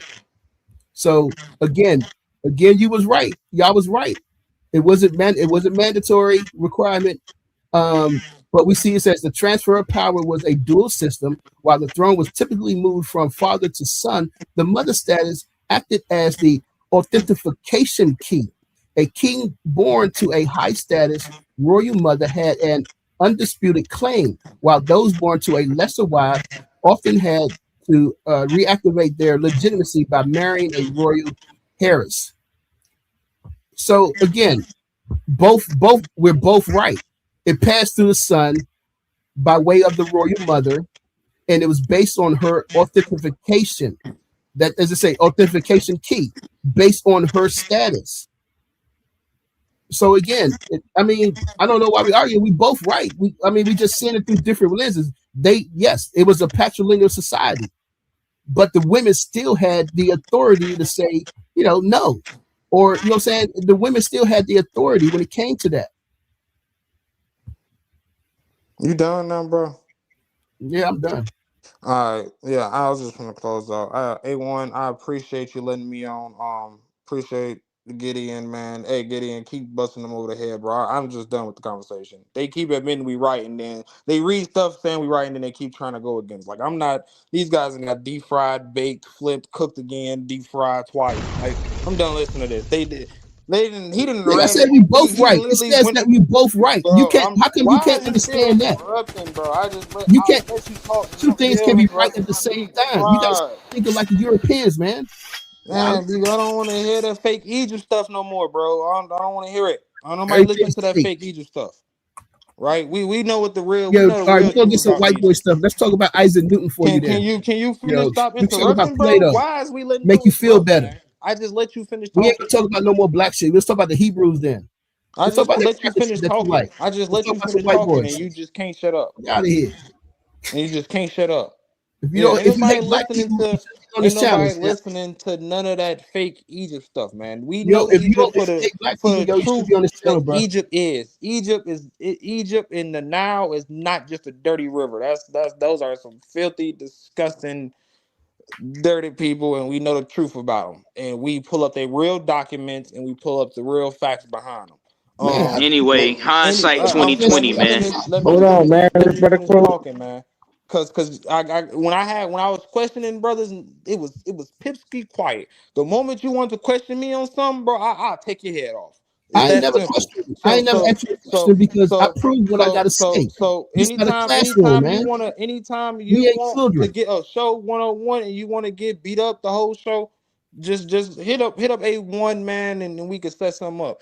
And last but not least, I see the OASP guy, Cosmo and Kyle, keep mentioning and commenting in the chat. You could have got up here and clicked the link because Gideon smoked you in that debate. I smoked you pre-debate. had you running, couldn't answer no question. So whenever you want to put that OASP on the table, all you gotta do is to ask A1 to set the show, and I'm gonna cook you worse than what Gideon did. Appreciate you, A1, for letting me on, brother. Yeah, man. Shout out to my brother Kasai, man. Have a good night. Appreciate you pulling up. We about to set something up. I know one of them gentlemen are gonna hit me up and accept that challenge. Yeah, he All came right, and put brother, in that work, man. I got you. Peace, everyone. Shalom. Now, I think that's being disingenuous and recognize when two things can be correct at the same time. That's what that's just, I don't understand. I don't understand that. And bro, you was trying to. I said A1, go back to that. Bring that back up, because we read the source where it said that you was right, and it said we was right. It's proven both points. It wasn't just one thing. Look what GD Capone said. She was a deposit. She was just she brought it through. Like however you want to slice it, if like basically what the woman did was, of all the Pharaoh's children, the one who had a royal bloodline had the strongest claim to be the Pharaoh.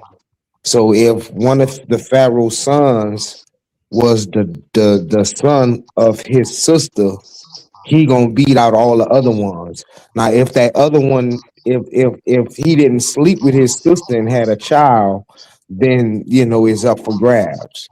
So she matters in the sense of which one of the sons is gonna get it.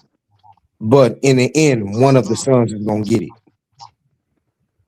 So right. But even then, you still get what we saying with matrilinealism. You see what I'm saying? Or not matrilinealism, but a matrilineal transference versus a matriarchy. No. Right?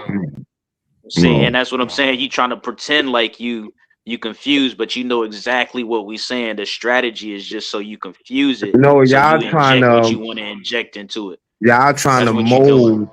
Y'all trying to We're not trying to mold mold anything because right here matrilineal it or says matriarchy into this is Egypt.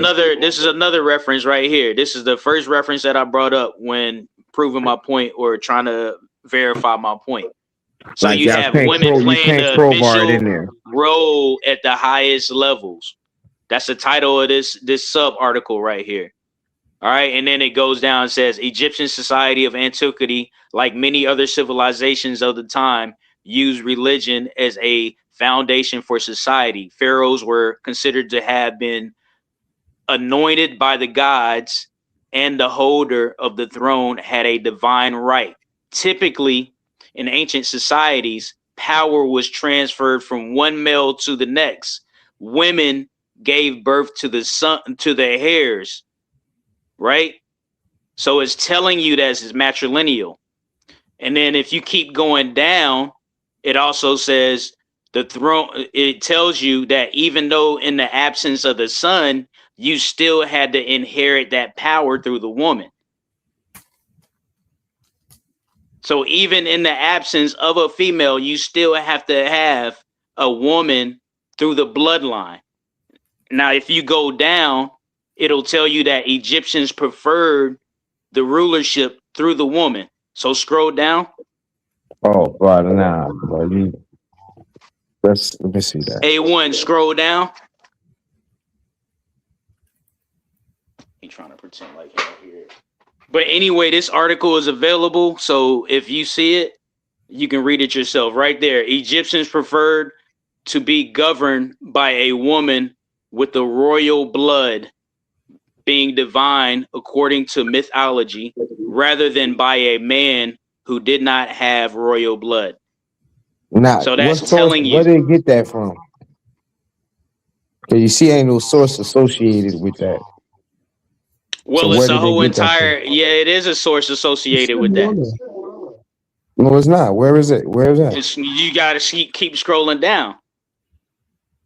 You just No. don't end your analysis right there. No, that ain't how it works. If a person states a fact, So hold on. What does it say? where you see that? Where? It's talking about Hatshepsut and kingship. So it's telling you that's where it gets his information from.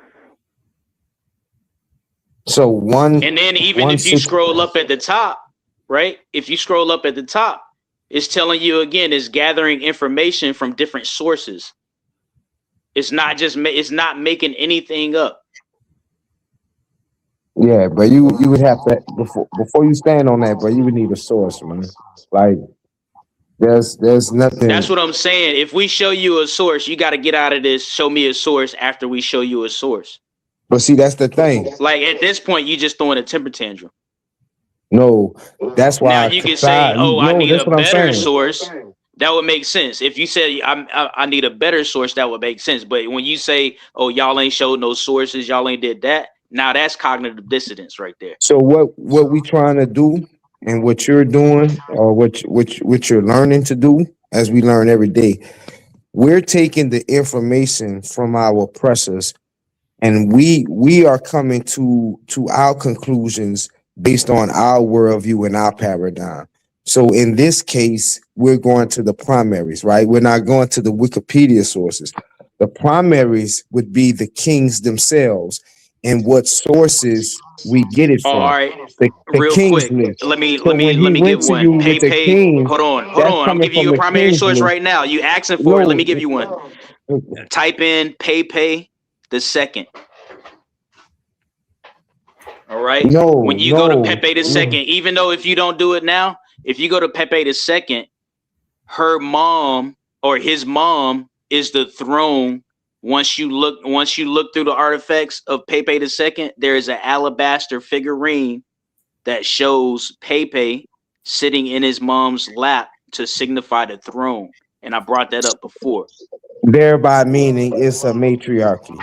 Bro, that's bad No, methodology, bro. matrilineal. Horrible See what I'm saying? methodology, You keep bro. switching. I said matrilineal. That's a Matrilineal, matrilineal matriarchy, symbology. See, you don't even know woman, the difference. That's what I'm saying. It's it the doesn't, conversation with you is pointless because you don't even know the difference. right, it's the same thing, bro. It's It's basically not the the same same thing. thing, man. And we Right. we read it to you. It said when we read it to you. No, I that- know it's matrilineal is descent. Matriarchy is a system, a governance, but it's all women, bro. You falling for that, bro. Just like No, patriarchy and patrilineal, all that's the same, bro. It's the same, bro. Y'all just trying to romanticize it into some type of congealed form to where y'all can kind of espouse it. You wait, know, romanticize Egypt what? really is Romanticize what exactly? is patrilineal, but let's try to make it matrilineal in some way and change the definition of these things. Like it's crazy, man. That is not what That's we did wild, bro. because we showed you from there are many Egyptologists, many people who've done this research, all right, that show you the matrilineal succession of kingship and throughout Egypt, some 25th dynasty, but the main thing was that, Okay. So that's what they say. So why when Kassad had the true kings themselves, you could not show it where the women were the ones who were the cornerstone of the succession? Why you couldn't show it when those primary kings were shown? But you keep going, you referring to what people are saying. You keep That's looking exactly how it works. for the queens. You keep looking for it. Say, hey, man, we just showed you that in Kemet, the transfer. I remember it says the transfer of power was heavily influenced by the mother's status. I agree with that. Through what was not the sole factor, while the public I face agree with of the that. monarchy was usually the male king, his legitimacy and the divine right to rule often resided in the female line. So they don't need to put the woman up there and say, "Oh, it's because his mom now he's the king." That's not what they did, and they didn't need to do that. Man, so bro, you got knocked out, woke up, and you're having this conversation again, bro. I don't You're not understand gonna how do you that. got proved anything. You didn't prove anything You're just not gonna because do that, bro. because you said the king's name and not the females. The queen's name don't mean anything. That doesn't show you.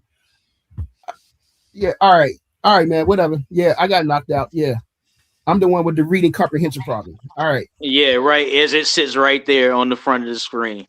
I mean, Damn. I don't know how many times you gotta say it. That's fine.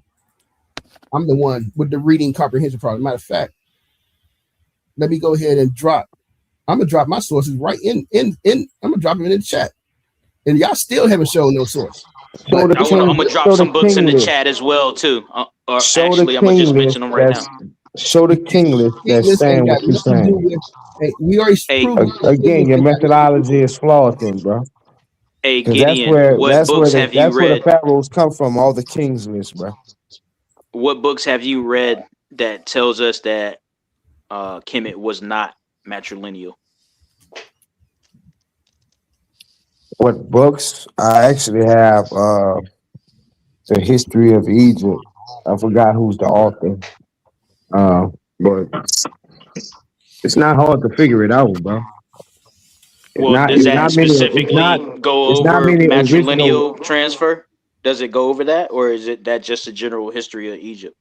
See, unfortunately for you, for the Commissions, there's no corpus of text like the Bible, where it gives the history pretty much of your of your nation. So it's nothing that a person can read from Egypt, from the Egyptians themselves, breaking all this down like the Bible does. But with that being said, y'all can freestyle a lot of stuff, but y'all So hold us man to didn't the create text. man didn't write the Bible. I mean, that's how it got written, yeah. Okay, then. So man wrote down how Kemet was operating based on archaeology, based on translating It's a scattered history, though. hieroglyphics, It's a based very on scattered looking history. at art, based on looking at how they portrayed themselves in art as well. Y'all gotta look at spoons and pots to put stories together. The Bible has But that. at least we that got history. something to work off of. Y'all don't have anything but an actual. No, we have a whole Greek history. storytellers. Y'all have Greek storytellers. That's what y'all will have. I mean, We have actual narratives that's built off of archaeology. We have cases that Look. you can build off of archaeology.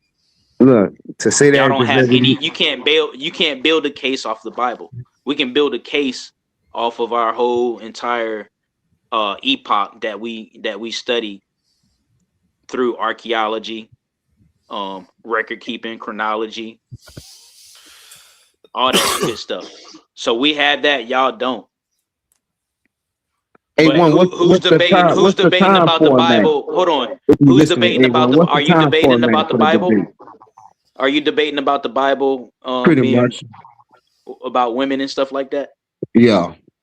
Okay, so I hope you will prepare. Do you have a book that you read that tells you that the outside of the Bible that tells you that because of this woman became this? What you mean? Like as far as what did Eve do? Did Eve do anything? Did all the women that came after that? What did they do? Do you have any like resources, any scholarship that shows? Well, Or are I you mean, just going straight out of the Bible? as far as Eve, there's no other story about her that we can find except for in the Bible. They have other like the apocalypse of Adam, things like that, but for the most part, Who yeah, are it's the some other Bible. women? Who are some other women in the Bible There's a lot that of have other good women. stories? Like what's their names? And I'm talking about epic stories like that can motivate women and they can look to this biblical female character for inspiration. Is that in the Bible? I mean, you have Esther. She saved the whole nation from being destroyed. But was that based on like her free will, or was that based on a man showing improving for a man? What you mean showing improvement for a man? She did it on behalf of God, or what happened? She did it on behalf of her people in the name of God. And that's what I'm saying. What you saying? How does she inspire? How does she inspire women with that story? Like you gotta have like what? Is I that mean, it? Because all the other women didn't. she literally saved her whole nation. That's not inspirational. That's inspirational for a woman or a But that's man. science fiction fantasy though. Like, what is she? What else is going on? Is that the only thing But she did? but according to you, the whole book is science fiction fantasy. So how can I Yeah. show you something in the book that you like? That's crazy. But how come you ain't give me another example though? What Because you my mean? whole because Every example is going to I'm be trying from to the Bible. sift and search for another example. While I'm asking you, while I may be asking you questions just about her, I'm still trying to pry for other examples. Listen, okay, listen. Because to me, this don't like. To me, the question doesn't make sense. Let me tell you why. You asked me to show you women in the Bible that can be inspirational. I Yeah, go women plural. right. So I go to one woman in the Bible that's inspirational, man. Then you say, after I show you, it doesn't matter because it's fake.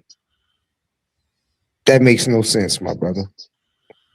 But again, I appreciate your gumption, but that makes no sense at all. I ain't gonna do you like a side because it can be frustrating sometimes when people just like don't get it, but you being stubborn right now. But you know, be praying for you. So yeah, bro. That question didn't make sense, bro. So go ahead. Well, do you agree with that? They have no say so based on religious instruction. And I would, when I say they, I'm talking about women. yeah, nah, that would be incorrect as well. They actually So got they do women. have say so. Yeah, definitely. Okay. What about Yeah. their hair? Are they allowed to? Is there not a text in the Bible that prohibits women from having elaborate hairstyles? Nah, you would have to show me that. I have to show. It's in Titus. It's in the book of Titus. Yeah, that's New Testament, and But that's still, you got to you don't understand the believe in the. genre. So you a Hebrew Israelite that don't believe in the New Testament? Nah, it's just that you're jumping from saying that because I was speaking in the sense of what is Characters. yeah. So now you're Okay. All saying right. So like, let's stick to characters then. well, nah, we can go to what you just said. You know what I'm saying? Okay. But that was like but as far as what Titus said about elaborate hairstyles, that's what you're talking about. I mean, that's you got to understand the genre he's speaking to. He's speaking in the sense of he's trying to make these people modest because in those areas, and not even in those areas, but just pagan practices, period, is very open, sexually, as far as, you see in some texts where people were sleeping with their father's wives. And so, it's almost like you had to deconstruct the whole person, not only spiritually, but like physically. They had to, abandon their pagan ways or their heathen ways or those practices that wasn't pleasing to the Most High. So that's the process that Titus, was instructed to get to these people at that point, at that journey, in their walk, you know. So that's what we're reading. Now, can we apply that to us today? Definitely, but to say that that's a law, that would be incorrect. You're not understanding the text, but it doesn't Well, matter. the way you broke it down, still like it still how do I want to say diminishes beauty and the elaborate hairstyles that were common in Africa, specifically, you know, in advanced nations, to where you have evidence that they was taking care of their hair, Right. stuff like that. So no matter how you break it down, whether you say, oh well, it was against the Most High, it was pagan, it's still a problem because now you're telling people that they can't have elaborate hairstyles. Like your No, hair is like one of the most sacred things on your body. That's why you wash it, you oil it, you take care of it. right. So even in that context, that makes no sense. Right now, he So was it's just just layered with nonsense, to be honest with you. right. And that's why I stepped away. That's why a lot of people stepped away from the Bible, because they want, for one, they had the thirst for knowledge. They were willing to seek outside of the Bible, and they had that thirst for knowledge. What books validate the Bible? If not, what books tell us how the Bible actually came about? Is there a history book that teaches us how religion actually came about? If Well, there's not a Bible, history book, is there a series of related primary sources that show us that there was a council that took place to invent all these things? Is there right. a parallel between Zeus and Jesus? Zeus and Yahweh? Are there parallels between Eve and Pandora coming from Greece? No, sir. Is there a pair? You know what I'm saying? You have to think about those things, and that's No, why I I say don't the have Hebrews no, do not no, exist. no. There is no parallel. I don't have to think about it. Yeah. So, a lot of the things, that you're saying, man, it's like I understand how you can say that, but yeah, nah, bro, you totally off on the majority of what you said by far, by far. So Gideon, are you saying that wisdom or Sophia and Asherah are not two representatives of the same being from Canaan? I would say Sophia, which is more of a Greco-Roman invention, plays off the understanding of Asherah, which is a corrupted consort to Yahweh or El, and it's corrupted because Yahweh, or rather El, I keep saying Yahweh, I'm gonna keep it strictly as according to the historical record. The corruption came when El was given a wife, when El is the wife, if that makes sense. As we are told in the scriptures, hear, yo Israel, Yahweh Elohim is one. So once you start giving God a wife, you corrupted her. You corrupted it. So we let them have El, and we were given Yahweh, because it was Moses who knew him by Yahweh. I am that I And am. that's probably why it was so hard for y'all to accept the fact that Kemet was matrilineal. Bro, you That's still probably saying why. that, bro?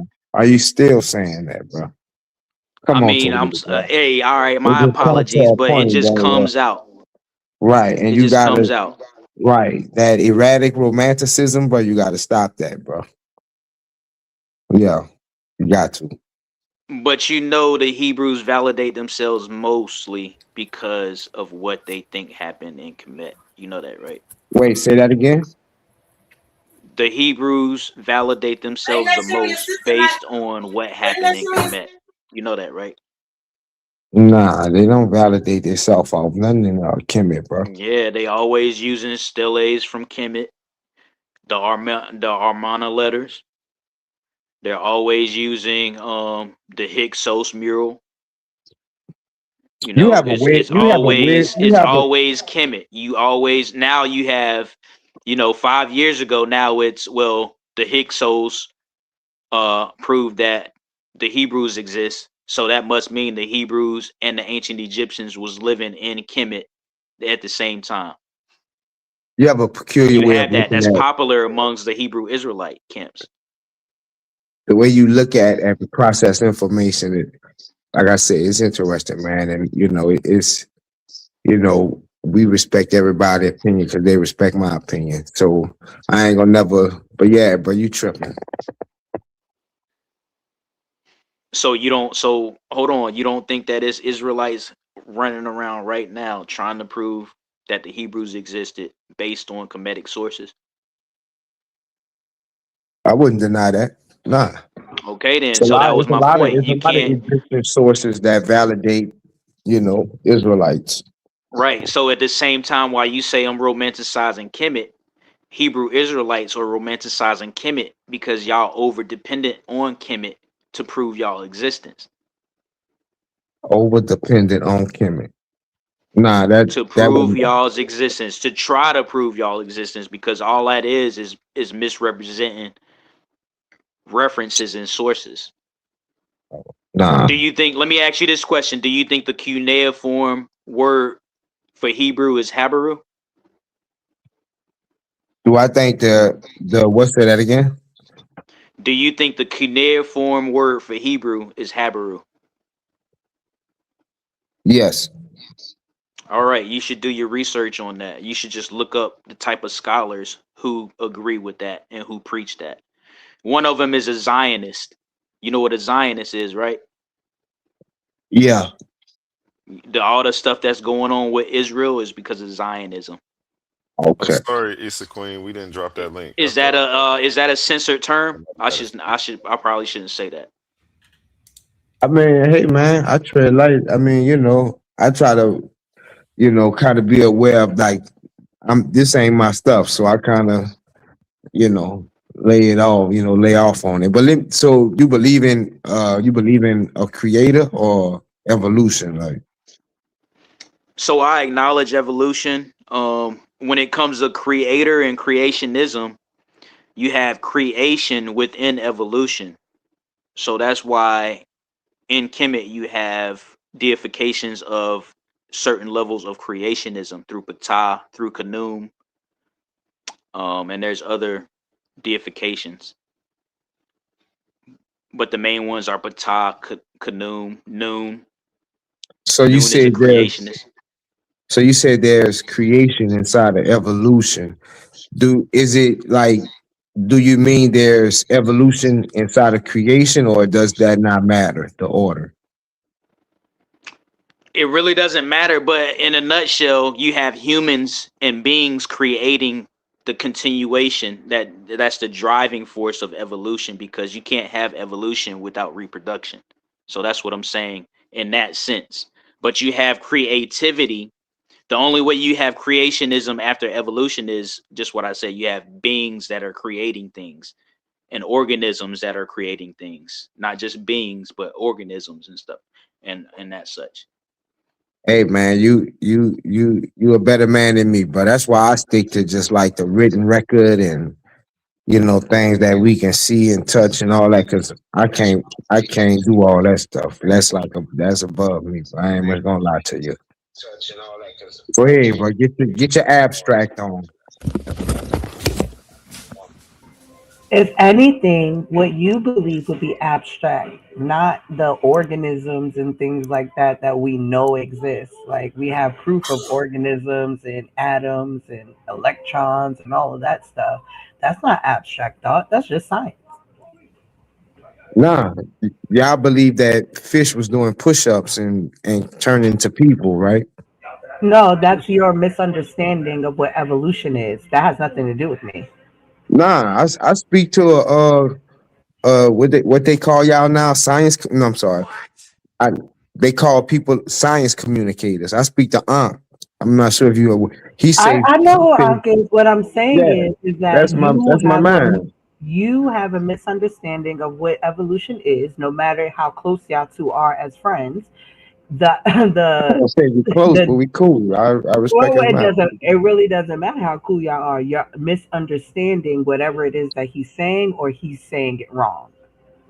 Nah, he specifically said fish was doing push-ups out the water and turned into you. Right. So he said that wrong. He's wrong. If he told you that fish were doing push-ups, and I think in your cognitive mind that right, that wasn't real, right? But I just feel like it's very interesting that whatever evolutionists like to say creation, well, not even creation, how life came on Earth is way more grounded than a woman coming from a rib that you have never seen. Wow. Can I say something? Real quick before you go in, GD and Capone, I wanted to show Issa Queen something. I just remembered I had I needed somebody for I needed a spot field, and I think she would be perfect for it. Real quick, where is it at? Here we go. Let me know if you're interested in this, Issa Queen. We're going to start soon.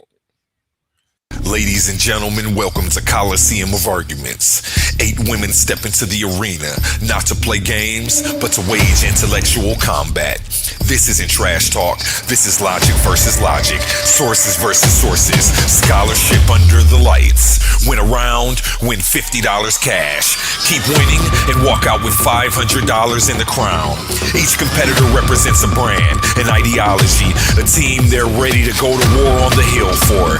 Every claim challenged, every source checked, every moment judged. So we ask you, are you not entertained? Enter the Coliseum of Arguments. Only the strongest minds survive. This is Titans Debate League.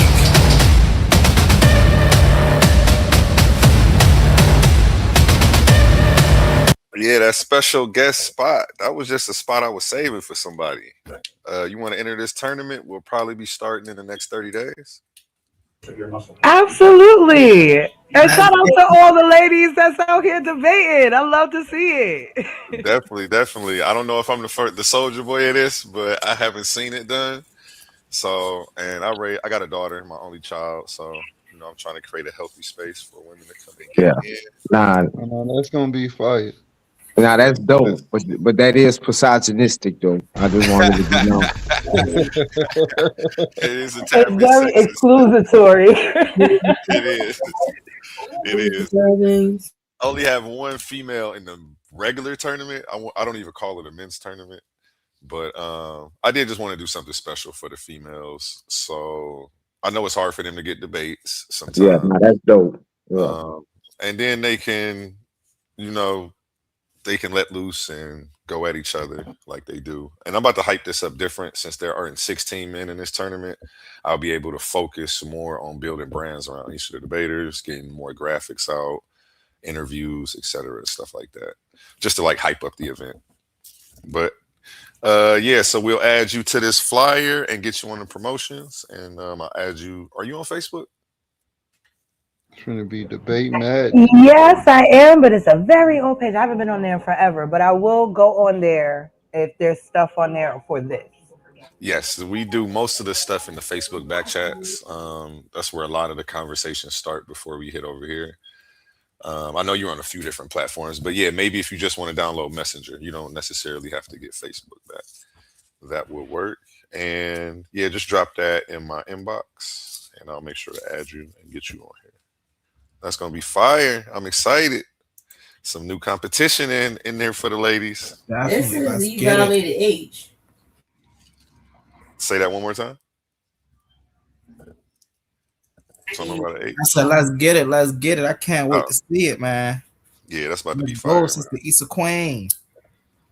Yeah, I'm familiar with a couple of those sisters, and they be coming with it. So yeah, that's gonna be dope. The names on there, and Issa definitely belongs in that in that grouping. They about to have to bring their A. Thank you. I appreciate that. I'm excited to meet these ladies. I'm really excited. I want y'all to bring y'all Kali energy, y'all Sakret energy. I want y'all to bring all of that. Oshun, Oya, and Yahweh for the Bible ladies. Whoever you need to bring them. That's gonna be. Sister Issa Queen. They're gonna bring wisdom. Hey, Sister Issa Queen, I was just talking to a sister named Shekmak earlier. I was bringing her. I brought her over to Beagle earlier, and she was like, "Should I change my name?" I said, "Nah, sister, you better keep that Shekmak energy, sister. You better keep that energy. We promote that over here." Mm-hmm. Maybe one more female if you know somebody. I'm not sure if Info Nerd. She's around, but she hasn't debated yet, but I think she should. We call her the historian barbarian. Shout out to the barbarians.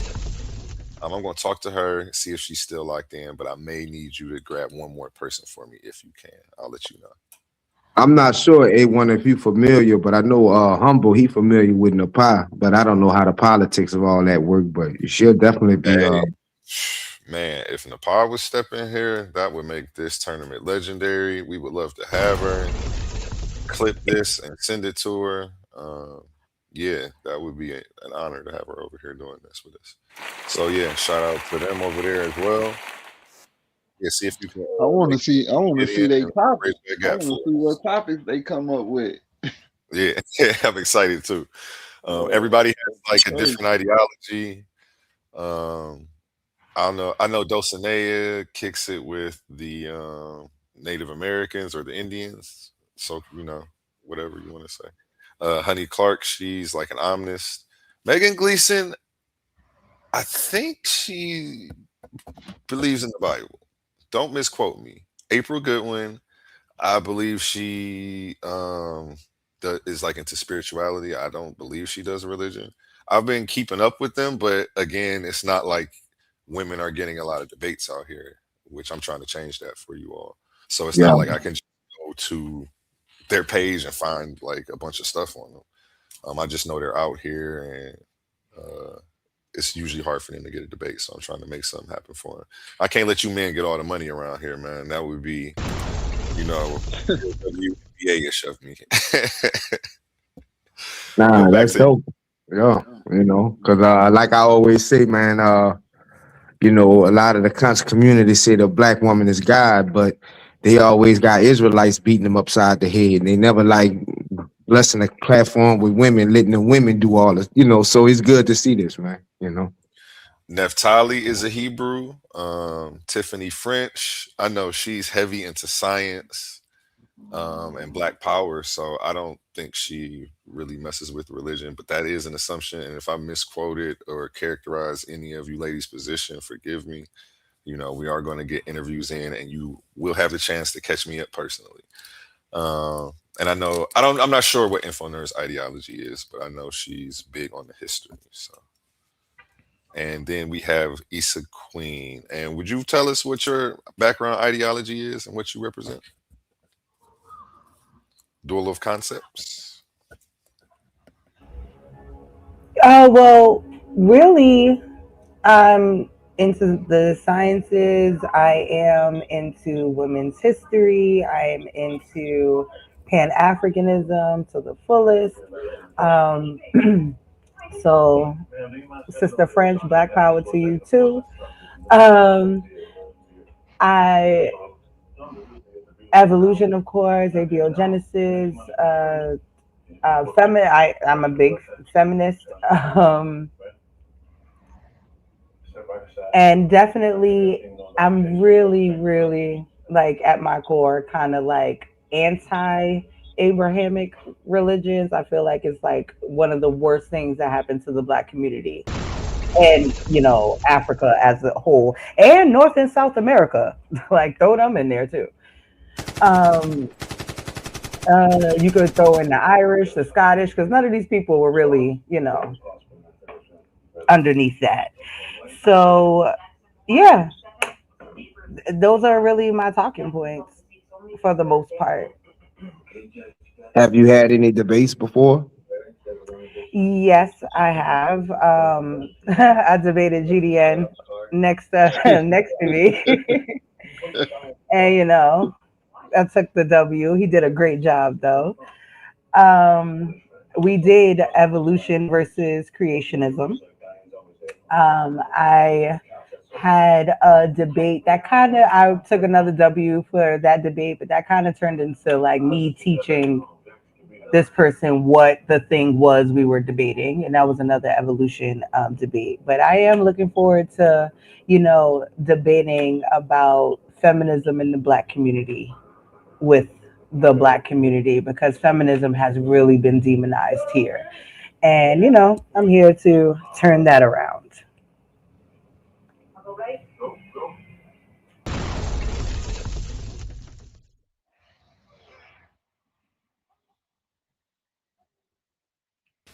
Dum, dum, dum. I know I can trigger every single piece of the Black community with all of my talking points. I get it. Hey, I like what you're talking about. I support those. That was a good one. I appreciate that. Support about 99% of what you just said. Real quick, let's go to a word from our sponsors. Tomorrow, even though this ad says Saturday, it's tomorrow. only here on Titans Debate League. This Saturday, March 8th, history steps into the arena, only on the Coliseum of Arguments, hosted by Titans Debate League. It's the clash of cosmic proportions. In one corner, the smooth strategist, the verbal tactician, the man who bends rhythm into reason, Suave Boss. And in the opposing corner, the architect of quantumoliism, the philosopher of the infinite, the mind that dares to question reality itself, Quantum Truth. The question shaking the pillars of existence. Does Mother Nature need Father Time to exist? Is nature eternal? Is time the necessary foundation of all things? Or are we witnessing the collapse of a cosmic illusion? Two titans, one stage, no escape from logic. Saturday, March 8th, only in the Coliseum of Arguments. Enter the arena and witness eternity on trial.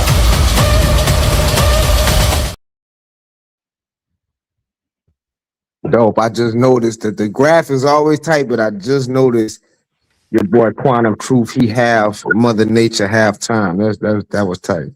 Yeah. I still see mistakes in some of my work, but y'all probably won't.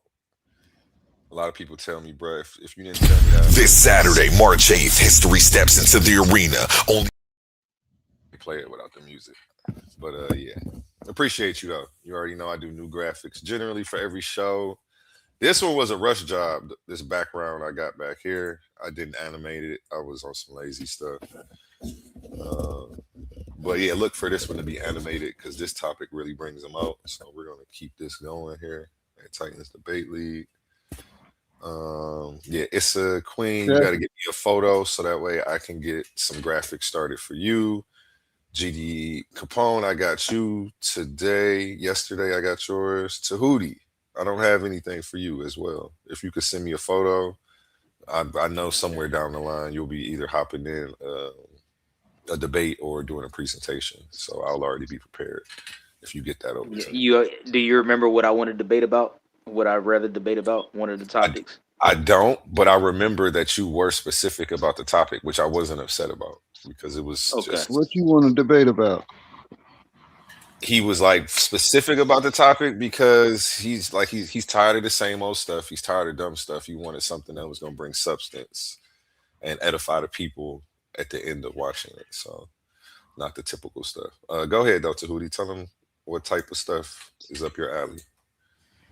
You need an argument. Repatriation versus reparations. Yeah. And solution based, man.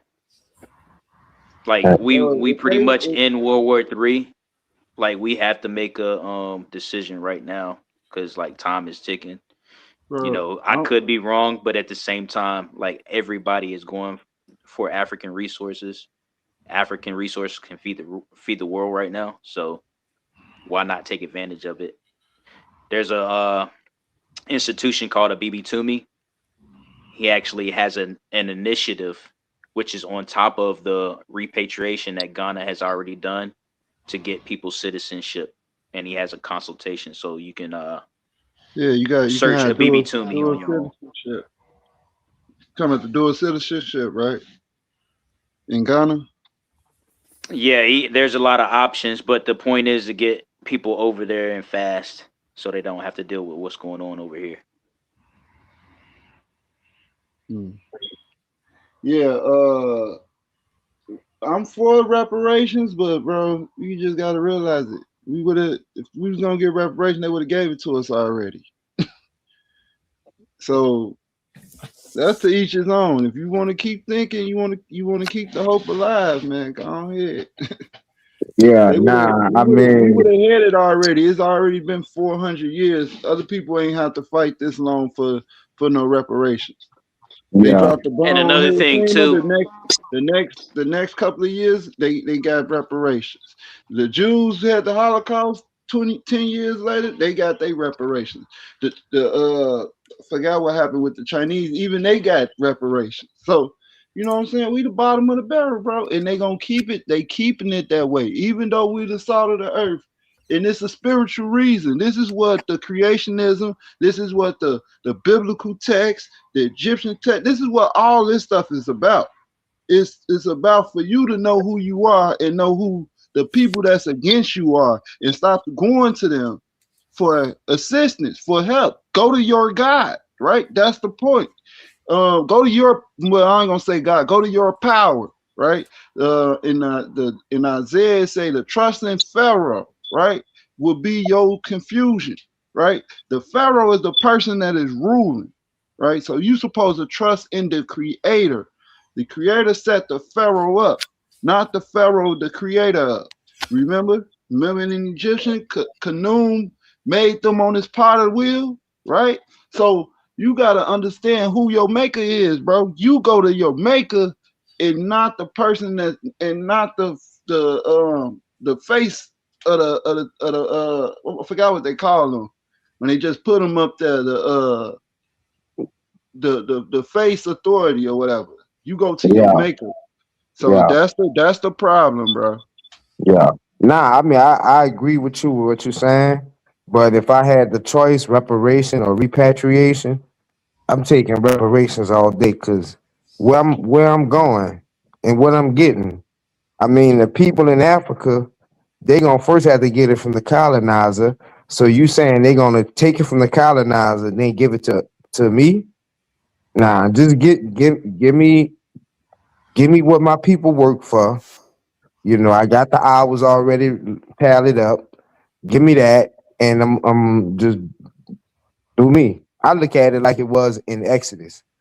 Before we left Egypt, they broke us off. They gave us all their gold. So, you know, give me what you owe. That's how I look at it.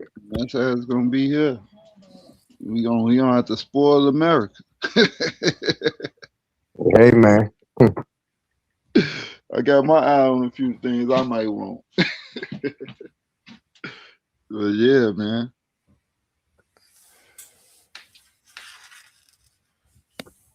But I wanted to say, shout out to Gideon, man, standing up here, man, against all of the rhetoric.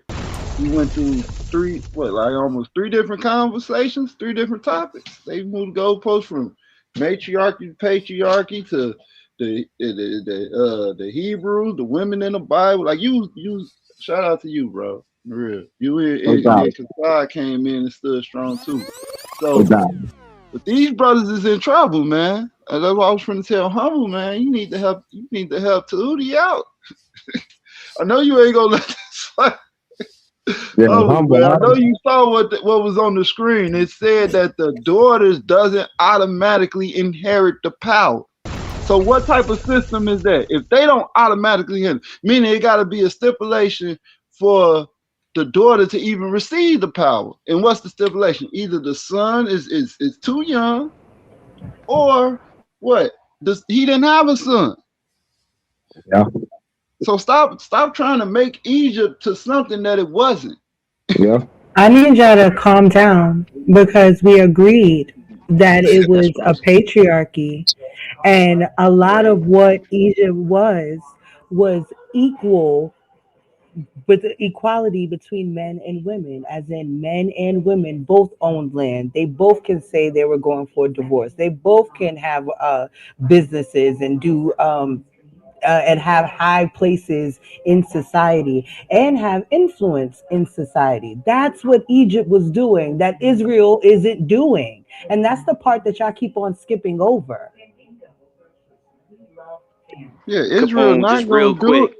Just real quick, Go Capone. ahead. I just want to let you know that, like, you remind me of that uncle at the cookout that come around the corner with a glass of Hennessy just yelling a whole bunch of things. I used to drink Hennessy. That's funny. Hey, but yeah, man, you lost my train of thought, bro. You threw me off. No, she was saying Egypt women could own land, do this, do that in Egypt. In the Bible, the women couldn't do that. That's what she was saying. Oh, bad. No, I didn't say the Bible. I said Well, no, I'm just saying Israel. more or less. In Israel, but yes, in the Bible as well. Because I know you're going to bring up some anomaly of one woman that is able to do, the things that y'all are talking about, and try to make that the standard of what women were able to do. And that's another thing that y'all like to do in these kind of conversations. Women was able to do a lot of things. See, it's a lot of stuff that's in the Torah in the Old Testament, the Tanakh, in the Bible, right, in the scriptures that's not translated into English. So it's a gang of stuff that we missing out on. But not only that, to answer your question, Israel is not going to be doing it because Israel is not in the land. Israel is scattered right now. So understand, the people that's over there, they acquired that land in 1948. So they not the true inhabitants, the true descendants of Jacob, right? So and we know this. So Facts. Israel is striving, Israel is working, Israel is waking up, Israel is doing all they can. But Israel has to understand that we have to unite on the one front, and that is that our power exists. And that's the whole thing, and that's the whole point. When he spoke to Moses, that's what he told him. I exist. So no one can never say that he doesn't. And we have to show that by our resilience. And that's the problem. Israel that's the only thing we're not doing. We're not showing that resilience. I have to agree. I'm not sure what that has to do with the conversation, but shout out to y'all. Keep showing y'all resilience.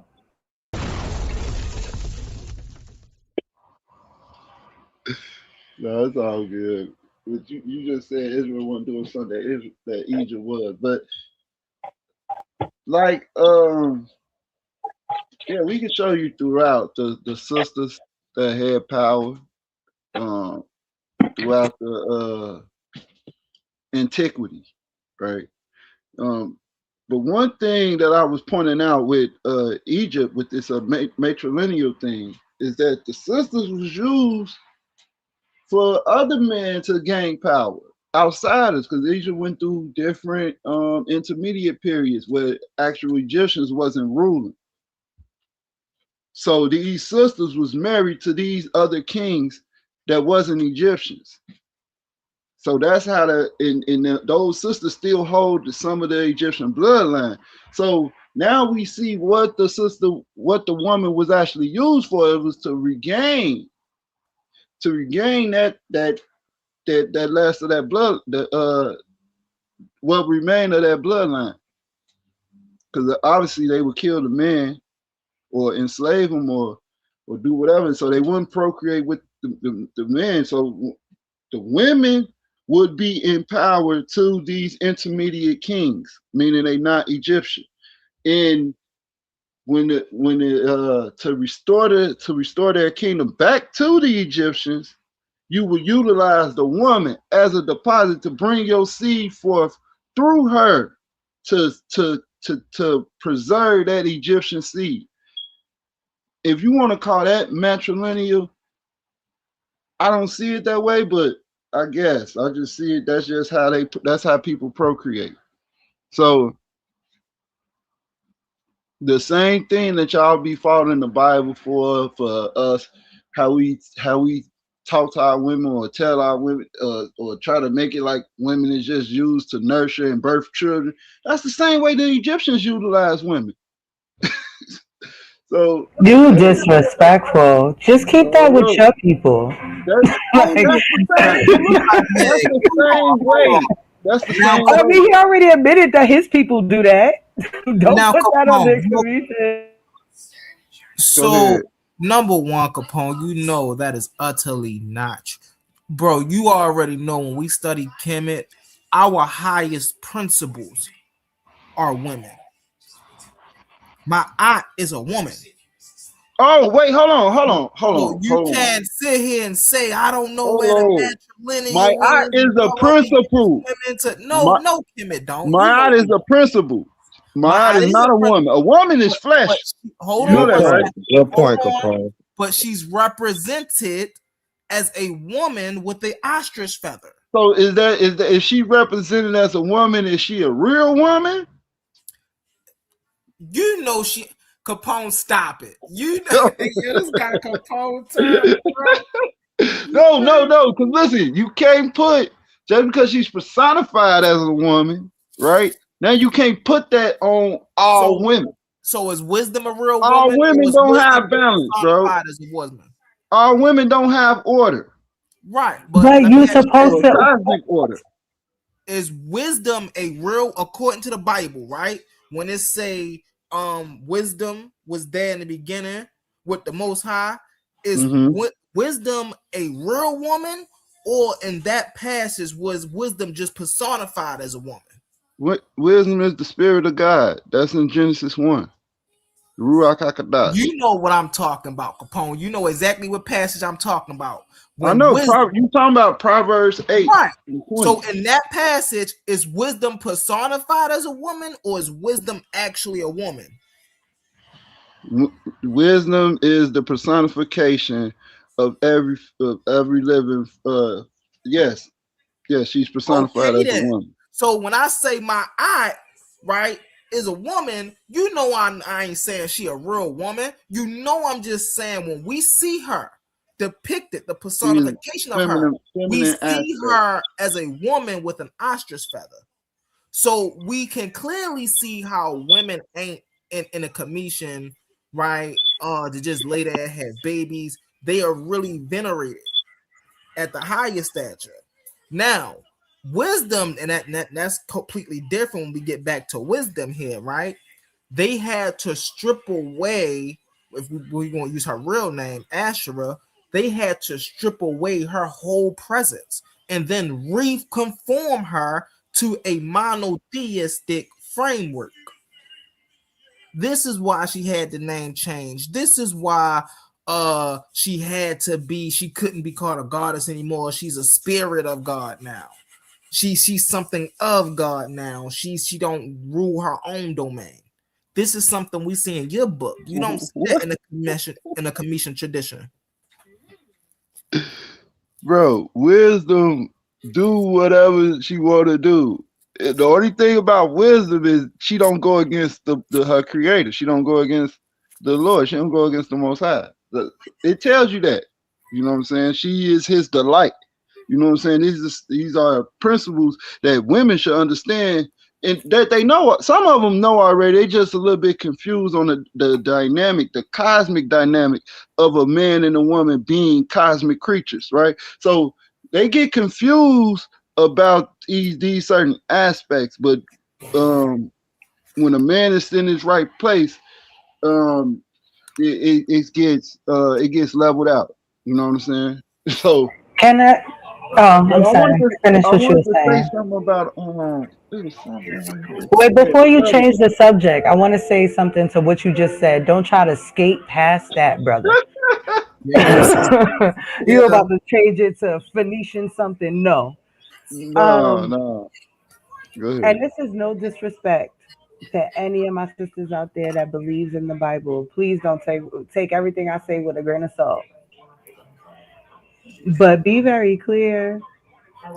Women who hold the womb and the ability to create life, believing in a man that did it for them, is confused. Those women are confused. It's not us that understands the power of the womb. It's not us. Okay? What's confusing is y'all framing history within 6,000 years to keep those women away from their true history and truly from who they are. Because all that comes before the Bible. And that's why I'm having this debate with my brother up here. Because people are confused and thinking that patriarchy was all that there was and all that there has ever been. But there's archaeological evidence that will prove that wrong completely. And once it proves it wrong, what else do you have besides to figure it out with the women that are here today? Okay? We need to get rid of these old ancient teachings that are very wrong, especially if it's only dealing with one aspect of God. Mm-hmm. Everything comes in duality. And if your spirituality doesn't come in duality, then it's not for us. Gideon, do you read the Apocrypha by any chance? Yeah. Yeah, so that's what I'm saying. The Bible, it doesn't just talks about one aspect of God. Even in the 66 books, we were just talking about wisdom, you know, which is the feminine aspect of God, the unspotted mirror of him, as it says in the Apocrypha. So I don't know. That's what I'm saying. There's a lot of things that's. But you just said it yourself that not all women are built with wisdom. So if I am a I didn't say girl, that. yeah, you did. Bring it I back. You said said not all I women. said they. No, you said not all women is my I aunt. said they're That's what you confused said. with You're right. I A said lot of something women about are them confused and all of with these other things. And I get that. what the And heck I is agree that? with you. I think the world Feminism. is confused, right? But what I'm saying is if a woman doesn't have wisdom, because wisdom is something you gained over time and experience, right? And it is applied to the decisions that you make moving forward. That's wisdom. If you have a naive person, how does a girl then find wisdom through the Bible that is not operated through the man's ideology? So let me I should have said kakma, right? That's the Hebrew word. Now it's translated as wisdom because that's how the early Englishmen understood that from the Greeks, coming from the Greeks is down the line, the Latin and the Greeks. So they understood that this is a feminine aspect, but not necessarily how the wisdom that we understand, like intellect, knowledge, and stuff like that, is not necessarily that. But this entity at the same time, it do embody that because it knows everything. It was before everything. So it's like a dual, not a dual, but it's manifold, like it says in the Apocrypha. Wisdom is more movement than any creature. So it's manifold. You could never figure out wisdom. Only the creator can figure out wisdom. That's not true, Wisdom right? is the one that gives you And all of your riches, all your everything. It's the foundations of everything. bless you. Yeah, nah, that's a It gives fact. Oh, you your excuse me. breath, I'm your sorry. I thought I being. was. That's why I say she is a tree of life. She's like is like No, these living. are the hidden goddesses that y'all not telling these women about, right? And that's why y'all confused on how women can find wisdom because y'all not telling them the stories of these goddesses that is be underneath the names of the people that you're talking about. Wisdom isn't just a word; it's her name is Sophia. And Sophia has a story where she messes up and she learns from her lesson and she goes through a whole hero's journey, a whole arc within her story. And if women would learn about the story of Sophia and the name of Sophia, guess what? They'll know more about wisdom. So Sophia is made up. That's made up. Sophia is made up. Yes. Wow, you don't think I'm gonna all of show this you how Sophia is made up. I'm gonna show you. I'm gonna Hold on one demonstrate to second. you. Hold on 1 second. One Go mic, ahead. y'all. We Go got a ahead. super chat from Michigan's Natural Living. It's a super sticker. Thank you so much for your support and your engagement. It's a fact, Sister Issa Queen. You already know Sister Issa Queen be in here, you know, putting down that information. You feel me? You keep doing you keep grinding, Sister Issa. You keep grinding. We see you, sister. Thank I you, just, thank you. I I appreciate y'all.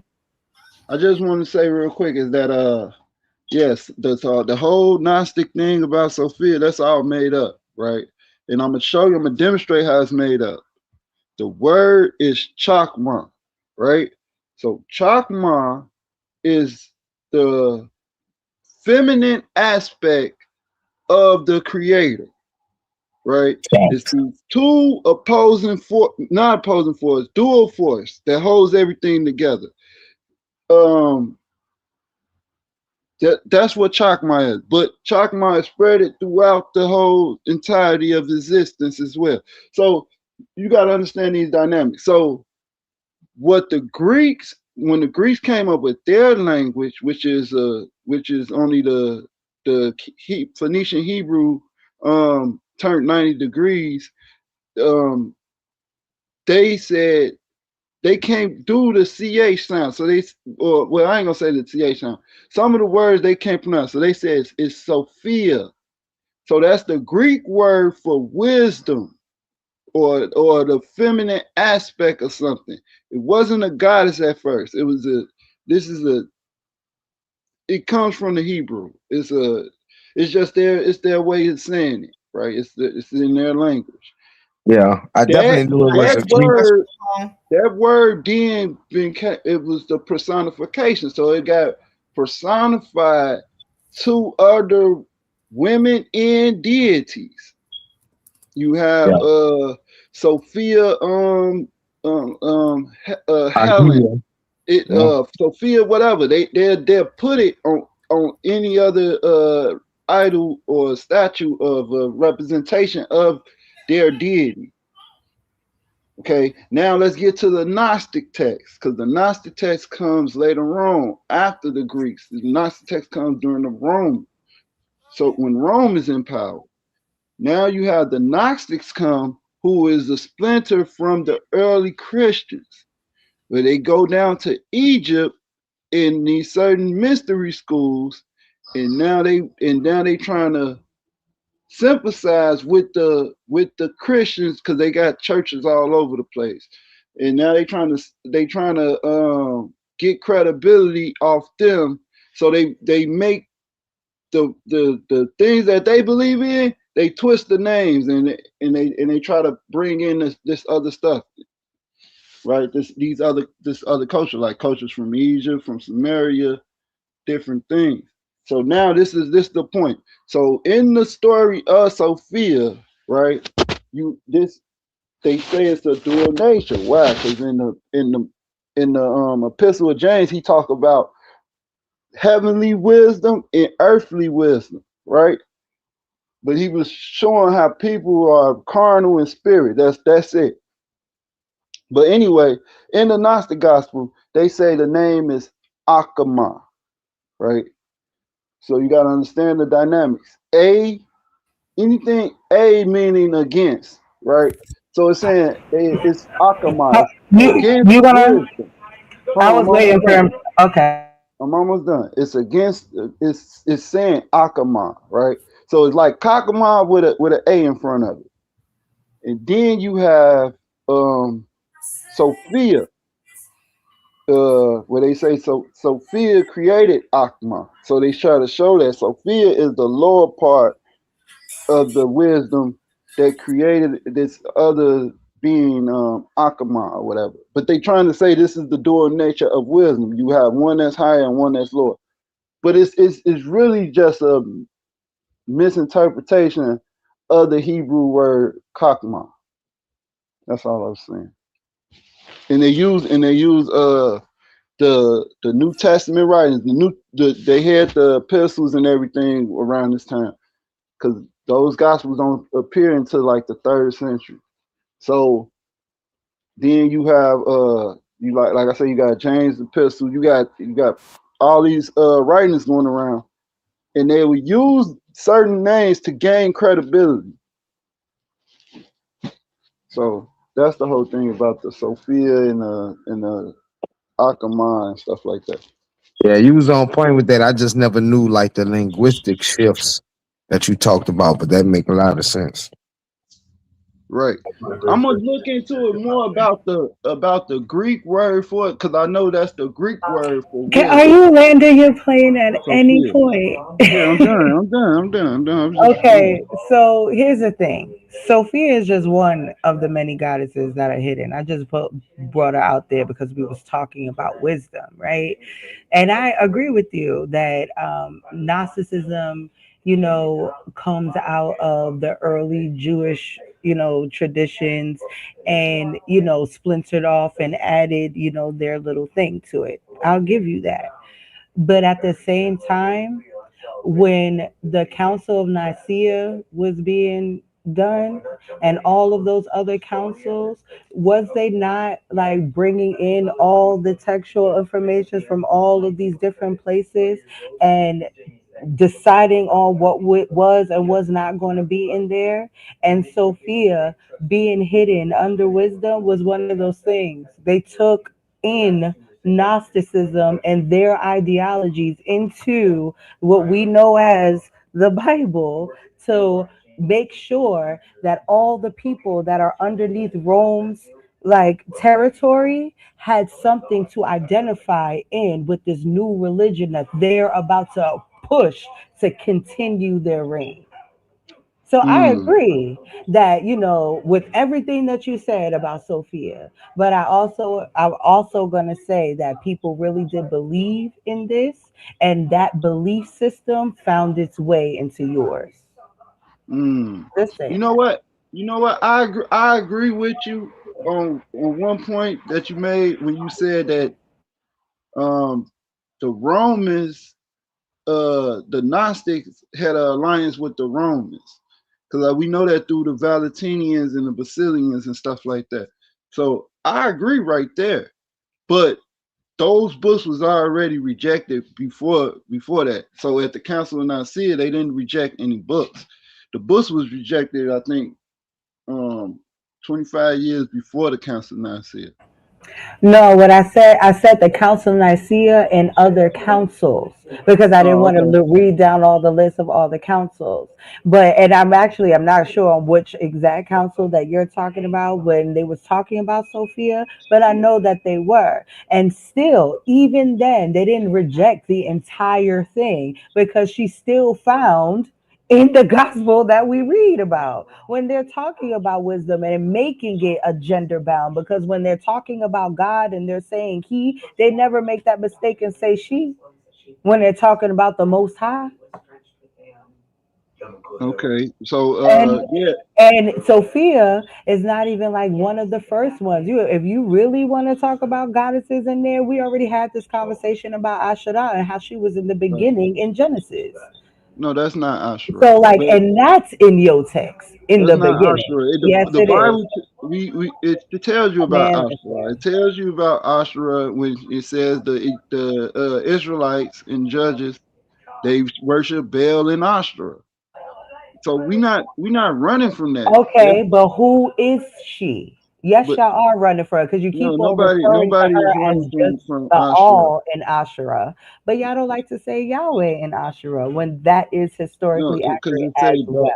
because it says Baal, right? But it also has inscriptions that says Well, Yahweh in his that has Asherah. everything to do with the name of these deities. Uh I, huh. I'm not finna have that I discussion right now know. I know. because I want to have this. I want to flesh out this thing that you brought up about the Greeks. I mean about the god Sophia. Sophia is attached to every goddess in Rome. They got Sophia Syllabi, I think it's Syllabi, right? Sybil Sophia. You have Helen Sophia. They got statues. So they just saying that this is wisdom, whatever this representation is. So the word becomes if the word becomes common. I keep telling y'all these words evolve. Words they become common, right? We know these But Greek. the fact that Sophia is an actual goddess with a storyline underneath the Gnostic teachings doesn't tell you that it's more than just a word, No, because it's Greek. It's a especially Greek since. word. Do you Where have do a you Greek think the goddess named Roman Sophia? got their? Where do you think the Rome got their culture from? I Where do know you think Greece got their they got it culture from the from? Greeks. Rome is big It's a splinter copycat of the Greeks, too. Greco-Roman. Right, Okay. because they absorbed the So Greek what cultures and mythology talks traditions, and they about just changed Sophia? the names. So what mythology of the Greeks talk about Sophia? Because I'm it's a Greek talking word. about, see, this is the problem because you're trying to muddy it so you don't understand purposely. When I'm talking about Sophia, I'm talking about Gnosticism, right? Right, And right. Gnosticism, even though, yes, it is something that you can find within Greek and what they're doing, and Rome and what they're doing, do I think that Rome was really making Gnosticism their number one religion? No, because it would be that if that's what Well, they it were was doing. So, Invictus. so them downplaying who Sophia is really doesn't mean anything It to was me sun because worshippers. she really comes from the Gnostic faith. So those are the people you got to look to when you want to talk about her and her story and what and how she's represented and how she's revered. You don't go next door. Right. So, but this that's what I'm saying. That she's mentioned with them, with the Gnostics. But it's a Greek word that embodies the wisdom, right? And it's an early view of wisdom when it's not talking about nothing about intellect. It's talking about Are we talking spirit. about Genesis now? It's talking about a spirit. Are So we if talking about Genesis now? What are we talking about now?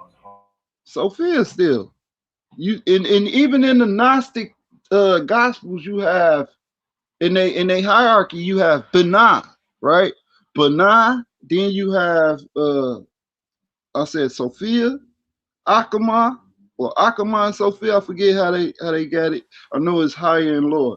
So you had these different aspects, but we only talk about Sophia because Sophia is the word that's used in the Bible, and you attach that to the deity.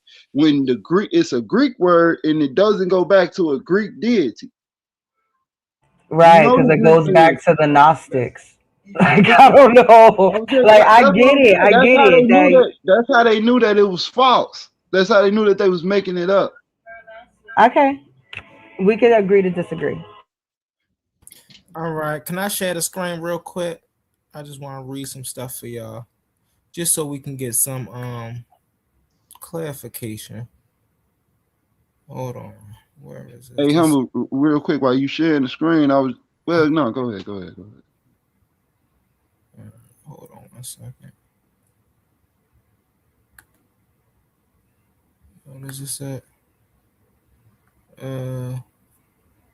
No. Is this it? Hold on, let me see. Nope.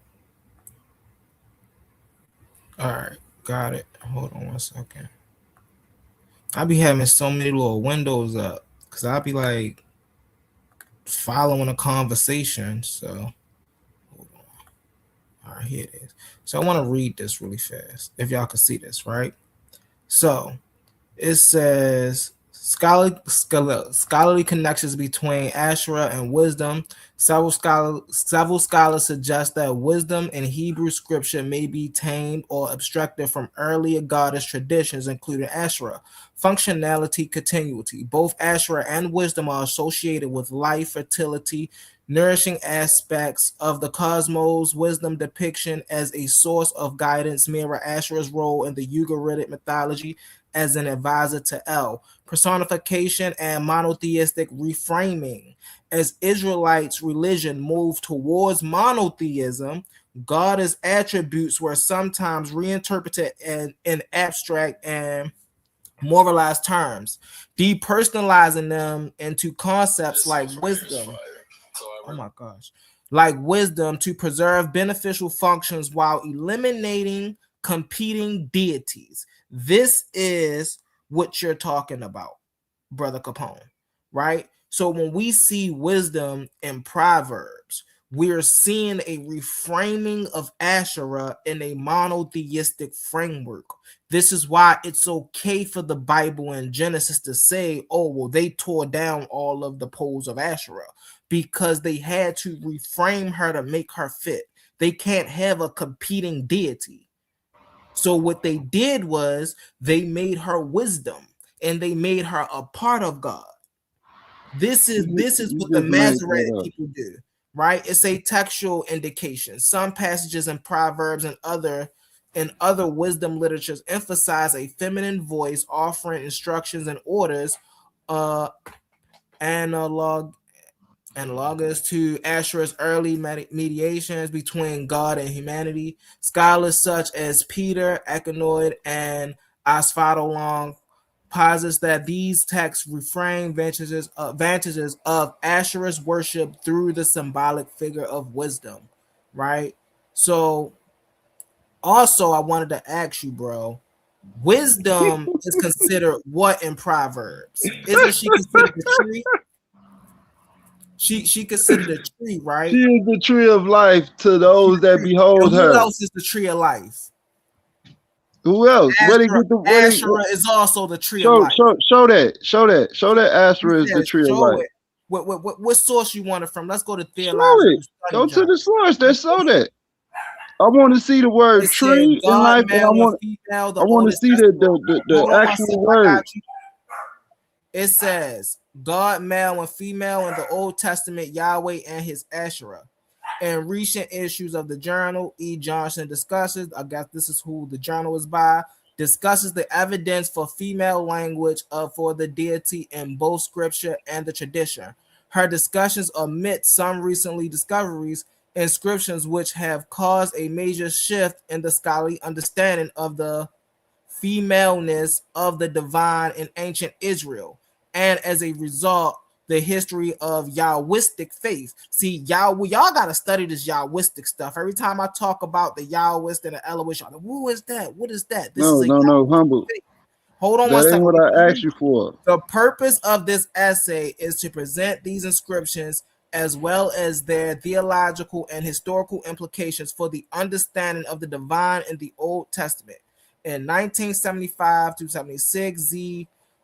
Michel excavated in a 9th and 8th century BCE site in the eastern Sinai called Kutali Ajur. Oh, this is the Kutali Ajur thing I was dealing with. The sanctuary discovered at Kutali Ajur yielded several inscriptions that the two following quotations simplify the inscriptions containing the element of Shirah, right? Mr. X, Mr. Y. So basically, this is telling you that before we had wisdom, right? Where's the theological? Before we had wisdom, we had Asherah. Here, go right here, right? It's a and father of the pantheon. Asherah was a nurturing mother goddess, the religious symbol of a goddess. The Asherah was in Israel was a wooden pole, or perhaps a what? A tree, representing the what? That tree was burnt. Of life. Tree of, you said show you where she was the tree of life. Right here, it lets you know. The fact that he made you show him with the tree of life, but he was just screaming about the grove that they burnt down, like you already knew she was a tree. The grove wasn't the tree of life. That's a tree. Anything. I know. I'm What not I talking. said. Listen to. Wait, hold on. Before you go off the deep end, listen to what I said again. Right? Go ahead. I find it weird that you made him look for where it says Asherah is the tree of life, when you know that when they burnt down the grove, they was burning down the actual like trees and the Asherah poles symbolizing trees of her. So you already knew that she was the tree. Those are not trees of life. Every tree is not a tree of life. The tree of life is the tree of life is. Hold on. What I'm saying, you're just hold on. Tree of life. You The already tree of life. No. Because that's the point. So, do you know what a tree of life is? Of course, I know what the tree of life is. It's my womb. The hell? So your womb is immortal. Yes. If we're talking spirituality, absolutely. How is your womb immortal when you die? Because my mitochondria lives on.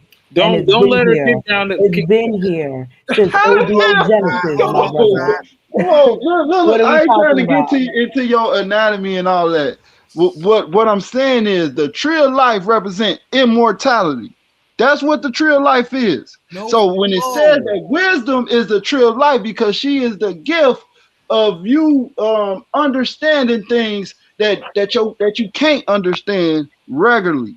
Like it's the humbling of nature of your natural abilities.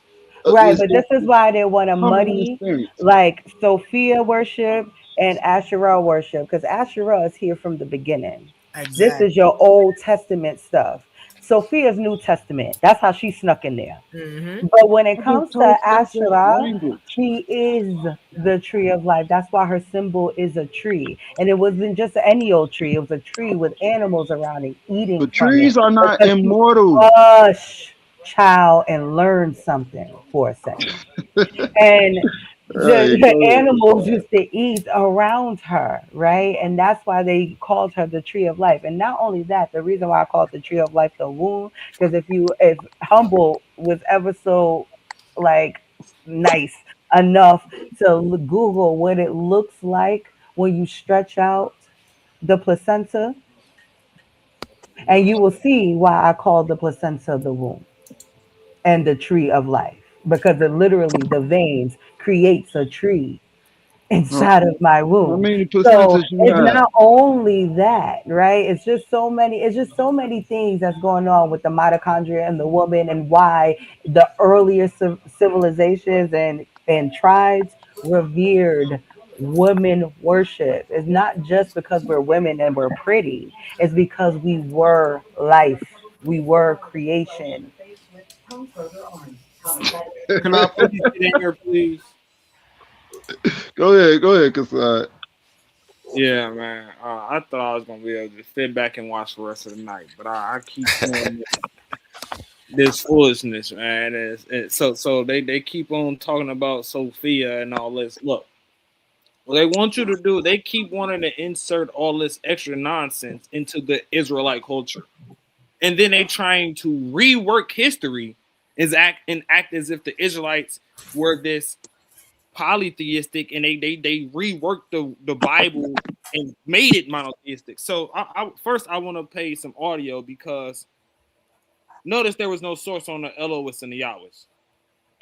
Just ask them for the primary. That's all you got to do, because there is no primary. I can pull it. I can pull the scholars. They'll tell you that there is no evidence for this. So just to let y'all know that the belt over here is real. Listen to this audio with me and Humble real quick. Elohist and Yahwist. You need a primary for the Elohist and Yahwist. I need a primary. When the people went into when the Babylonians. I need a primary. Hold on. Let me ask you a question, brother. You just didn't want me to interrupt you, but now you interrupted me. I'm not doing foolishness. Hold on. Come on, brother. Let me ask you a question. When the Babylonians went into Israel and took over, and they came back, what were those people called?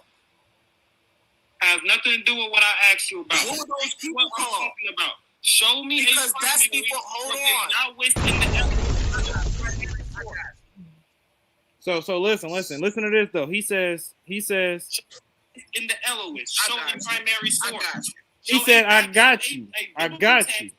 I told him, pull up a biblical text where there's only a L or a Yah, right? Listen to this. It only has Yahweh or only has El. Thank you. So he said he got me. Y'all want to know how that video turned out? How that conversation ended? Y'all want to know how you looking confused? Listen to this. Pull it up, man. You know what? I'm not gonna talk too damn much. So Sonator jumped in a little bit, but listen. Yeah, you better get up out of here. Hey, let me. Can I finish real quick? Oh, get his head cracked. I jumped in. Can I finish real quick? I'm gonna finish what I was showing. Then I'm gonna let y'all have the floor. I want to talk to you real quick for a little bit, Rakufu, but I'm gonna finish out real quick. So I want y'all to know this. Dude jumped out of here. He said I was looking confused. That boy got up out of there and ran. You was looking confused. That boy got up out of Play there. the rest of the video. Hey. Primaries and stuff. Bro got up out of here. He got up out of there. That man ran. Video. That man ran. Listen. There is no. All this is what we call reconstruction history. That El and Yahwist, because guess what? I pulled in this video. I pulled the scholar that literally said there is no El, there is no Yahweh. This is all interpreting on the text, how we want to read the text. There is none of that. So my first question is, what in the biblical text, what role is Asherah supposed to play? Show me primary that Asher is supposed to be this heavenly deity or something in the biblical text. Because what you keep trying to do is revisionist history. He had the Kuntal of the Drud and is talking about Yahweh and his Asherah. I got more audio. Don't make me embarrass you, humble over here. He didn't even know what the scholars Bring it. You Let know me- this is what we live for. He didn't even know what the scholars said about it. I said, you don't know what the scholars actually say about the inscription? You don't know what the truth about it is? He said, what scholars say that, huh? Tell me, what scholars say this? And then he said Denver discovered it. I dare you to say that now. I dare you to. Bro, hey, hold on. I Hey, dare you to. hey, brother A1. Hey, bro, let me take this down real quick. Let me put my face on the screen. I love this. This is what I love right here. Hey, brother A1. When I first had my argument alley over here, we played my call out video, right? A1. Oh yeah, we definitely played your call out The video. call out video, and in the call out video, I most definitely called out brother Kazad, and I most definitely in that call out video showed that he didn't know what he was talking about, and I most definitely showed that I had the primary sources to show what I was talking about. Most definitely. So we could do that. Listen, you know this is what I love. This is my realm right here. Cause I've been trying to get a debate all day, man. We can do this right now. Hey, so who discovered the Kuntal of the Drud? Don't look it up. Don't look it up. I don't have to look it up. I don't have to look it up. William Denver. Okay, now let's show the first lie. William G. Denver was a part of the excavation. No, you said William G. Denver discovered. Who discovered the Kuntal of the Drud? His name is actually Zeev Michelle. Now I actually have the article. Zeev Michelle, William G. Denver. No, not William G. Denver. Nothing. William G. Let me bust it down. Go ahead. Kuntalit a Drud. Hold on, let me pull up my.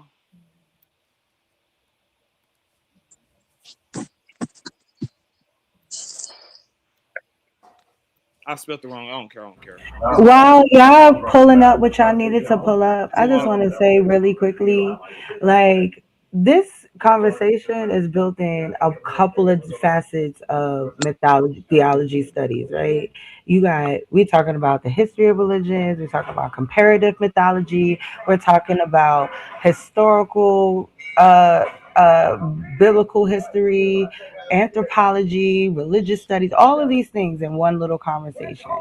So please don't confuse the fact that, the type of evidence that you want, you might not find because there's other ways to prove the points that we're making. I just want to put that out there. Yeah. Hey, real quick, I'm gonna let y'all brothers go. I'm gonna let y'all get back at it. I just wanted to say with that placenta and the tree of life, we don't know that the tree of life actually looked like that, for one thing. And that's also how your brain look. That's also how the lungs look. So that cuts what's this called? Abiogenesis. How does that cut abiogenesis? Because hold on. Because if that image is true, what you just showed, that shows a design. It definitely shows a design, and if it's a design, then it was a creator. So that's you making an assumption. That's you making an assumption. That's you making an assumption. And secondly, design and purpose. I can show that design in other things. Okay, I heard you. A human anatomy. Because you can find all types of designs in the world. Like that's not new, right? What you were talking about was the tree of life, specifically the life-giving tree. And what I said was that life-giving tree is on my placenta, the life-giving organ that's in my stomach that creates life. That's what I was talking about. How you are trying to connect that to abiogenesis is beyond me, but that's why I asked you beforehand, are we talking spiritually or are we talking like science? Because spiritually, tree of life was been talked about before the Israelites even came into the existence. Like, you're not the first one that came up with the tree of life. You're not saying that we the first. You're not saying that we Exactly. the first And ones. there was We so know it's many a cultural books continuity. about it. But go ahead. He found his information. Can I get in here, please? Thank Yeah, you. go So, ahead. Y'all can finish with the what's so up. yeah, that whole placenta thing pseudo, because the lungs look like a tree. So now everybody got lungs. So we all the tree of life. Let's come on, man. Let's stop that. That's pseudo, and I got up here to actually bring the scholarship and correct the foolishness that was being talked about up here. So my brother, Humble Mystic, he said William Denver found the Kuntalin drug. That is completely incorrect. William Denver came after the inscription. I mean, the artifact was found, and he uses the inscription to try to push his doctrine on the Yahwistic or pre-religion Yahwistic belief stuff. So that's his role in it. That's his role, not the discovery of none of that. William G. Denver is a prominent archaeologist who uses findings from the Kuntalin drug and Caribbean L. Cone to argue that the 8th century Israelite folk religion was polytheistic, preaching the worship of Yahweh alongside a goddess consort Asherah. Right?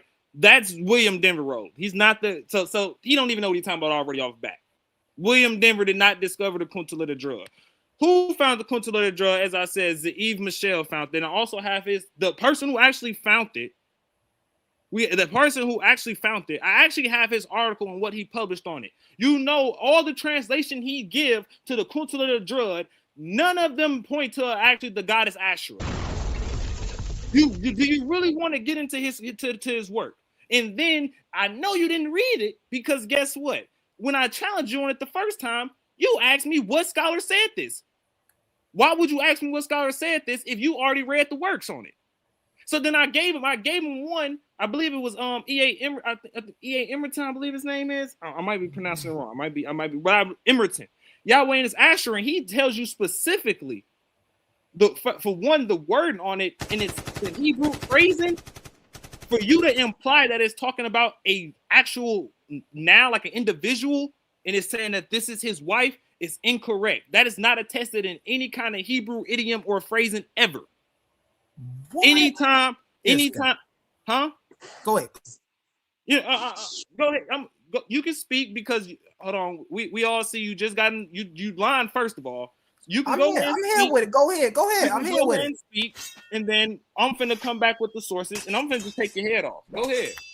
So first off, right, even what he showed, hold on, let me pull this up, because I most definitely say he did excavations, right?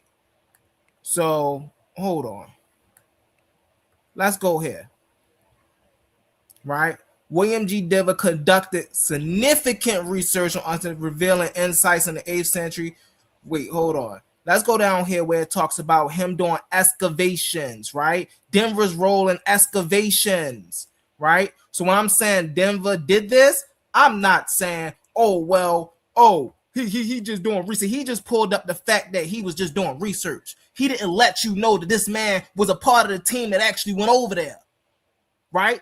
Yes. Did the person lead the team? Of course they did, right? But was he a part of the team? Yes, he was. And he came back and all of them agree on the same thing. That's something that he's also not telling y'all, right?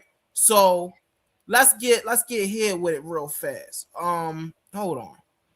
So because he keep playing around with this Yahwist and Elohist, and hold on. Let's get here with it real fast. Like these people was always called Hebrew or something, which we know they wasn't. Hold on. So let's read this really fast, right? The term Elohist and Yah was referred to the no. Let's go down here because we gotta get to this. We gotta get to the source of this, right? The Elohist source to all right, bang. The Elohist source traditionally linked to the northern kingdom of Israel during the divided monarchy after or around 92 BCE, particularly from a roughly 875 to 740 BCE. It's a throughout. So let's do this. Let's do this really fast, right? Northern kingdom of Israel. No primary. Hold on 1 second, bro. You never show primary, and that's exactly what I'm about to bring up right now. Yeah, so I just did this. What's I just theoretical, did bro? this just to show you.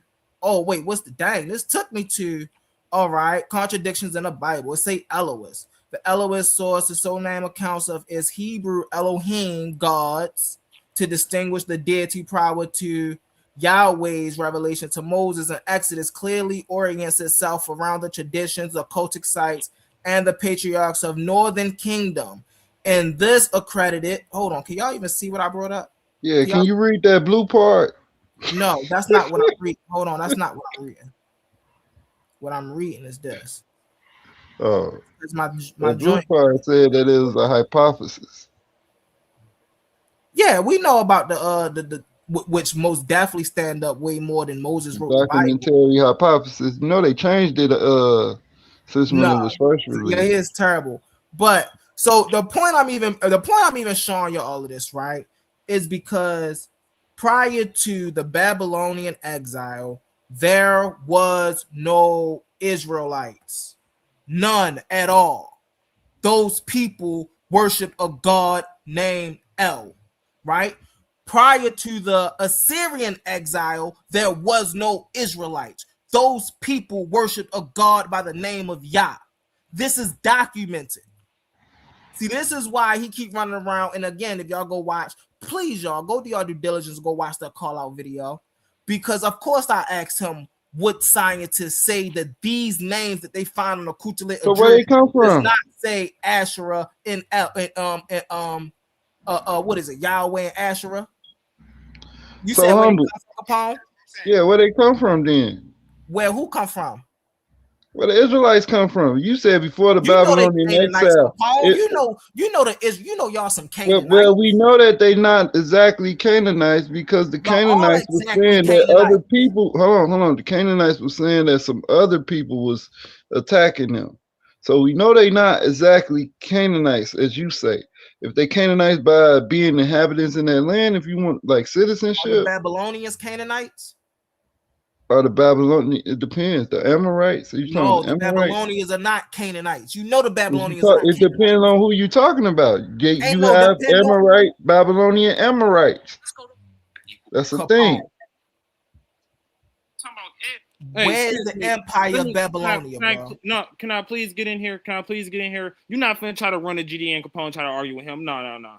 Cause I'm on you Let me too, bro. finish you. Come on, come Let me with it. finish you.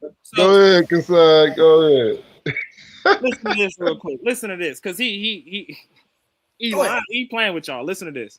Go ahead. We just went down just a little bit. Just a little bit. We see right here. He says, I took the altars. He said, I took the vessels from the altar of Yahweh. Who's the God of Israel? Yahweh. Who's the God of Omri, the king of Israel? Yahweh. Who's the God of Hezekiah? Yahweh. You playing. We got. So if Yahweh is the God, No. I want y'all to understand the context of what's being played right here. This is actually me. This is them already bringing up the Israelite thing don't exist. He already got cooked on this. I already pulled up the primaries and never cooked on could. this. So answer this question, cause no, stop interrupting. Answer this question. I let you go. Stop interrupting. He keep on trying to come over here and run over here like he didn't already lose on these arguments already. Look, pay attention. Never. Talking about El. Listen, that's the beginning. You talking about El. I pull. He said there. Listen to what he just said. There is no. These people worship Yah. There is no people worshiping Yah prior to with the Northern King prior to the Babylonian exile, right? That's not what I said. You see I know. how I'm you paraphrasing. twisting the I'm words paraphrasing you badly. I know. Can y'all have the debate right now instead of talking about what y'all had in the past? Like, let me finish. I would like to hear it in real time. Let me finish. I'm mixing two statements up. I'm mixing up the thing you said with the Northern Kingdom and Southern Kingdom because I'm finna really cook you. The Meshe Stele, he talked about that they're not worshiping Yah and that these people in the north are worshiping El. The Meshe Stele is talking about King Omri and him beating up the Northern Kingdom. The God of the Northern Kingdom is Yahweh. He's lying. That's literally what it says on the Meshe Stele, and that's the audio I just played. Listen to it again. Listen to it again.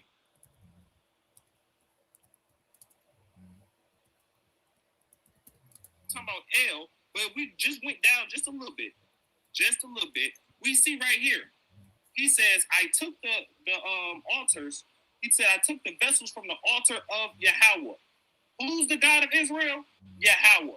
Who's the God of Omri, the king of Israel? Yahweh. Who's the God of Hezekiah? Yahweh. You playing.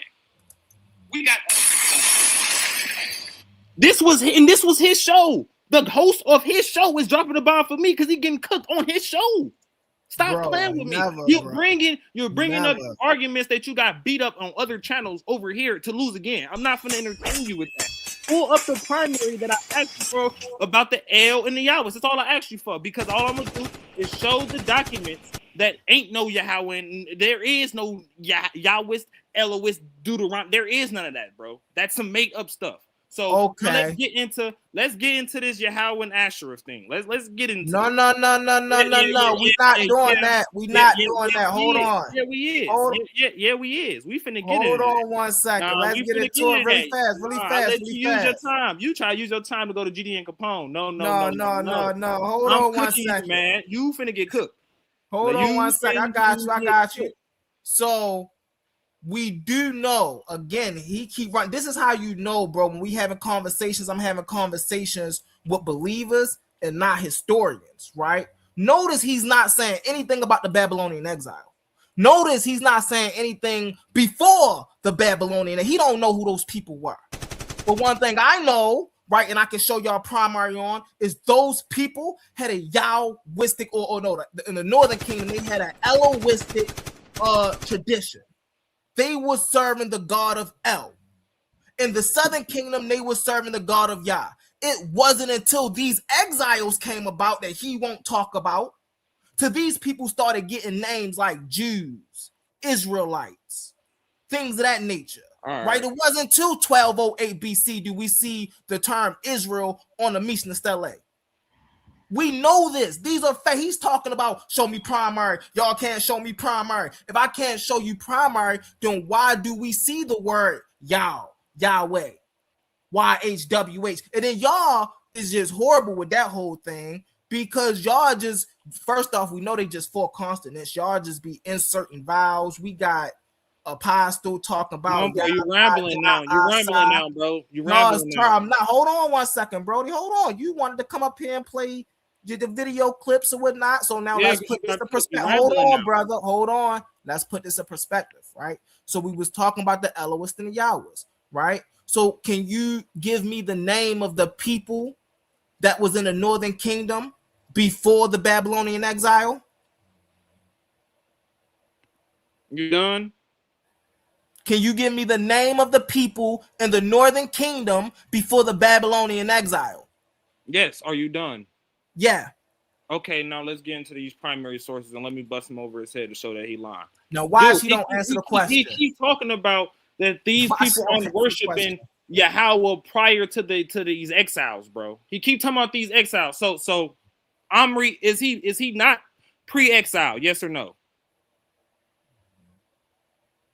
You said it's King Omri? Pre-exile, yes. No. Okay. Let's look at this. Let's look at this. Was King Omri pre-exile? Right? Now I'm gonna just show you, like, bro, this is ridiculous, bro. And this just shows you how much they don't know about Israelite history, but they love to talk about it. So can you share my screen, please, A1? Let's get into it. This is like, why am I even doing this with this brother? Share my screen, please, A1. Was King Omri pre-exile? Yes. King Omri reigned well before Babylonian exile. He was a powerful 9th century BC ruler, approximately 885 to 874 BC. So, to give you a little understanding, this is before Assyrian exile. This is before Babylonian exile. This is before Persian exile. This is before all these people that you try to take and say they got exiled. This is before all that. So now let me smoke you one more time in front of these people for lying. Share this tab instead. So this is the actual translation from off the Meshe Stele. It says literally, I am Meshe. the son of Chemosh, king of Moab, the Dibionite. My father ruled over Moab 30 years. I'm not. Let's skip down to the point because he ain't gonna let me just move. He not gonna let me finish knocking his head off. He gonna try to keep trying to harping on this part. So let's get down here. It says this. He said, "What's those people's called?" Hold on. Let me go up. Because I'm almost skipping stuff. It says right here. I'm right here where it's highlighted, so y'all can see. It says, "I will oppress Moab in many days," he declared thus. But I enjoyed his view in that and that of his house. Israel was destroyed forever. Omri had taken possession of the land of Medaba, and he dwelt in it during his days, during half of my days, his sons 40 years, but Chemosh restored it during my days. I built Baal Meon, and I made a reservoir in it. I built Kerethaim. The men of Gad dwelt in the land of Atrah from ancient times, and the king of Israel have built Atrah. So now he asked me a question. What were these people called before the Babylonian exile?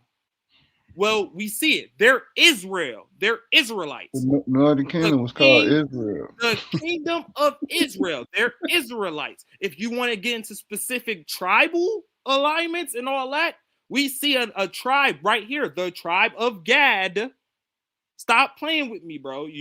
This is too easy. So let's get down a little bit more. Chemosh said to me, "Go take Nebo from Israel." What were they called? Israel, because they're Israelites. They're the kingdom of Israel. Like, let's stop being stupid. This the part right here. This the part right here. I took from there the hearth, which is supposed to be like the vessels of the altar. That's all it means. The vessels of the altar of what is this? Who is this supposed to be? YHWH. Who is this? We see it says, yeah, we know it's the Tetragrammaton. That's their God. The God of the Israelites, the God of Omri, the God of his people, Yahweh. You keep talking about El, and it says Yahweh. And then this is the killer part. This is what you call contemporary with the Kuntalita drug. They keep trying to give you a remixed version of history. Where is Asherah added in this? Where is the other deities associated with Israel in this? No, you're taking literally an idolatrous artifact and saying that this was the original and this is what started off first. No, the Bible tells you that they went off and did idolatry. Put it in its right context, because we see that here that the God of Israel is Yahweh, and it says the king of Israel have built Yahaz, and he lived there while fighting against me, but Chemosh drove him out before me. So what are you talking about? The ancient people themselves are telling you Yahweh is their God. The people that Israel is fighting against are telling you Yahweh is Israel's God. What are you talking about?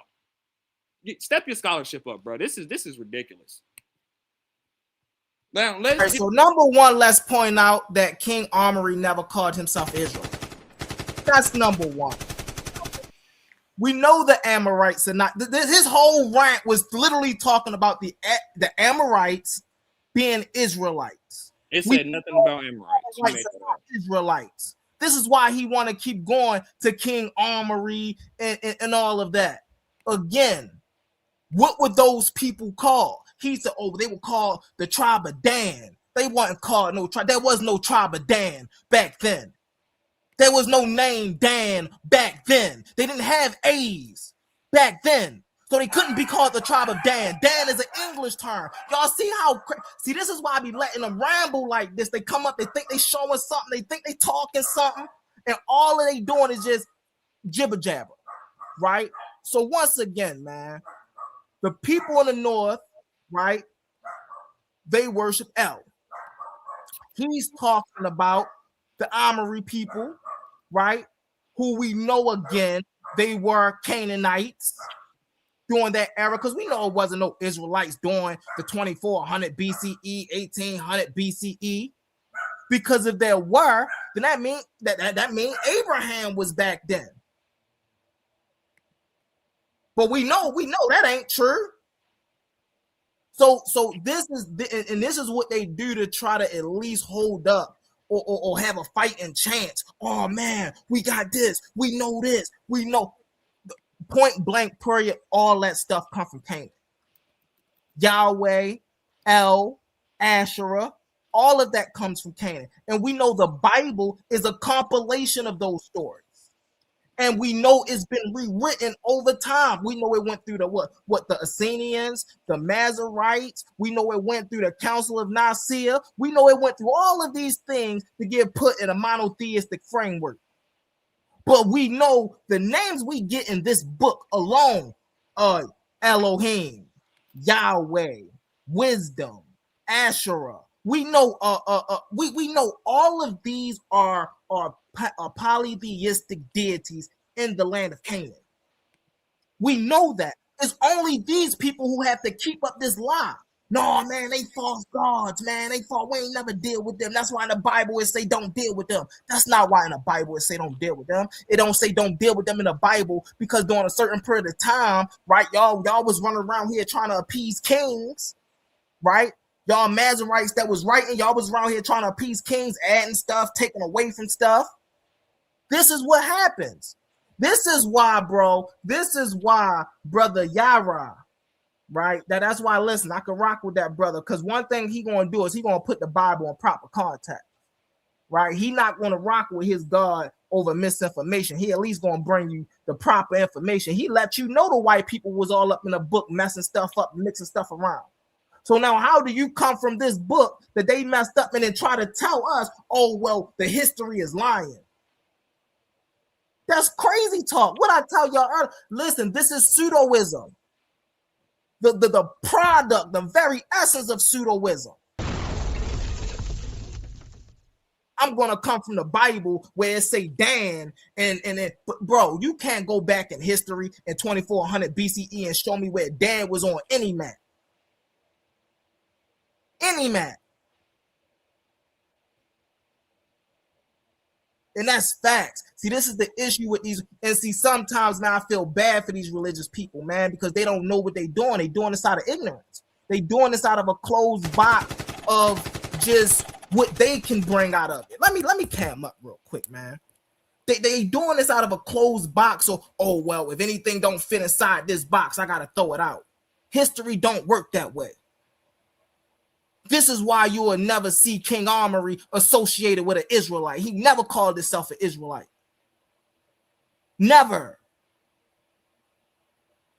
We can't see what's the joint that the dude the other day was on here talking about with the stone, what the dude was praying, and I was like, he didn't call himself an Israelite. They just like to insert the word Israelite into history. Oh, well, we had Israelites back in 2400 BCE. How? When y'all wasn't even known as a people until 1208 BCE. Oh, well, we had progenitors on those people. It wasn't no progenitors on those people. What they did was they separated themselves. They took some Canaanite history, right? And they made it their own. All of the archaeologists, the linguists say the same thing. This is why I bust people heads like Brother Capone. Shout out to you, brother, tough opponent. But the brother Pit Bulls, right? The Khazars nouns that's on the list. This is why I bust their heads, man. Because everything in science leads up and support what I'm saying. It's only the biblical believers that and then they so foolish they'll use the archaeologists that we're using to disprove what they saying, and it show they don't even read their work. You done rambling, bro? So hold on. I'm gonna land my plane with this. I got you. I know you anxious to get back up in there. So I'm gonna land with this, man. Y'all gotta hit that weight room, man. Y'all gotta get your weight up on this scholarship. You just can't keep coming bringing. Oh well, he didn't say this. I like the little voice joint, but even that I bust your head. So I land my plane on that, man. Let's get it. Hey, I'm trying to see. I'm trying to do what Sister Issa Queen said. You said your side is on the list. Please let me finish him, bro. Because what you just heard was him rambling for like 5 minutes with no sources and couldn't. This is what you call denial scholarship. This is literally called denial scholarship. Denial is not just a dirty river in Egypt. Let's talk about it. So we literally had an artifact from 800 something BCE that told you the tribe of Dan occupied this land since ancient times, and you just gonna listen to humble mystics somewhere here and say it wasn't no tribe of Dan. Are we serious? Who needs to step their scholarship up? Can you show us? Then I just showed it on the screen, bro. What are you talking about? From the Bible, can you show us a history? Bro, we don't want to see no Bible ain't a credit. That's not a validated source. We don't get a Bible no credit over here. Humble. That's how I know you slow. That was from the Meshe. That was from an archaeological artifact. That was from an artifact, bro. That was not on no artifact. Okay. That was not on no artifact. Okay. Let me show you how dumb this is, bro. Let me show you how dumb this is, my guy. Let me show you how dumb this is. And this is crazy. So, hey, everyone in the chat, I want everyone in the chat right now. Drop a 1 if you just literally see me. Hey, come on, man. Show us the tribe of Dan, man. Show us the tribe of Dan in history. Drop a 1 in the chat if everyone see me do it. Show us the tribe of Dan in history. An archaeological place called the tribe of Dan, or archaeological people called the tribe of Dan in history. Come on, man. I'm trying to see if y'all got a topic. We need somebody on this flyer right here.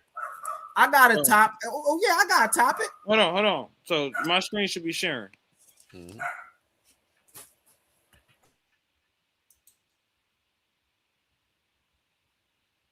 My screen should be sharing. My bad. I gotta pull this down first.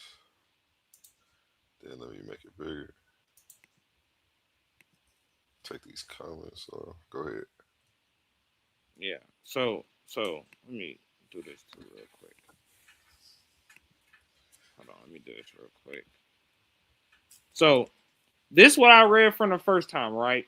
As you can see, the highlight is still right there. It's still there. Let's scroll up. This is actually from the Meshe Stele. This nigga said I read from the Bible. I told y'all they scholarship is bad, bro. I told y'all all that was denial scholarship, man. Denial ain't just a dirty river in Egypt. I told you, man. Listen to this. So this is the Moabite Stele. This is the actually text that's found on the inscription, right? Let's go down here. This is actually the translation from it. I read this part already. I am Meshe. I already read this part. Omri, king of Israel. I already read this part, bro. What are you talking about? So you telling me there's a king of Israel, there's a place of Israel, there's a kingdom of Israel, but there ain't no Israelites. You sound crazy, bro. Like I'm trying to say you sound stupid and stuff like that, bro, but you don't make sense, bro. It's really looking bad. So let's get up here. It says right here. And the men of Gad. Who is this? Dwell in the country of Ataroth from ancient time. Who is these people, bro?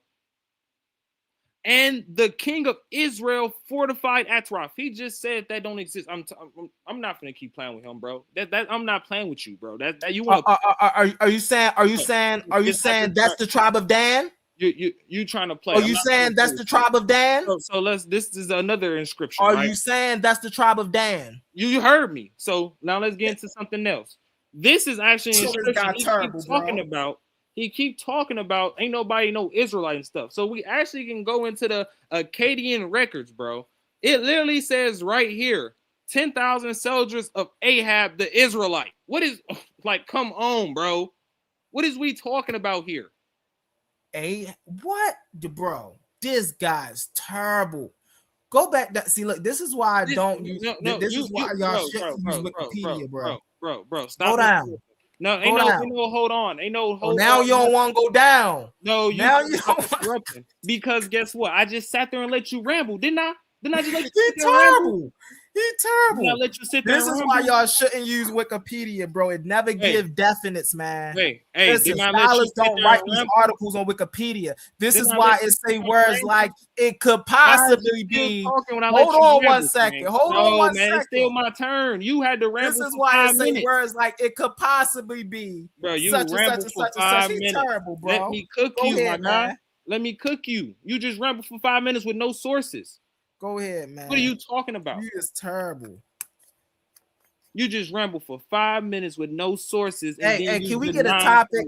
I got a couple topics lined up, even for just for this conversation. You can stop interrupting and just take this L. That's what you could do. Can we get a topic? My screen should be sharing on another tab, A1. My screen should be sharing on another tab, A1. So we just it ain't sharing. It ain't. All right, hold on. Let me see something. So Are we still looking for the tribe of Dan? DAN? See them say the literally the people Right, of tribe of Chad and the Dan, king of DAN. Israel and all these Israelites, like bro, you that's foolishness, bro. That's called denial scholarship. And you All right. So listen, I got a topic.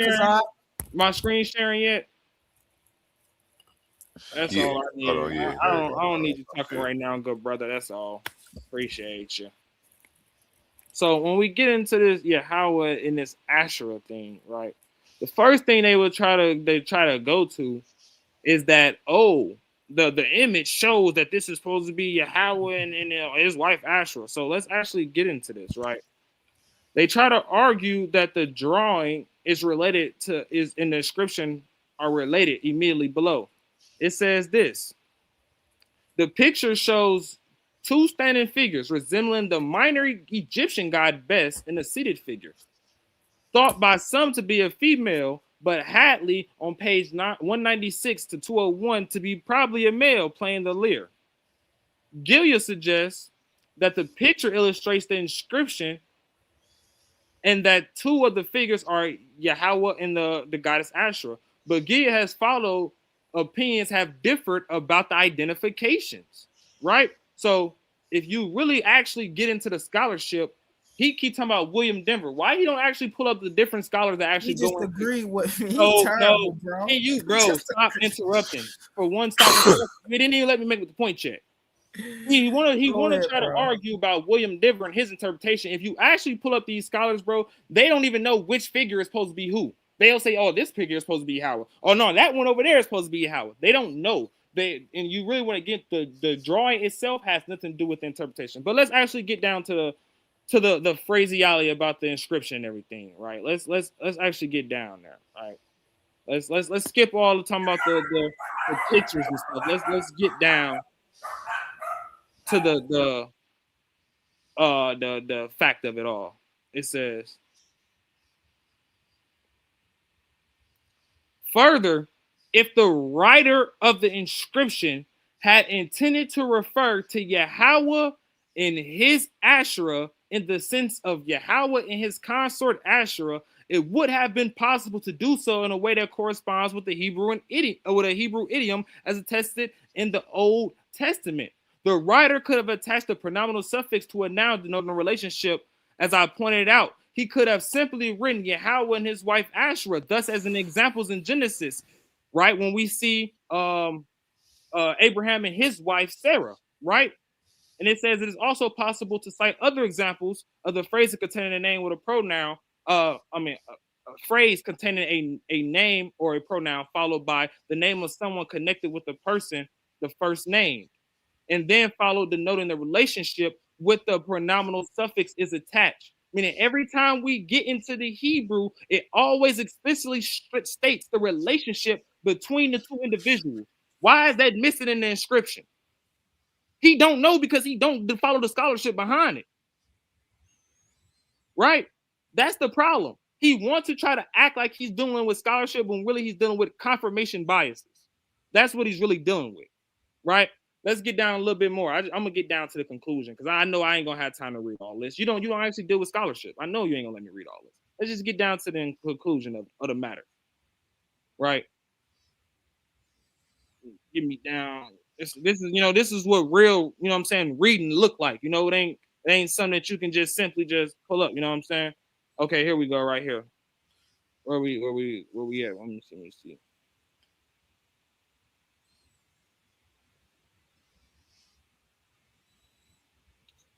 Here we go. It says right here.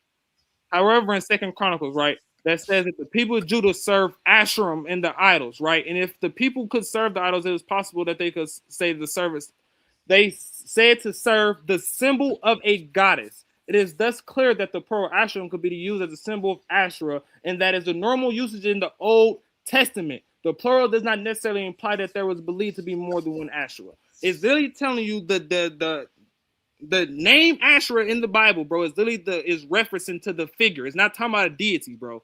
It's not talking about a person. It's not talking about the actual deity. You actually got to get into the scholarship and actually read what it's talking about, right? It says this. I want to get to the right point, though. I want to get to the right point.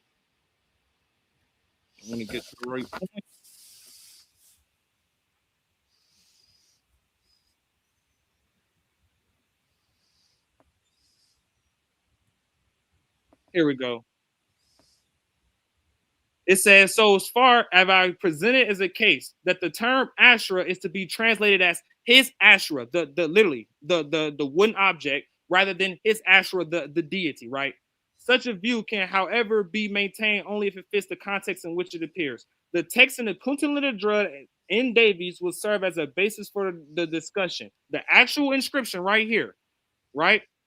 The first three words of the translated, I bless thee by Yahweh T. The preposition introduces the name of the deity whose name someone is blessed, as in Davies, right?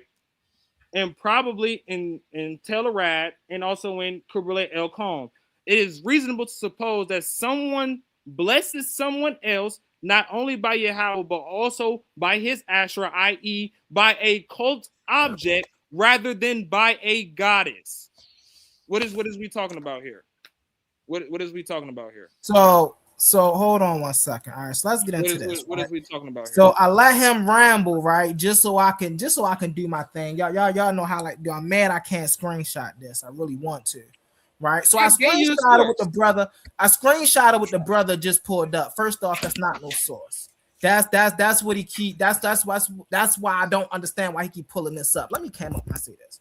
First thing, that's not no source, right?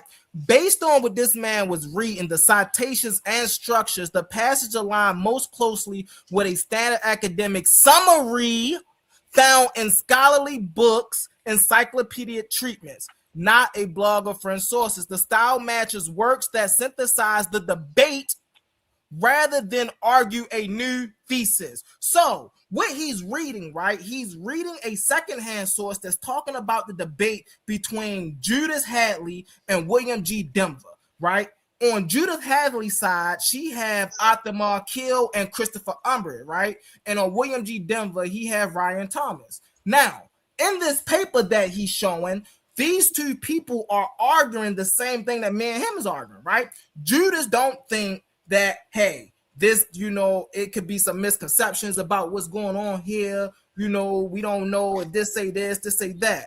William G. Denver and them are saying, no, we absolutely know what's going on here. This is why when he's reading, it sounds like he's agreeing with me at some points. And at some points, y'all say, okay, well, what that got to do with what? But the reason in some points, every time he read that, it sounds like he's saying that is what the Kuntalita Drud is because that's what William G. Denver said. See, this man don't know. He don't read. So he's talking about I don't source up. But yet he's bringing you an article about a debate that William G. Denver and Judith Hadley have. Now, it's clear what side of the debate he stand on. He stand with Judith, right? And I stand with William G. Denver. Right, but now here's why I stand with William G. Denver and not Judith, because William G. Denver actually was on the team for the excavations.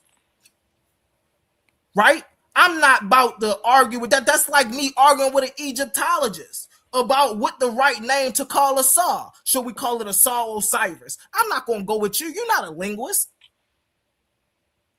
So again, this is why we gotta really check these brothers and stuff like, I'm bringing sources. That ain't no source. That's a second hand academic thing for a debate that they was having.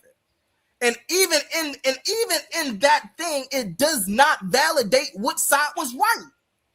That's just like a brother A1. Don't you know the notebook LM explainers we be having? Mm-hmm. And you know how at the end it leave it up to you to, okay, where do you stand on this subject? That's what he's reading. He's not reading a source. Oh, this is what they're saying, and this is no. He's reading somebody's commentary on how they think the debate went. That's that. That's that. Number two, hold on. I'm gonna land my plane with this. Hold on 1 second. Number two, I'm gonna land my plane with this. Hey, bro, I got a lot based off of this conversations. I got a lot of topics, bro. I'm ready to hit the topic when you ready to hit the topic. Let's get in the ring. I love this spawn session, bro. I love this spawn session. Let's get in the ring with it, bro.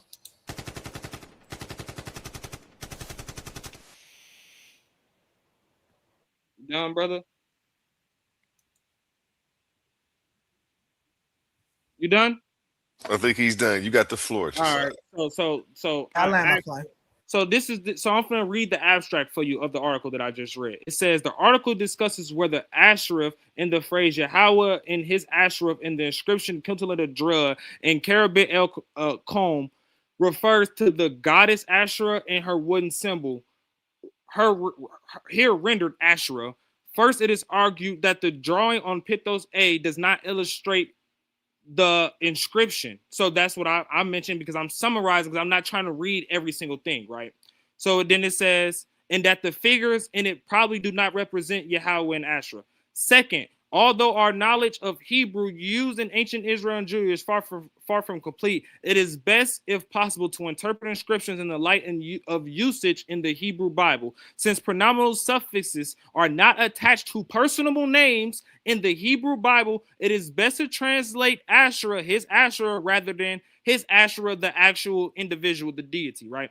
Third, there is no difficulty in supposing that someone could utter a blessing by Yahweh in a cultic object. So that's literally the abstract. So he tried to say that he's summarizing from two. He's talking about the art. No. What scholars actually do is when someone makes a point prior to them. Now you want to correct your own source? Stop interrupting and be quiet. Don't try to jump in and paint a narrative. Man, I got him correcting his own source, y'all. Go ahead, bro. You very. I see you not the sharpest tool in the shed. So listen very closely. When scholars pull up points and stuff, and they're debunking other scholars' point, of course they're going to cite, or they're also going to cite scholars that agree with them. So when we see things in the article talking about this scholar does this and this scholar says this, sometimes he's debunking them, sometimes he's quoting them because they're agreeing with him. Stop lying, talking about that's not what you just read. That's not what I just read. You terrible. Bro. You terrible with that flim flam. Bro, that's literally not what you just read. You literally just sat here and said, you literally just sat here and read the summary of the article and you talked about it being a debate. Hold on 1 second. No, you're not. Hold on, humble. Let him land his plane, humble. Let him land his plane, humble. Let's share the screen. Let's share the screen because he just tried to do is flip it like that ain't what we just read. Now let's watch this. So listen to this. It says this.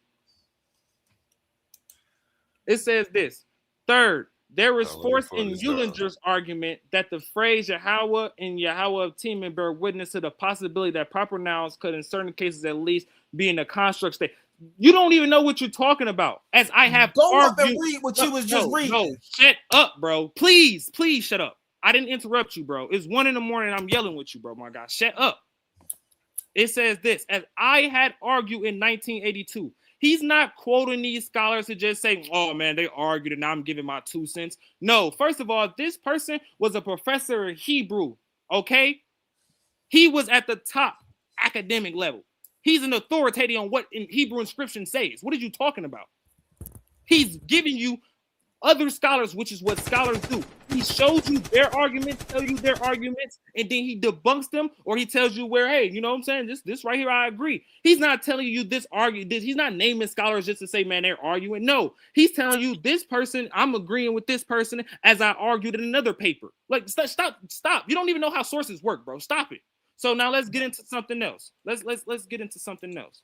Because he keeps talking about some William Denver and all that, bro. First of all, you keep lying, bro. You keep lying. If you pull up what Humble Mystic showed earlier, bro, it said that William G. Denver analyzed the inscriptions, right? He analyzed the findings. He did not find it. He came after the fact and gave his 2 cents on the inscription. But guess what? Right here, right?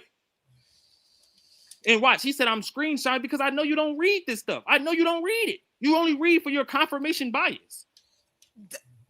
Shut up. It says right here, literally the person that found the article, this is his article. What are you from the 1970s? What is we talking about? This is his article. And you know what?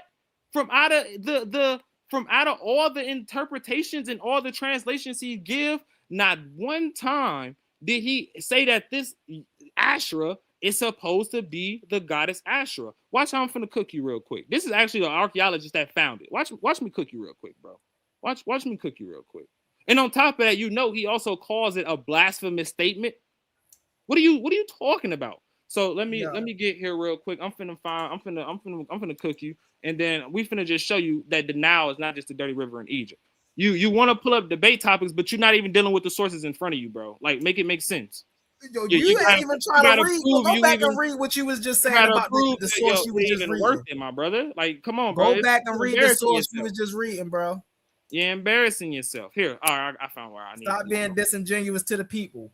My man said I didn't want to read everything. My man said it was a debate between them two, but I didn't want to read everything. He terrible, bro. You just saying stuff, bro. Stop it. Terrible. You said that. I didn't say that. You said that. Listen to this, right? It says this. It says right here. We reading right here. Y'all see the highlight? No, it ain't shine. Hold on, let me get it for you. It says right here. This is terrible, man. This is terrible. What? This is terrible, bro. This is actually from the article, the person that found it. This is actually from the person that found the inscription. Stop lying, talking about something he went and agreed with William Denver, bro. Stop it. This is actually what he said. It says this: the meaning of the last word Asherah, pronounced Asherato, is even more enigmatic. Do you know what enigmatic means? You want me to Google it for you real quick, bro? Because I know you don't know what it means. You want me to go Google it real quick for you? I got you, bro. I got you.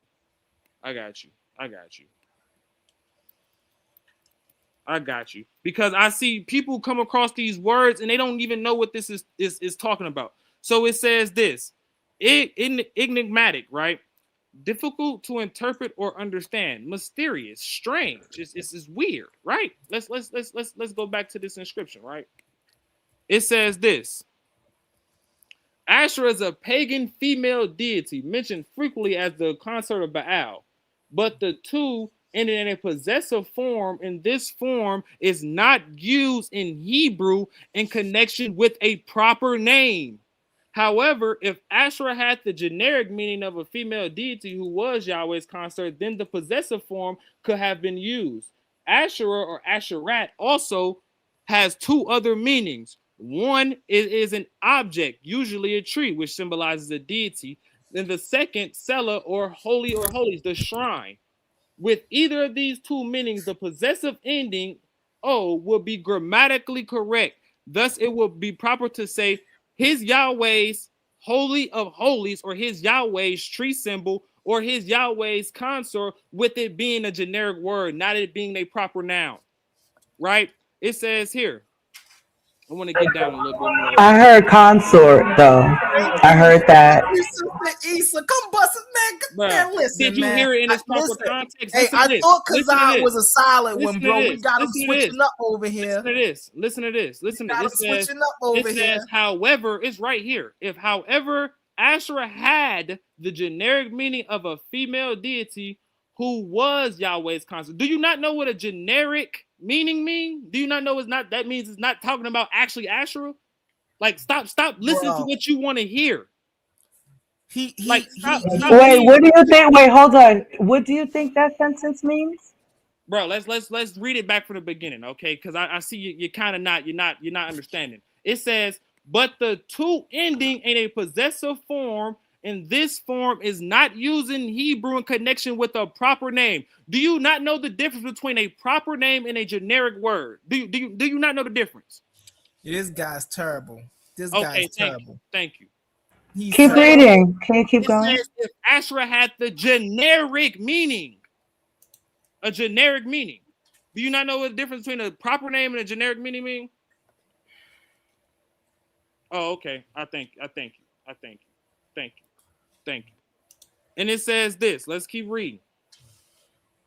because it got real silent when you had to actually deal with. I actually wanted you to finish reading the sentence, but you know, you can keep on going. Real silent. What's the difference between a generic meaning and a proper name? I'll wait.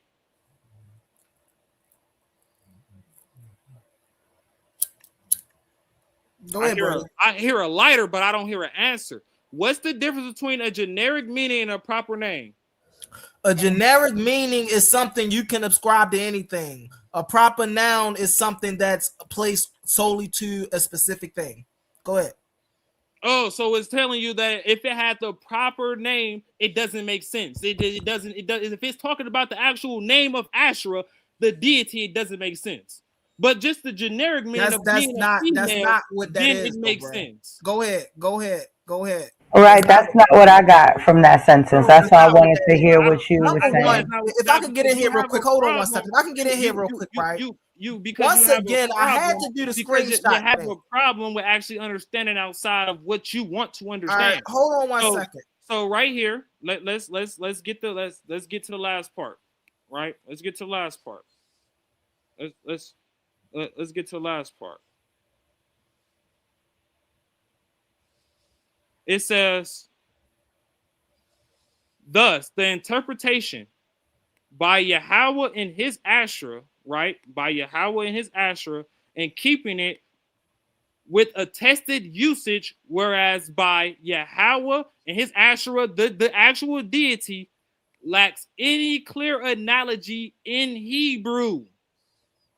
Y'all see the screen, right? You see the screen, right? Oh, okay.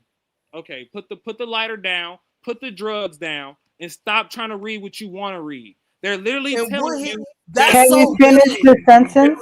I want to. Asherah being called, but it's literally telling you. Hold on, pull the screen back up. Asherah? Pull the screen back up, Josiah.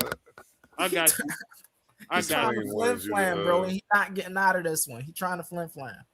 I don't know what's going on. I'm over here messaging somebody. First off, he admitted to reading certain parts of the article. It says this. It says, thus the interpretation of the word. Wait, can you share it? I got you.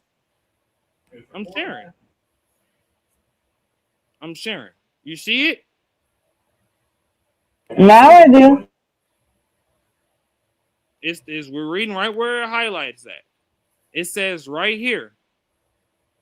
Thus, the interpretation of the words Yahweh in his Asherah as by Yahweh, and notice this is meaning that is not a proper name. This is not a proper name. His Asherah is in keeping with attested Hebrew usage, whereas by Yahweh in his Asherah, this being a proper name, lacks any clear analogy in Hebrew. This is what it keeps telling you. For you to wait, can you move up a little bit? Can you move up a little bit? Oh my goodness. Yeah, just a little bit. Oh my goodness. It literally keeps telling you that for you to try to interpret the inscription that Yahweh and his Asherah is talking about the name of the deity, it's actually talking about the deity, does not make any sense in Hebrew. It's unattested. It's not what it's saying. Like I don't understand how what's wrong. But I would love for you to move it up just a little bit. Could I not read it? Comprehend what that just said. I'm trying to, with all of the information that I could get out of it. So can you move it up a little bit? Like, why are you being so testy? I'm being testy. It's just information. Like, I just wanted to read the paragraph right above it. If you want me to sit here and actually read the entire article, and I didn't ask you to read anything to me. I just asked you to move up a little bit. You are the one refusing to move up. How about that? I'll give you the article and you can read everything on your own. How about that? It's called. I just saw something that I wanted to read. Is it that hard for you to just continue to share it for a second? Yeah, because I'm getting tired of explaining, so I'll just read it literally. I didn't ask you to explain anything. I just asked you to share Yahweh your in his screen. Asherah, the goddess or her symbol, J.A. Emerson. You want to do this at this point. All you have to do is share your screen. I just gave you the article. I just gave you the article, sis. You gave it to me where? It's called Yahweh, Y-A-H-W-E-H, in his Asherah, A-S-H-E-R-H, the goddess or her symbol by J.A. Emerson, Cambridge. And that was at 1%. And what happened when he got there? He dangled it in front of me. Like, I think that you're being really testy and it's really not that serious. I'm just going to add that. But I'm going to look it up for myself. You're perfectly correct in that.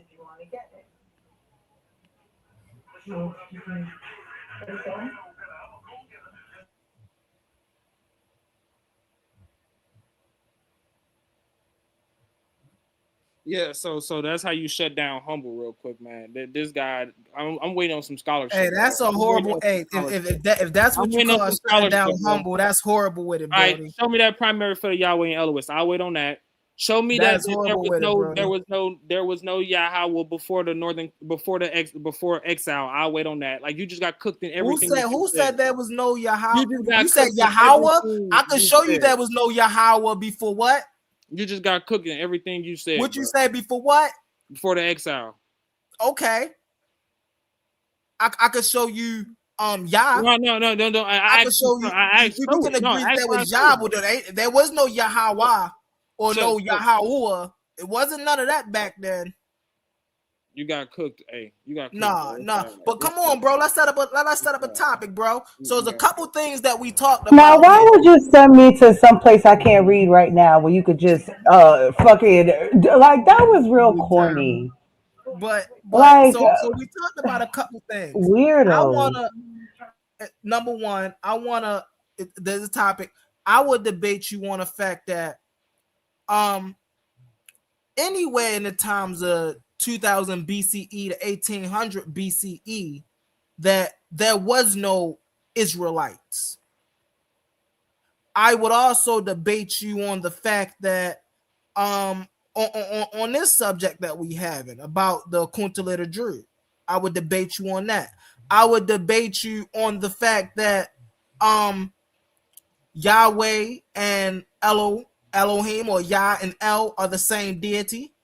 I would debate you on the premises that the Habiru, and the matter of fact, I already did that with Brother Capone. Man, listen, we got topics set up over here, bro. Just pick whatever, or you come up with a topic, bro. We can listen. I'm smoking you on any one of them, bro. Any one of them. I hope you really do. Smoke. I'm still waiting on one about information. Come on, man. I'm waiting. Let's get into it. Well, what topic you want? I'm waiting for any source. Humble said he's saving his sources for the $50. What topic do you want? I'm waiting for at least one source for the Yahweh and Elohim. I'm waiting for one source, bro. You see how he going to dance around the bush, A1? He don't want that smoke for real, man. So you just got challenged live. You just got challenged live. What are you talking about?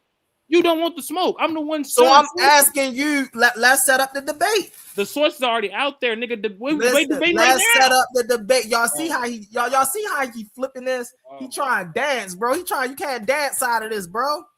You can't dance out of this. We here with it. Let's set it up. You pick a topic. I could pick a topic. It is what it is.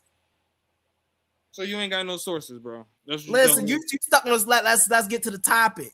You tell me you ain't got no sources? Let's get to the topic. Let's get it. So you don't got no sources?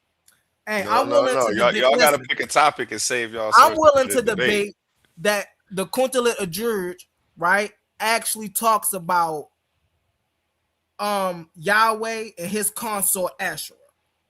What's up with it? Yeah, don't give it all away for Freacher side. Save a little What's bit up for the with 50. Well, come on now. If you feel like you got a topic that's better than that, let's get it.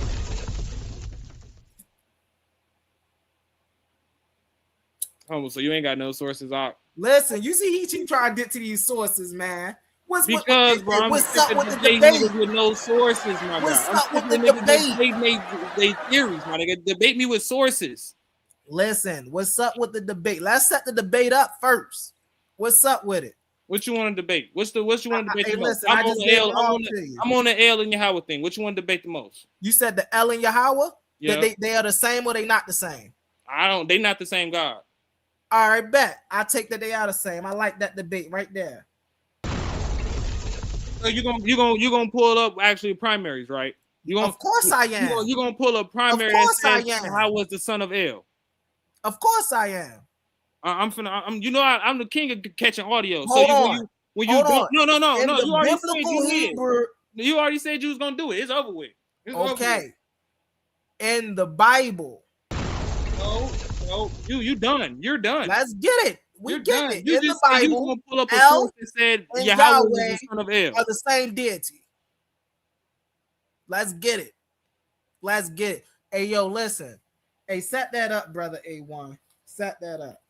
No, hey, listen to this. We about to lock in. We about to lock in now. Listen very We clearly. locking Listen in to what I- now. listen, humble. You're saying the Canaanite god El in the Bible is the god Yahweh. That's what you're saying, right? Yes. I'm finna murder this man. Yes. Hey. You're familiar with our scoring system, Chisai? This is our scorecard. And we have judges. A1. Say that again. Let me show you something real quick, bro. This is why I asked him for his sources, bro, because I already debated people on this, and they wait, don't- that's the they don't- topic. Hold on. You see my screen real quick, A1? Yeah, let me pull this down. You see my screen? Mm-hmm. So Let's get it. let me tell you something, A1, on why I'm asking him, man. Just show me the source. Because I've been dealing with these brothers for a minute, and every time I deal with them, they talk about man, you ain't gonna look. They don't come with no source what they talk about. I'm sick of sitting here arguing with people with no source. As we see in the hold on. Hey, let me finish. A1 get to the scorecard. Let me finish, humble. He's trying to talk his way out of it, A1. That's what he doing. No, we already agree. Once I agree to a debate, you done. You cooked. I want sources. Listen to me. We already seen the audio. I asked him for the primary of El and Yahweh. That man ran. So when I asked him, man, give me the source. Come on. I've been baking these dudes. This is just new to y'all. This is new to y'all. This ain't new to me. I'm true to this, not new to this.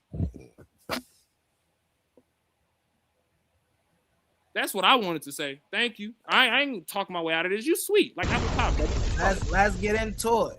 Let's get into it. And I'm talking when I mean I'm talking about scholarship, bro. I ain't talking about, I like to talk trash. No. You go. You listen. Hey, I let her. I don't want to use too much profanity, but I let her smack talk, bro. Hey, listen, that's what make it exciting. This one about to be lit, man. This about to be you lit. look like apple pie, bro. You already baked, fried, and tossed 3 times. You know. As you see, we've adopted the Lincoln Douglas scoring system. So I'll get you a copy of this. I need a picture of you so that way we can get the flyer finished. I just got to throw you on this one. I was going to put him against GD and Capone, but I got somebody else for GD and Capone. Somebody else was asking about him this morning, and I was going to put him against them anyway. So this actually worked out good. So you still got a debate. You didn't even miss a beat, humble. Yeah. And what's that topic again? So that way I could put it in the chat and send it to myself. Is the Canaanite El? Is the Canaanite god El? Yeah, the Canaanite god. The same deity as Yahweh in the Bible.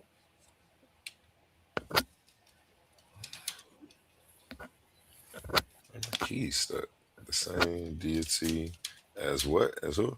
As the Canaanite El, the same deity as Yahweh in the Bible.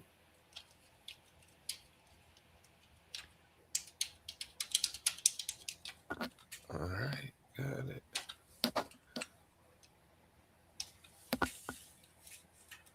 Hey, you know what we say around here, gentlemen? Tighten up. We got a debate. It's going. And real quick, let's go to a word from our sponsors. Tomorrow, even though this ad says Saturday, today it's already Sunday. So yeah, today, Sunday, 8 p.m. Eastern, only here on Titans Debate League. Can you catch this one?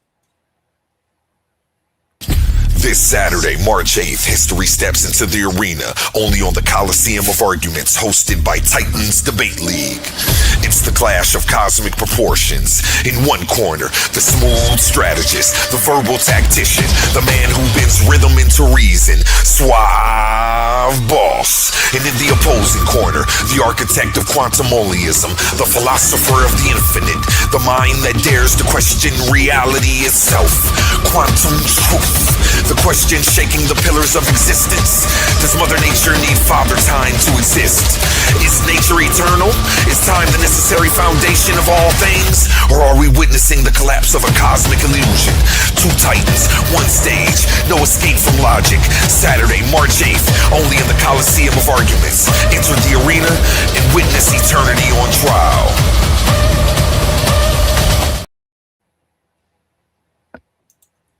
Oh yeah, the commercial I'm about to put together for this one about to be fire. Is the Canaanite El the same deity as Yahweh in the Bible? I put humble savage. I'm tripping. Humble mystic. Definitely a humble savage though.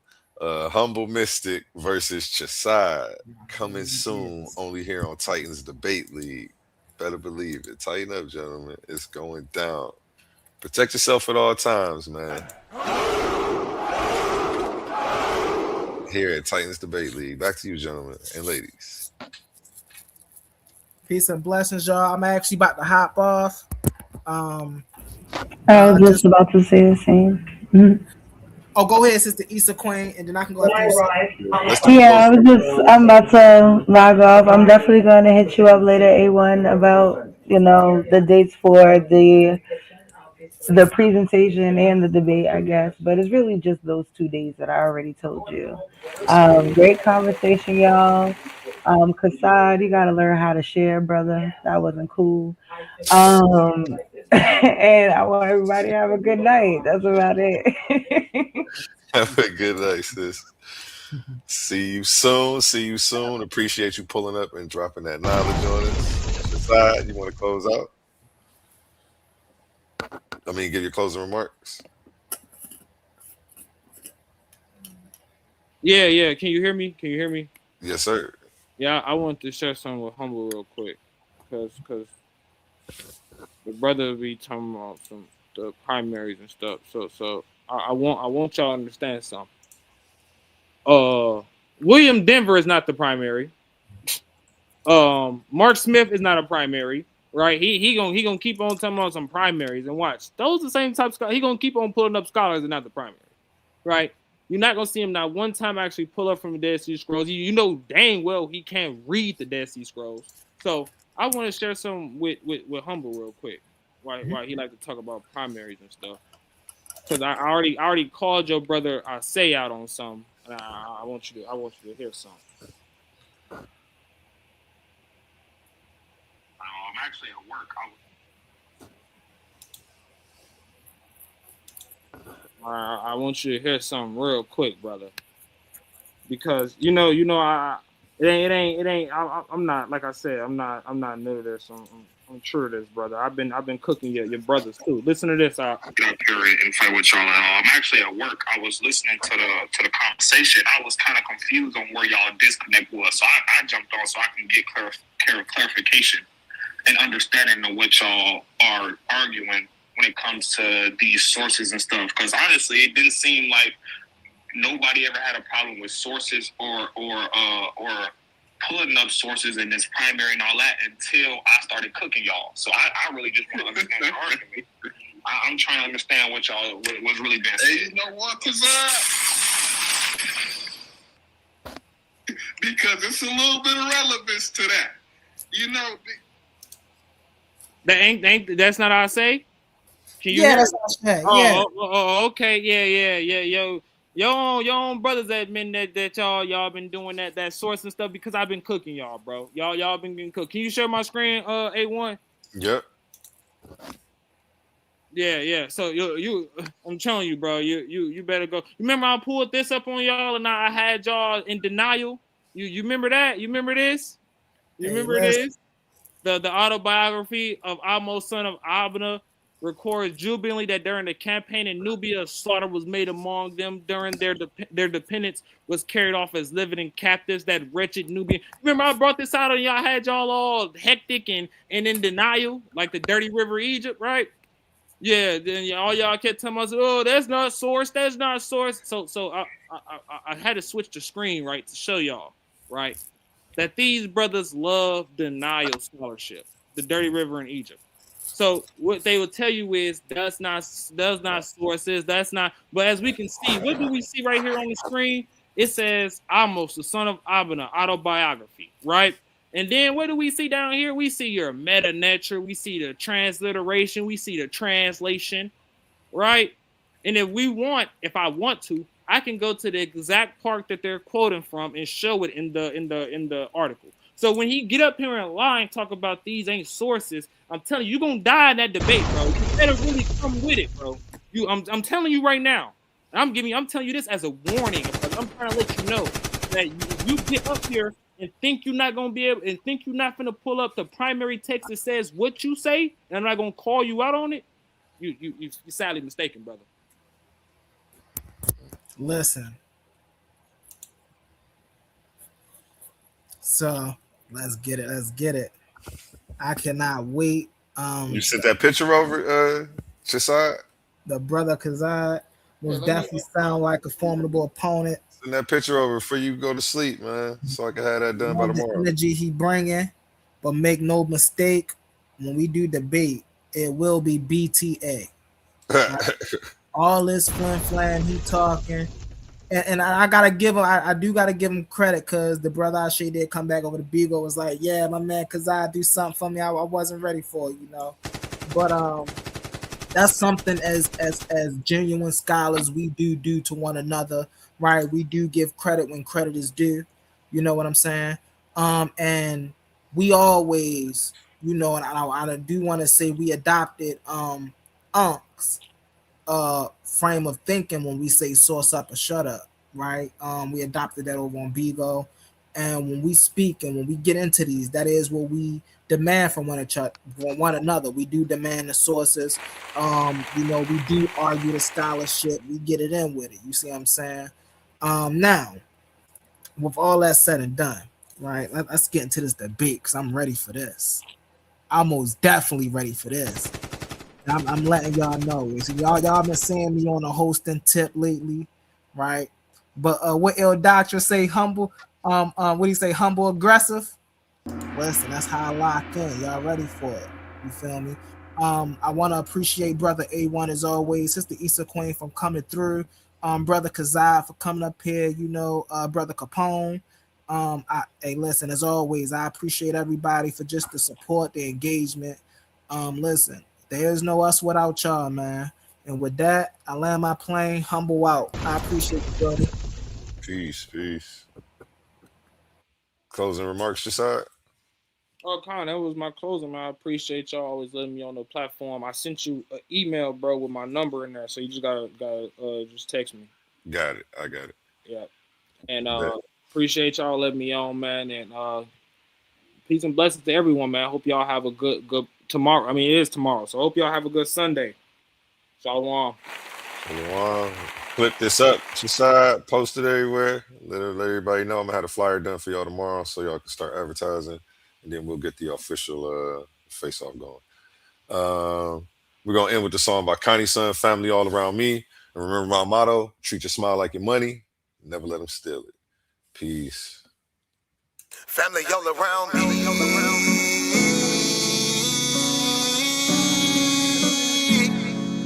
Family all around me. He my family, she my family. He my family, she my family. He my family, she my family. We are family. We might have the same last name, but that don't make you my family. I got some people with the same blood, and I know that they can't stand me. I got some people I call that ain't kin, that's gonna pull up and handle it. They take care of that business like family. We come from them trenches like family. They talking, you listen, that's family. They don't tell your business, that's family. They calling your phone, coming looking for you. They say that you missing, that's family. They don't need permission, that's family. When you hurt, they can feel it, that's family. Let them come while you're cheering, that's family. Let them come when you living, that's family. Family all around me.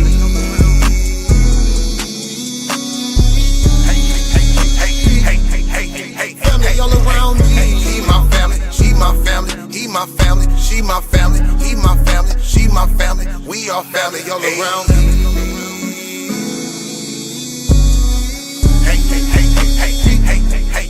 Family all around me. He my family, she my family. he my family, she my family, he my family, she my family, we all family. Hey, ain't nobody fighting around here, ain't nobody shooting around here.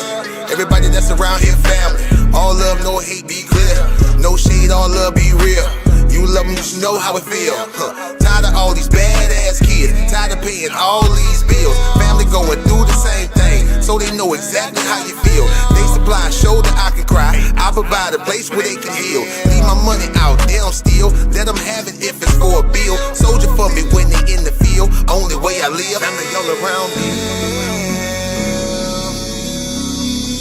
Hey, hey, hey, hey, hey, hey, family all around me. He my family, she my family, he my family, she my family, he my family, she my family, we all family all around me.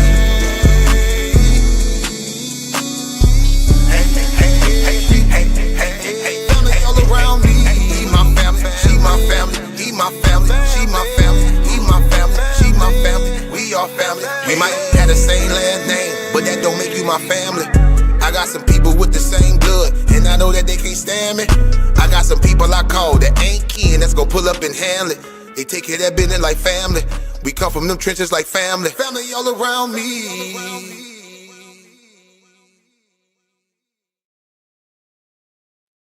This Saturday, March 14th, the Battle of Truth, the clash of intellects, Leandre McBride versus Elder Yara. Can Elder Yara, the seasoned veteran with decades of debate experience, prove he's an Israelite using only scripture?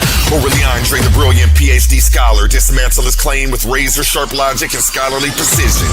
It's a high-stakes debate where faith meets knowledge and history is on the line. Two giants, one question. Can Elder Yara prove his Israelite identity through the word? This is a battle you don't want to miss. Tune in to Titans Debate League and witness the ultimate war of words. Who's got the facts? Who will leave the other in the dust? The countdown to the debate begins now.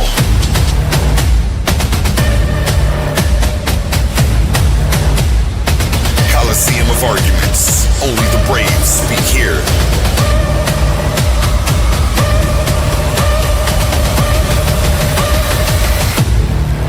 Are you not entertained?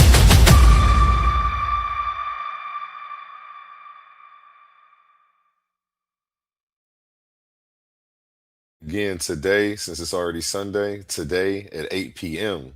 Sunday, even though this ad says Saturday, we have Suave Boss and Quantum Truth. This Saturday, March 8th, history steps into the arena, only on the Coliseum of Arguments, hosted by Titans Debate League.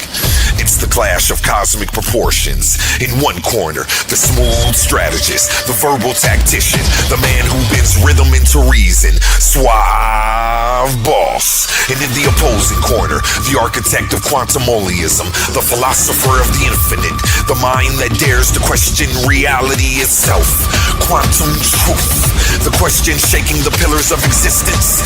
Does Mother Nature need Father Time to exist? Is nature eternal? Is time the necessary foundation of all things? Or are we witnessing the collapse of a cosmic illusion?